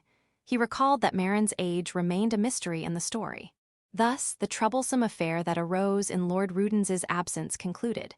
As an aside, Carlos reached Rudens via Mindlink and rushed to the border gate, moments after Marin's brigade departed. Chapter 9. Charge. Time passed and seasons turned. The new year dawned, late winter's chill lingering. Powdery snow drifted from a dim, overcast sky like a white veil drawn across the heavens. Frosted ground crunched beneath black leather boots and heels. Roofus and Eurica walked beneath the cold sky. Once, as a newly appointed attendant, Eurica trailed 3 steps behind her master. Now she walked beside him, their distance closer, their bond subtly shifted. Where are we headed today? She asked. Just somewhere, Roofus replied vaguely, pressing forward. Their destination was a rural town, a half-hour train ride from the capital. At dawn, Roofus had asked Eurica to accompany him, and she agreed without hesitation. She'd noted Carlos's uncharacteristic silence as he saw them off, a faint oddity. Usually, he'd eagerly join such outings. What had changed? Still, Roofus had been buried in meetings with the Merchant Guild and Vineyard Management, scarcely resting. Though their destination was unclear, Eurica thought a leisurely walk would refresh him. You've worked tirelessly since becoming my attendant, Roofus said. I hope today offers some respite. Such kindness, but as a Dark Knight, I had no days off, and those missions were far graver. My current role is far easier. Eurica's gaze grew distant, recalling her nightly days. Roofus pressed his temple. I wasn't privy to the details, not being their direct commander, but was it that harsh? Labor reforms are overdue. Dark Knights are ambitious and spirited. The system functions well. Even with days off, many would work for glory. I, however, never cared for advancement. Cultural reform comes first, then. The Dark Knight's sound, deeply troubled. Truly, Eurica agreed, nodding. Vowing to overhaul the system as Lord, Roofus glanced at Eurica. I'm content serving you, Lord Roofus, she said. No rest is needed. That won't do. Everyone deserves occasional rest. As Lord, I plan to mandate at least 2 weekly rest days for Lightless's workers. The kingdom lacked formal holidays. Rest was left to individuals or organizations. Roofus had long sought to change this. I appreciate your concern, but you need rest more, Eurica countered. Carlos laments your overwork. She sighed, noting Roofus's recent sleepless nights amidst guild meetings and duties. Roofus averted his gaze, grunting awkwardly. I'm fine, too much depends on me. Reforms are noble, but address your own tendencies first. You worked late last night, didn't you? Look, bags under your eyes. Eurica gently touched his eye corner, casting healing magic. The faint shadows vanished. Roofus, speechless, shrugged. I'll keep that in mind. You're the only one bold enough to chide me so. Others hesitate, but many care for your health, more than you realize. Even if I falter, you're here, aren't you? Healing magic mends wounds and fatigue, not mental strain or sleep deprivation. Before worrying about my rest, take care of yourself. Spare me the lectures, Carlos's are enough. Roofus waved dismissively, and Eurica smiled.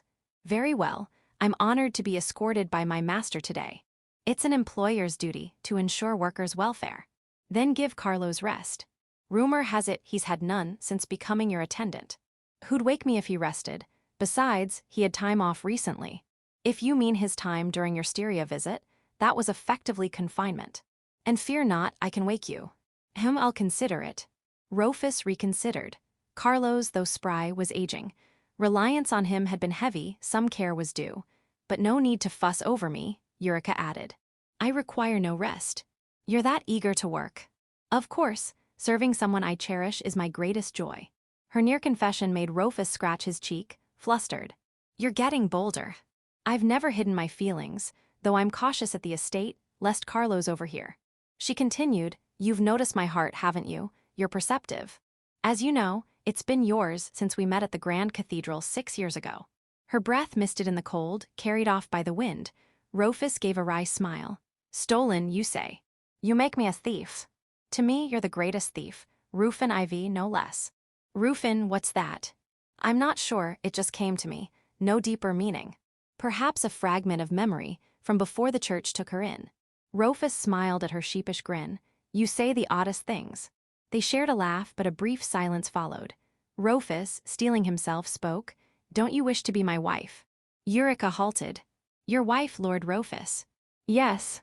They stopped, facing each other under the winter sky. Roofus's gaze held hers, tense, as if awaiting her reply, a sailor girl's face flickering in his mind. Sensing his thoughts, Eurica smiled faintly, tinged with sadness. I'm your maid, I desire nothing more. Is that enough for you? Are you content, proposing such things to me? Don't you have a prior commitment? Prior? Roofus's face fell, recalling a promise with fall in a carriage where Eurica had been present. That, it's not settled. I gave her an impossible task, nobility. Years away, if ever, and she might change her mind. Eurica cupped his cheeks gently, silencing his excuses. Keep promises with women sincerely. A gentleman stands firm. And I'm not deferring to Lady Faradiana. You seem quite taken with women, the pirate women for one. Lillica's not like that. Carlos exaggerates. Roofus's shoulders shook, cursing Carlos's loose tongue. Eurica shrugged. I know there's context, but you seemed fond of her in Styria. I've no romantic interest in Lillica, but marriage, it's a diplomatic tool. Multiple wives may be necessary, though I'll choose carefully. Are you truly fine with it? Me taking multiple wives? Roofus asked. Of course, it doesn't please me, Eurica admitted, her gaze earnest. But I understand it's unavoidable. That's precisely why I wish to remain your maid. She fixed Roofus with a serious look. It may be presumptuous to ask in lieu of becoming your wife, but I have one request. Name it, I'll allow anything. Please don't take another personal maid. Let me be your only one. That's all, Roofus tilted his head, puzzled. Fine by me. I never planned to have multiple maids anyway. Eurica's face bloomed with joy. To me, this is the greatest kindness. I don't wish to be one of many wives. I want to be your sole maid, your one true exception. Tears welled as she smiled radiantly. Roofus, momentarily captivated, quickly averted his gaze and strode forward. Eurica, briefly stunned, hurried after him. It baffles me, Roofus muttered, not looking back. Content without being a beloved spouse. A value foreign to nobles. Eurica saw through his grumbling. It was a mask for his embarrassment. What expression did he wear now? Would he scold her for peeking? Giggling at the thought, she trailed him. By the way, where are we going? Still keeping it secret. Ah, right, we're nearly there. Roofus halted. Their long walk from the train ended. Eurica's eyes widened at what lay before them. Lord Roofus, this is what I wanted to show you. Before them stood a small church atop a hill. Section, I must apologize first, Roofus began. I had your background thoroughly investigated. Your childhood under church protection, your extraordinary aptitude for holy magic, the grueling training as a Saintest candidate under the dark sect of the Six Gods, your rise among candidates, and your sabotage by the light sect, stripping you of that title. His words barely reached Eurica. Her gaze was locked on the church, unyielding. Lord Roofus, what is this church? I was explaining, but never mind. See for yourself. Urged forward, Eurica crossed the church's threshold alone. The modest building, old-fashioned in design, stirred faint memories of the church that had sheltered her youth. Her eyes drifted to a flower bed in the courtyard, where white blooms caught her attention. Edelweiss, the name of the flower, taught by the nun who raised her. Edelweiss, the nun's favorite, lovingly tended. Eurica recalled watering them together in a flower bed just like this. Deja vu gripped her, but it couldn't be. This wasn't that church. That one had collapsed under financial ruin, its nun and orphans scattered. Eurica had seen its dilapidated remains. Besides, that church wasn't in lightless territory. Shaking her head as if to convince herself, she muttered, "Calm down. It's just a coincidence." A gentle breeze brushed her cheek, carrying white petals. Her gaze followed them to a handmade swing hanging from a tree branch, too small for her now. Her feet moved unbidden toward it. Memories flooded back, riding that swing, pushed by the nun, warm bread and soup, laughter with fellow orphans. Her fingers traced a familiar scratch on the swing's wooden board, its grain resembling a faint smile. The more she looked, the more it was that swing. Why, how? Nostalgia and sorrow overwhelmed her, tears blurring her vision. A voice called from behind, gentle and achingly familiar. Eurica. Turning, Eurica froze. Sister. 10 years had passed since they were torn apart. The nun who had sheltered her, loved her like a mother, stood before her. Her golden hair was now streaked with white, wrinkles etched around her eyes, yet Eurica knew her instantly. Was this real, or a cruel illusion born of memory? The nun approached slowly, embracing her. I wanted to see you sooner, you've grown so much. Enveloped in her warmth, Eurica inhaled the familiar scent of sun-dried laundry, the nun's daily ritual. I'm sorry I couldn't protect you then, it must have been so hard. Though Eurica now towered over her, the nun held her as she had in childhood, stroking her hair. Emotions broke free, and Eurica sobbed like a child, her cries echoing in the church's courtyard. Section. By Lord Rudens's orders, Eurica's origins were thoroughly investigated, and the findings reached Roofus. Learning her history, he tasked the Lightless Intelligence Unit with further inquiry, specifically, the church that had raised her. This church was a meticulous recreation of that lost sanctuary. The scattered nun and orphans were located, encouraged to relocate to lightless territory. Relics from the original church's ruins were gathered, used to rebuild this new one. It was a monumental effort, a testament to House Lightless's resources. Initially, Rudens resisted the project, but Roofus's insistence prevailed. Eurica's contributions, managing the curse, aiding in administrative duties, far exceeded her role, justifying such a reward. Though Roofus argued logically, Rudens saw emotion driving his son's resolve. He approved the rebuild, on the condition it benefit lightless territory.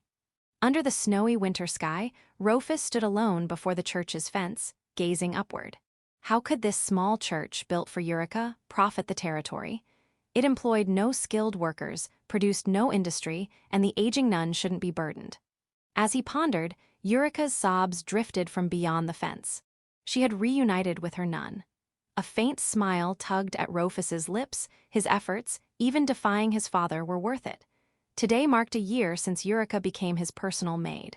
Though anniversaries weren't his style, Roofus had planned this day to celebrate her. Noticing her cries had ceased, he glanced toward the gate. Eurica stood there, eyes red and swollen. Yurt. Before he could finish, she threw herself into his chest. Startled but steady, Roofus embraced her shoulders. Trembling, Eurica buried her face against him. I failed to become a saintess, she murmured. Her voice faltered as she poured out her heart. I couldn't become a saintess, and everything fell apart irreparably. Then I met you, ignored it all, came to your side. I'd given up on everything but you. Roofus listened silently as she bared her pain. Is it right for me to have such happiness? This is yours by right, he soothed, stroking her head. You earned it. I swear it won't slip from your grasp. Savor it without fear. Overwhelmed, Eurica clung tighter. I'll never leave, ever. As if I'd let such a fine maid go. Beneath late winter's chill, their shadows merged, lingering as one. From behind a gatepost, the nun watched, tears in her eyes. Chapter 10. Bad end. The time for adjusting the curse's seal approached. Though Eurica regularly checked the sealing formula, an annual resealing by Fran, the Saintess, was required. Fran, busy with her duties and status, couldn't be summoned to lightless territory repeatedly. Thus, Roofus planned to visit her in the capital, scheduling his departure for tomorrow. That afternoon, an unexpected visitor knocked at Roofus's estate, Fran herself. Alone, without escort or carriage, she had bypassed every checkpoint in lightless territory and its cities undetected. Unlike her previous visit, guided by Eurica, this time she arrived unassisted, standing before Roofus's door. Roofus was stunned. Lightless's checkpoints were stringent, especially in the capital, where the main estate stood under heavy guard. Outsiders were halted, their identities scrutinized. Slipping through unnoticed was near impossible. Regardless of her methods, she was here. With no choice, Roofus welcomed her inside. "My apologies for the unannounced visit," Fran said, perched daintily on a parlor sofa, smiling brightly. "How did you even get here?" Roofus muttered, pressing his temple as if warding off a headache. "I told you I'd visit the capital." Indeed, a kind offer, but meeting in the capital would mean the Grand Cathedral, with 6 Gods Church attendants present. "What's the issue?" "I may distrust the 6 Gods Church, but I'm not childish enough to protest. I wanted to meet alone. Having others intrude feels gauche, don't you think?" "What are you saying?" Roofus frowned at her playful wink, unamused. Fran, slightly stung, coughed lightly. "In truth, I have a delicate matter to discuss." "Trouble?" Roofus asked. Grateful for her sealing the curse, he'd aid her if needed, past grievances aside. Fran shook her head. "Not my trouble. It concerns you, Lord Roofus." "Me?" "If possible, clear the room." The parlor held only Roofus and Fran. Eurica's absence was at Fran's request, dismissed by Roofus to allow private talk. Yet Fran now insisted on further privacy, likely referring to Carlos, eavesdropping from the adjacent room. As butler and bodyguard, Carlos safeguarded Roofus, though his presence here was more as a witness. Both Roofus and Fran, unmarried and of high status, risked scandal if seen alone in a closed room. A witness ensured propriety, even for a clandestine meeting. Fran, as Saintess, should understand this better than anyone. Her insistence suggested a grave matter. Roofus's eyes narrowed, and he activated a spell. Dark domain. Darkness radiated, engulfing the parlor in a black void, a dark attribute barrier. It severed all external contact, blocking mindlink and eavesdropping. Carlos was likely in a panic, but no sound penetrated the barrier. "Is this sufficient?" Roofus asked. "My thanks. It may cause a stir, but better you cast it than I." "Either way, it's trouble," Roofus sighed, anticipating Carlos's scolding. "Now, what's this about? It must be serious." "Indeed, but first," Fran rose, approaching Roofus. Gazing into his jade-green eyes, the curse's source, she touched his cheek. "Let's adjust the seal while we're here." "No, release me now," Roofus snapped, glaring. Fran flinched, withdrawing. "Why?" "We can talk during the sealing. It requires close contact. Without witnesses, we risk leaving compromising traces on our attire. You're a saintess, aren't you too careless? You're awfully proper, perhaps overly cautious. This is lightless territory, free of the 6 Gods' scrutiny. A mere trace could be. If you've no business, I'll dispel the barrier." Warned, Fran raised her hands in surrender. "You're right. For our position's sake, we should avoid suspicion. My apologies, we'll adjust the seal later." Returning to the sofa, Fran sipped coffee from the table. "Before we proceed, I have a question." "What?" "Why didn't you implant a familiar then?" Roofus tilted his head, puzzled. "Implant a familiar? When, on whom?" "After conquering the Spectre's hollow dungeon." Roofus's brow furrowed. He had indeed cleared the Spectre's hollow, but he'd never mentioned it to Fran. How did she know? As confusion mounted, Fran continued. For the search of Sky City Seal Park, the Scarlet Wind crew departed lightless territory. Just before, you considered implanting a familiar in Lady Lillica, didn't you? Why did you stop? Roofus's glare sharpened, suspicion flaring. Fran spoke of matters she shouldn't know, thoughts confined to his mind. He'd contemplated a familiar for Lillica, but abandoned the idea, a decision shared with no one. Even stranger, Fran spoke as if she knew Lillica, though, unlike the story, they'd never met. Questions swirled, but one answer emerged. Fran, are you also an apostle of the six gods? Do you retain memories of the previous cycle? Fran, unfazed, sipped her coffee. This coffee, just milk, no honey. Did you know I dislike sweets? Did I mention that? Don't dodge. I asked if you have memories of the last cycle. You haven't answered my question, Lord Roofus. Very well, Fran said, shrugging as she set down her cup. Let me state clearly. I am not your enemy, Lord Roofus. That's for me to decide. Of course, so hear me out and judge for yourself. First, I am not an apostle of the six gods, nor do I possess memories of the previous cycle, as you call it. What? Roofus's eyes narrowed. Fran's words were a denial, yet they didn't explain how she knew of Lillica, whom she'd never met. As if sensing his doubt, Fran continued.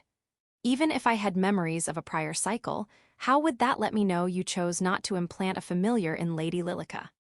Roofus murmured, processing her words.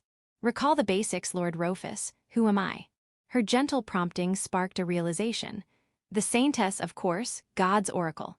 God's Oracle, a rare skill allowing communion with divine entities. This gift had elevated Fran above even Eurica, the peerless wielder of healing magic, to the rank of Saintess. The foresight granted by God's Oracle was infallible, manifesting unpredictably as divine whispers or in response to Fran's queries. Though the gods' whims could leave questions unanswered, their words through God's Oracle were near absolute. The six gods' church revered these as the gods' decrees, but regardless, they were the words of a higher power beyond mortal ken. In the story, God's Oracle had guided the protagonists through countless perils. One such instance revealed Sky City Seal Park, stronghold of Slaughterwing Despia, one of the four beasts. This massive griffin led flocks of avian beasts, ravaging villages and towns. When battle loomed, Despia would take flight, evading terrestrial pursuit. Through God's Oracle, Fran uncovered Seal Park's existence and location, as well as the airship and sky pirates of Scarlet Wind needed to reach it. Guided by this divine insight, Abel's party allied with Scarlet Wind, boarded the airship, and vanquished Despia. In essence, God's Oracle was an unerring source of victory, a true divine compass in any dire circumstance. I see all from God's Oracle, Roofus said. To peer into my very thoughts, what an outrageous power. Few abilities were as terrifying in enemy hands. In the story, God's Oracle had been pivotal in defeating the formidable second demon Lord Raymond and Roofus's four heavenly kings. Fran met Roofus's wary, awestruck gaze with a bittersweet smile. It's not so convenient. It rarely reveals what truly matters or what I wish to know, like the hearts of others. She smiled, redirecting the conversation. To clarify, let me ask again, why didn't you implant a familiar in Lady Lillica? Without it, you've no means to contact her. So what? Roofus retorted, his guard up. I don't know how much God's Oracle reveals, but Scarlet Wind needs my power. Once they find Sky City, they'll have to seek me out. I needn't initiate contact, they'll come to me in time. And the scheduled reports you mentioned at parting. They haven't come, have they? I knew their search would be arduous, like grasping clouds. More importantly, stop dancing around the point. What are you getting at? Very well, Fran said, sipping her coffee with saintly grace before setting the cup down with a clink. Steeling herself, she spoke. This is a warning. If things continue, Lady Lillica will die. Section, Night. In the Holy Dragon Kingdom, a vast nation west of the kingdom, where humans and dragons coexist, a verdant mountain range sprawled across the north. Among its peaks stood the sacred summit, a place of profound significance. Above it loomed a colossal thundercloud, large enough to engulf a city, its ominous presence betraying its unnatural nature. Lillica gazed up at it, blood streaming from her head. She didn't know what had happened. The sole certainty was that the airship Ifrit, her longtime companion, had been shot down. Her body ached, bones likely fractured, organs possibly damaged. But she wasn't alone. The Scarlet Wind crew, flung from the wreckage, lay scattered, all gravely injured. Trees and Lillica's hastily cast wind magic had cushioned their fall, sparing their lives, but their conditions were dire. Lillica's wounds were severe, yet not the worst. Sister Elma, Lillica whispered. It's fine, don't worry, I'm fine, focus on is, Elma rasped, slumped and repeating assurances. A metal shard pierced her side, blood pooling. A fatal wound sustained shielding is, the sickly crewmate. Izu lay beside Sigil, unconscious from the fall's impact despite fewer external injuries. Dan, the burly, resilient crewman, had shielded Kay and Hawk, sustaining grave wounds. Supported by them, he could barely stand. Surviving a plummet from the clouds was a miracle, but their situation was near hopeless. Their potions, stored in the airship, were lost to the flames. Lillica lacked aptitude for holy magic, leaving no means to heal. Even now, the wind god's guidance, which had aided them so often, was silent. Is this the end? Lillica murmured, gazing skyward. So sudden, where did I go wrong? Above, a massive griffin sword, wings spread wide, slaughterwing Despia, one of the four beasts. Wreathed in jade-green mana, it let out a shrill, triumphant roar. Had she erred by neglecting reports to Roofus, or by not insisting he join them? Regret was futile now. She'd approached the Sky City carelessly, knowing from past memories that Despia laired there. Bad end, the phrase flickered in her mind.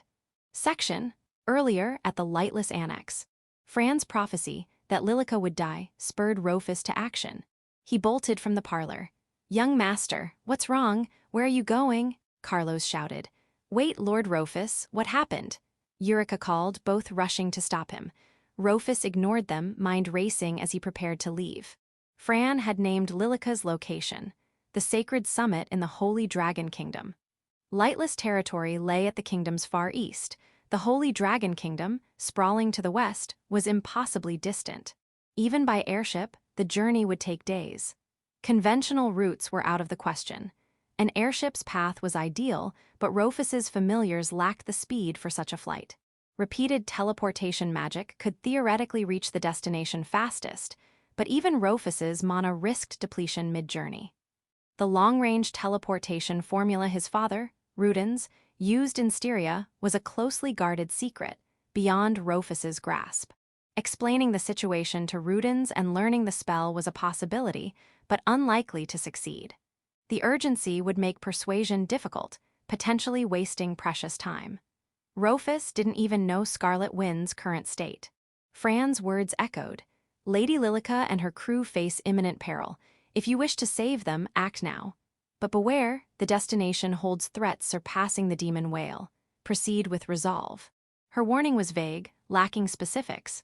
Without knowledge of God's oracle from the story, Roofus might have dismissed it. Yet God's oracle never erred. Unlike fallible predictions, it was the voice of an omniscient deity. In the story, it exposed foes' weaknesses, paving paths to victory. Fran's words couldn't be ignored. Repeated teleportation it is, then. A gamble on his mana reserves, but the fastest route. Roofus gathered top-grade mana potions and headed out. At the door, Eurica grabbed his shoulder. Lord Roofus. Eurica, I'm sorry, it's urgent. I won't pry into your reasons, but please take me with you. I'll follow anywhere. Behind her, Carlos shouted, Young master, me too. But his voice went unheard. Fran had warned of dangers exceeding the demon whale. Roofus's shadow stride was single-person magic.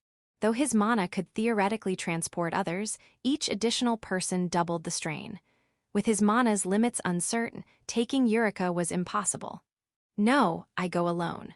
I can't bring you. Eurica's gaze fell, tinged with sorrow, but she stepped closer, straightening his disheveled collar. Understood, return safely. I'll heal your wounds. She slipped a talisman into his coat. A magic talisman I crafted for emergencies.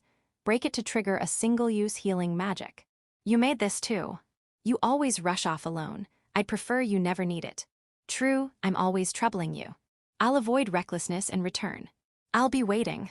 Their eyes met. Carlos's voice, I don't approve, rang from behind, but Roofus ignored it, heading for the gate toward the Holy Dragon Kingdom. There someone awaited, raising a hand with a smile. Yo, why are you here? Roofus demanded. You're quite the charmer. That tender exchange nearly made me gag on sugar. It was Raymond, Roa Norden's galleon. Beyond the gate loomed a great bird with black wings, Nyxara, a high-ranking dark spirit. Care for a skyward stroll? Raymond grinned slyly. How about the Holy Dragon Kingdom's sacred summit? I hear it's a stunning view. Always wanted to visit. Chapter 11, Outer. Hello, ladies and gentlemen, dear viewers, how's everyone doing? It's me, Outer. Sadly, I'm solo this time. Our tomboyish Illa-chan isn't here, she's not a regular after all. Just a humble old man's monologue. No flair, but bear with me, I won't ramble long. Now, let's talk about the divergence Roofus's actions have caused from the original tale. The flow's shifting, but frankly, it's trivial. Minor changes within expected bounds. Roofus's playboy antics, though, hats off. Faradiana, Lillica, and now this maid Eura, he's got quite the roster. Still, it's all small fry except for one nagging detail. Eura, who is she? She's no heroine like Faradiana or Lillica. In fact, I don't recall her existing in the original story at all. Did Roofus's altered path forge new connections? That's plausible, logical even, if Eura were an ordinary human. Fran, the Saintess, claims Eura's healing magic surpasses her own. Fran, chosen as a divine guide with God's oracle, boasts unmatched aptitude for holy magic. She's a peerless figure in that domain. Yet Eura rivals her in holy magic, exceeding her in healing? Preposterous. Such a person shouldn't exist. Her background, could she be some foreign anomaly? Still, her role seems limited to easing Roofus's curse. No sign of God's oracle or greater power. High aptitude for holy magic alone has its limits. The story's shifts remain within bounds. No issue. Now, things are heating up. Lillica, an original heroine, is slated to die. Quite the amusing twist. Next episode's teaser. Lillica falls, perhaps. The stage shifts to the Holy Dragon Kingdom. Let's hope for even more thrilling developments. Until we meet again, folks. Afterward. Thank you so much, it's a rainy night of gratitude. As I mentioned last time, it felt like we'd completed the tutorial and were heading into the real game. This time around, the focus was on Roofus's domestic governance, wasn't it? Now, as promised in the previous afterword, let's dive into an explanation of magical techniques. For this volume, I'll be focusing on techniques related to spellcasting. As noted before, attribute magic follows a three-step process: spell incantation, magic name declaration, and magic activation. To put it simply, the spell incantation conveys the blueprint of the magic to the lesser spirits. The magic name declaration finalizes the form of the magic, and the magic activation brings it into reality as a tangible phenomenon.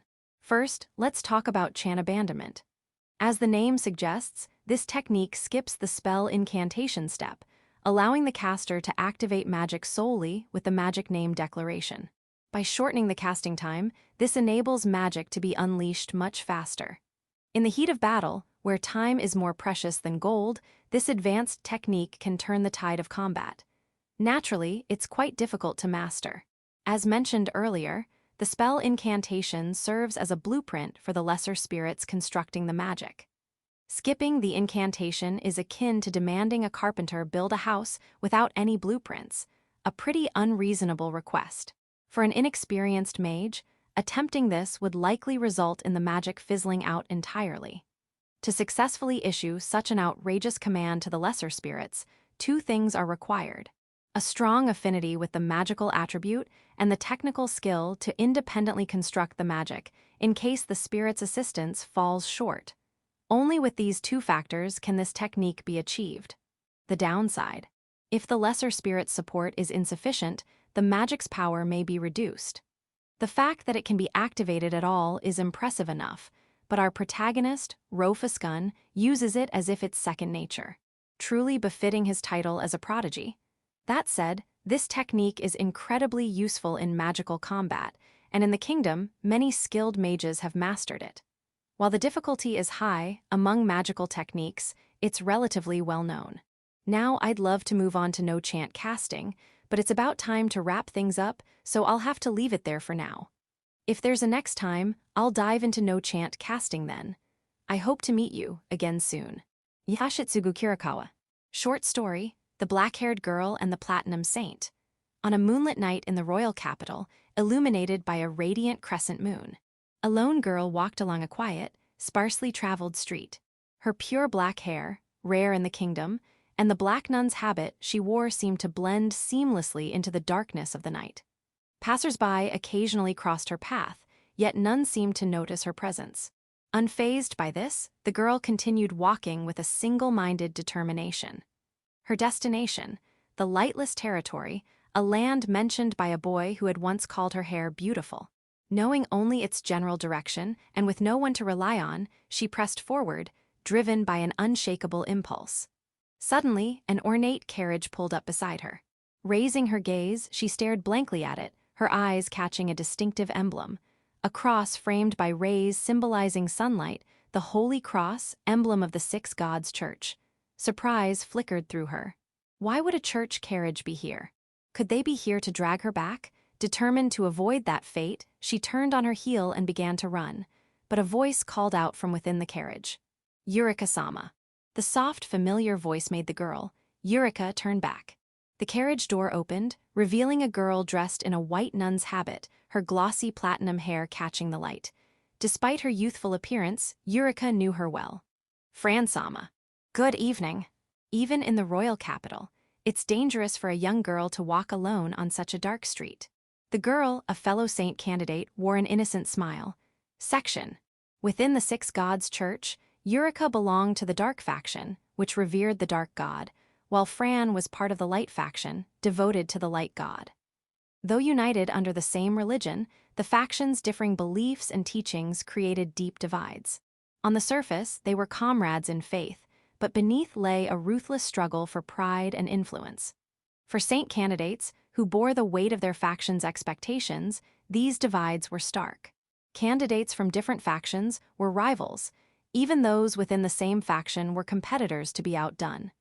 The academy, where the saint candidates trained, was steeped in a cutthroat atmosphere. Yet amidst this, two stood apart, indifferent to factional rivalries or power struggles. Fran, the leading candidate of the light faction, and Eureka, the leading candidate of the dark faction. Their bond began with a small gesture. When Eureka lost her sacred text, likely due to the sabotage of a jealous rival from her own dark faction, Fran lent her own. From then on, they spoke whenever they met. At times, Eureka even protected Fran from schemes by other candidates. In time, they became what could only be called friends, the only two in the academy who extended a hand to one another amidst the constant scheming.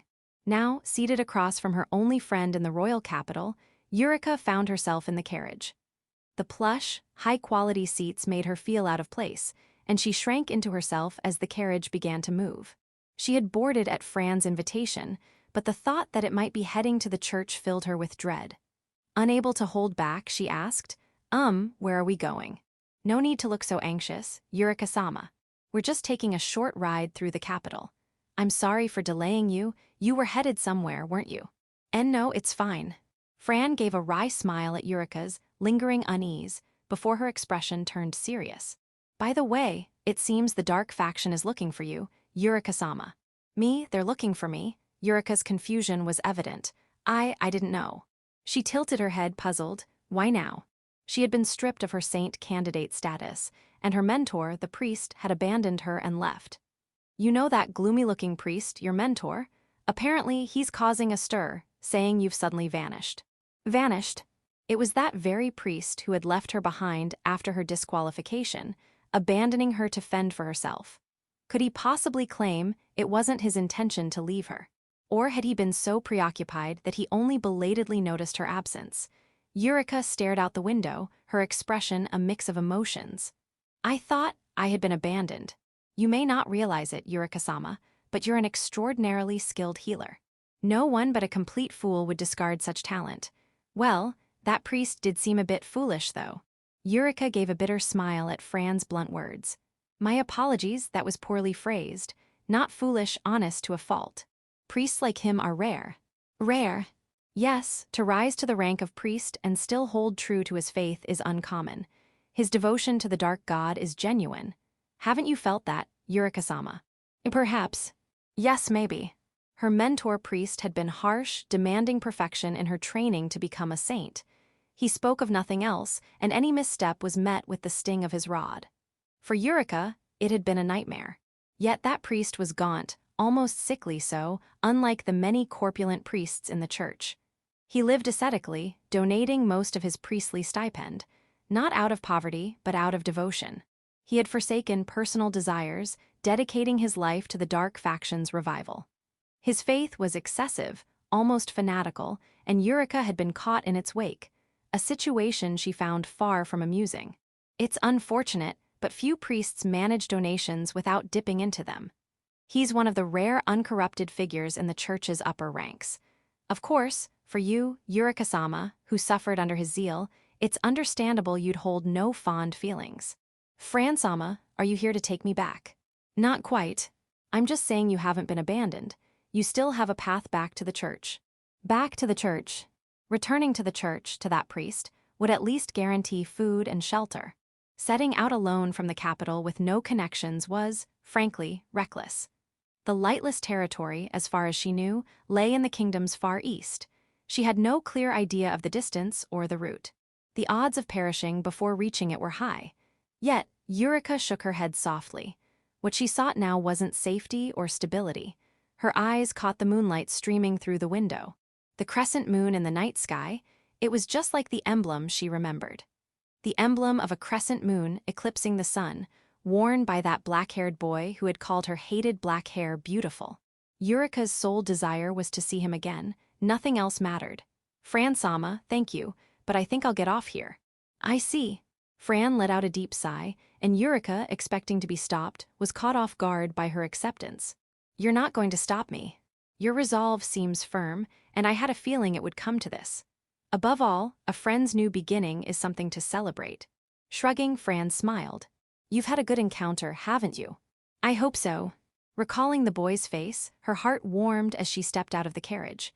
Fran-sama, until we meet again. Yes, until then. May the gods' blessings be with you, Eurica-sama. Is that something to say to someone leaving the church? You're right, then let's pray to gods beyond the six. Is that allowed, for a saint candidate of the six gods' church? A little flexibility is fine. You're too serious, Eurica-sama. The gods we worship aren't so narrow-minded. A god too small to allow freedom of faith isn't worth worshipping. I'd rather pass. Fran-sama. Eurica glanced around nervously, hoping no one overheard such heretical words. No one's around, Fran said with a laugh, pointing eastward. Tomorrow at 10, a black carriage bearing the moon's emblem will depart from the east gate, followed by several supply wagons. With so much cargo, a single girl slipping in might go unnoticed. Fran-sama. Just talking to myself. Oh, and this is a parting gift from a kind priest I know. For your travels. Fran pressed a small, heavy pouch into Eurica's hands. Feeling its weight, Eurica instinctively knew it contained a significant sum.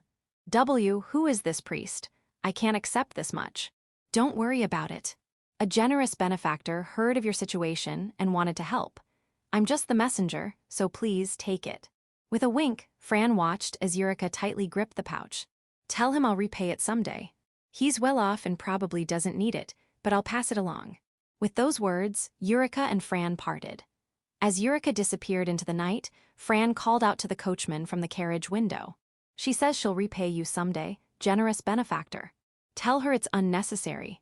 The coachman, clad in a dark hat pulled low, adjusted it as he spoke. I'm not a messenger pigeon. Tell her yourself next time. There won't be a next time. Once she failed to become a saint, Eurica's purpose in the church was over. If she's found a new place to belong, she should go there. His cold words belied the gaze, still fixed on Eurica's receding figure. You say that, but didn't you train her diligently, even sending her travel funds through me? Perhaps you thought of her like a daughter. Don't be absurd. My heart and soul are devoted to the dark god. I have neither wife nor child. Does that even follow? It does. Her family is not me. I, who tore her from her family as a child, cannot be that for her. With that, the coachman cracked the whip, urging the horses forward. The carriage moved in the opposite direction, and Eurica's figure vanished from sight. Fran propped her cheek on her hand, giving the coachman a sidelong glance. Her hometown's small church. You had no part in its destruction, did you? Why didn't you tell her? The church's collapse was due to pressure from certain church higher-ups, rooted in lingering prejudice against black hair, as the church had sheltered a black-haired girl.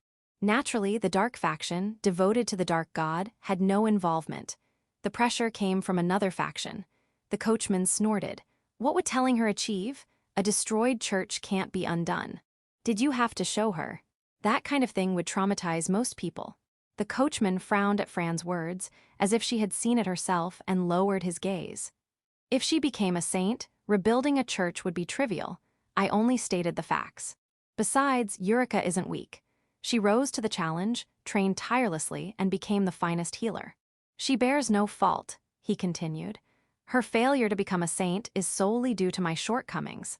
I never imagined the light faction would hold a card like the Oracle. Fran, met with a resentful glare, shrugged. Eureka-sama's healing magic was so powerful it overshadowed the Oracle's radiance. That's why the light faction grew wary. But to strip her of her title without reason, that's too blatant. It's utterly unfair. Couldn't something have been done? You, a light faction member, dare say that? The coachman sighed, exasperated, recalling the territory Eurica was heading toward, a land in the kingdom's east, ruled by a great noble, the only place beyond the 6 gods' church's reach. To think her new path leads to the lightless territory. What fate? Is this the will of the gods? That line sounded rather priestly, Fran teased. Priestly? I am a priest, albeit a perennial one, far from the path of promotion. Then hurry up and become a bishop. You're the only decent one in the dark faction. A bishop? I was set to become an archbishop, if Eurica had become a saint. Just expose the higher-ups' corruption and drag them down. That'll get you promoted. That's hardly automatic, and I'd likely be the one erased if I'm not careful. That's where grit comes in. I'll back you up. Fran struck a playful fighting pose, jabbing at the air. Support, as in physical, the coachman muttered, tilting his head. The dark priest cracked the whip, urging the horses onward. The black-haired girl headed east, toward the land of the moon's emblem. The Platinum Saint remained in the capital, under the banner of the sun. Certain their paths would cross again, the saint saw her only friend off. End of Volume 4.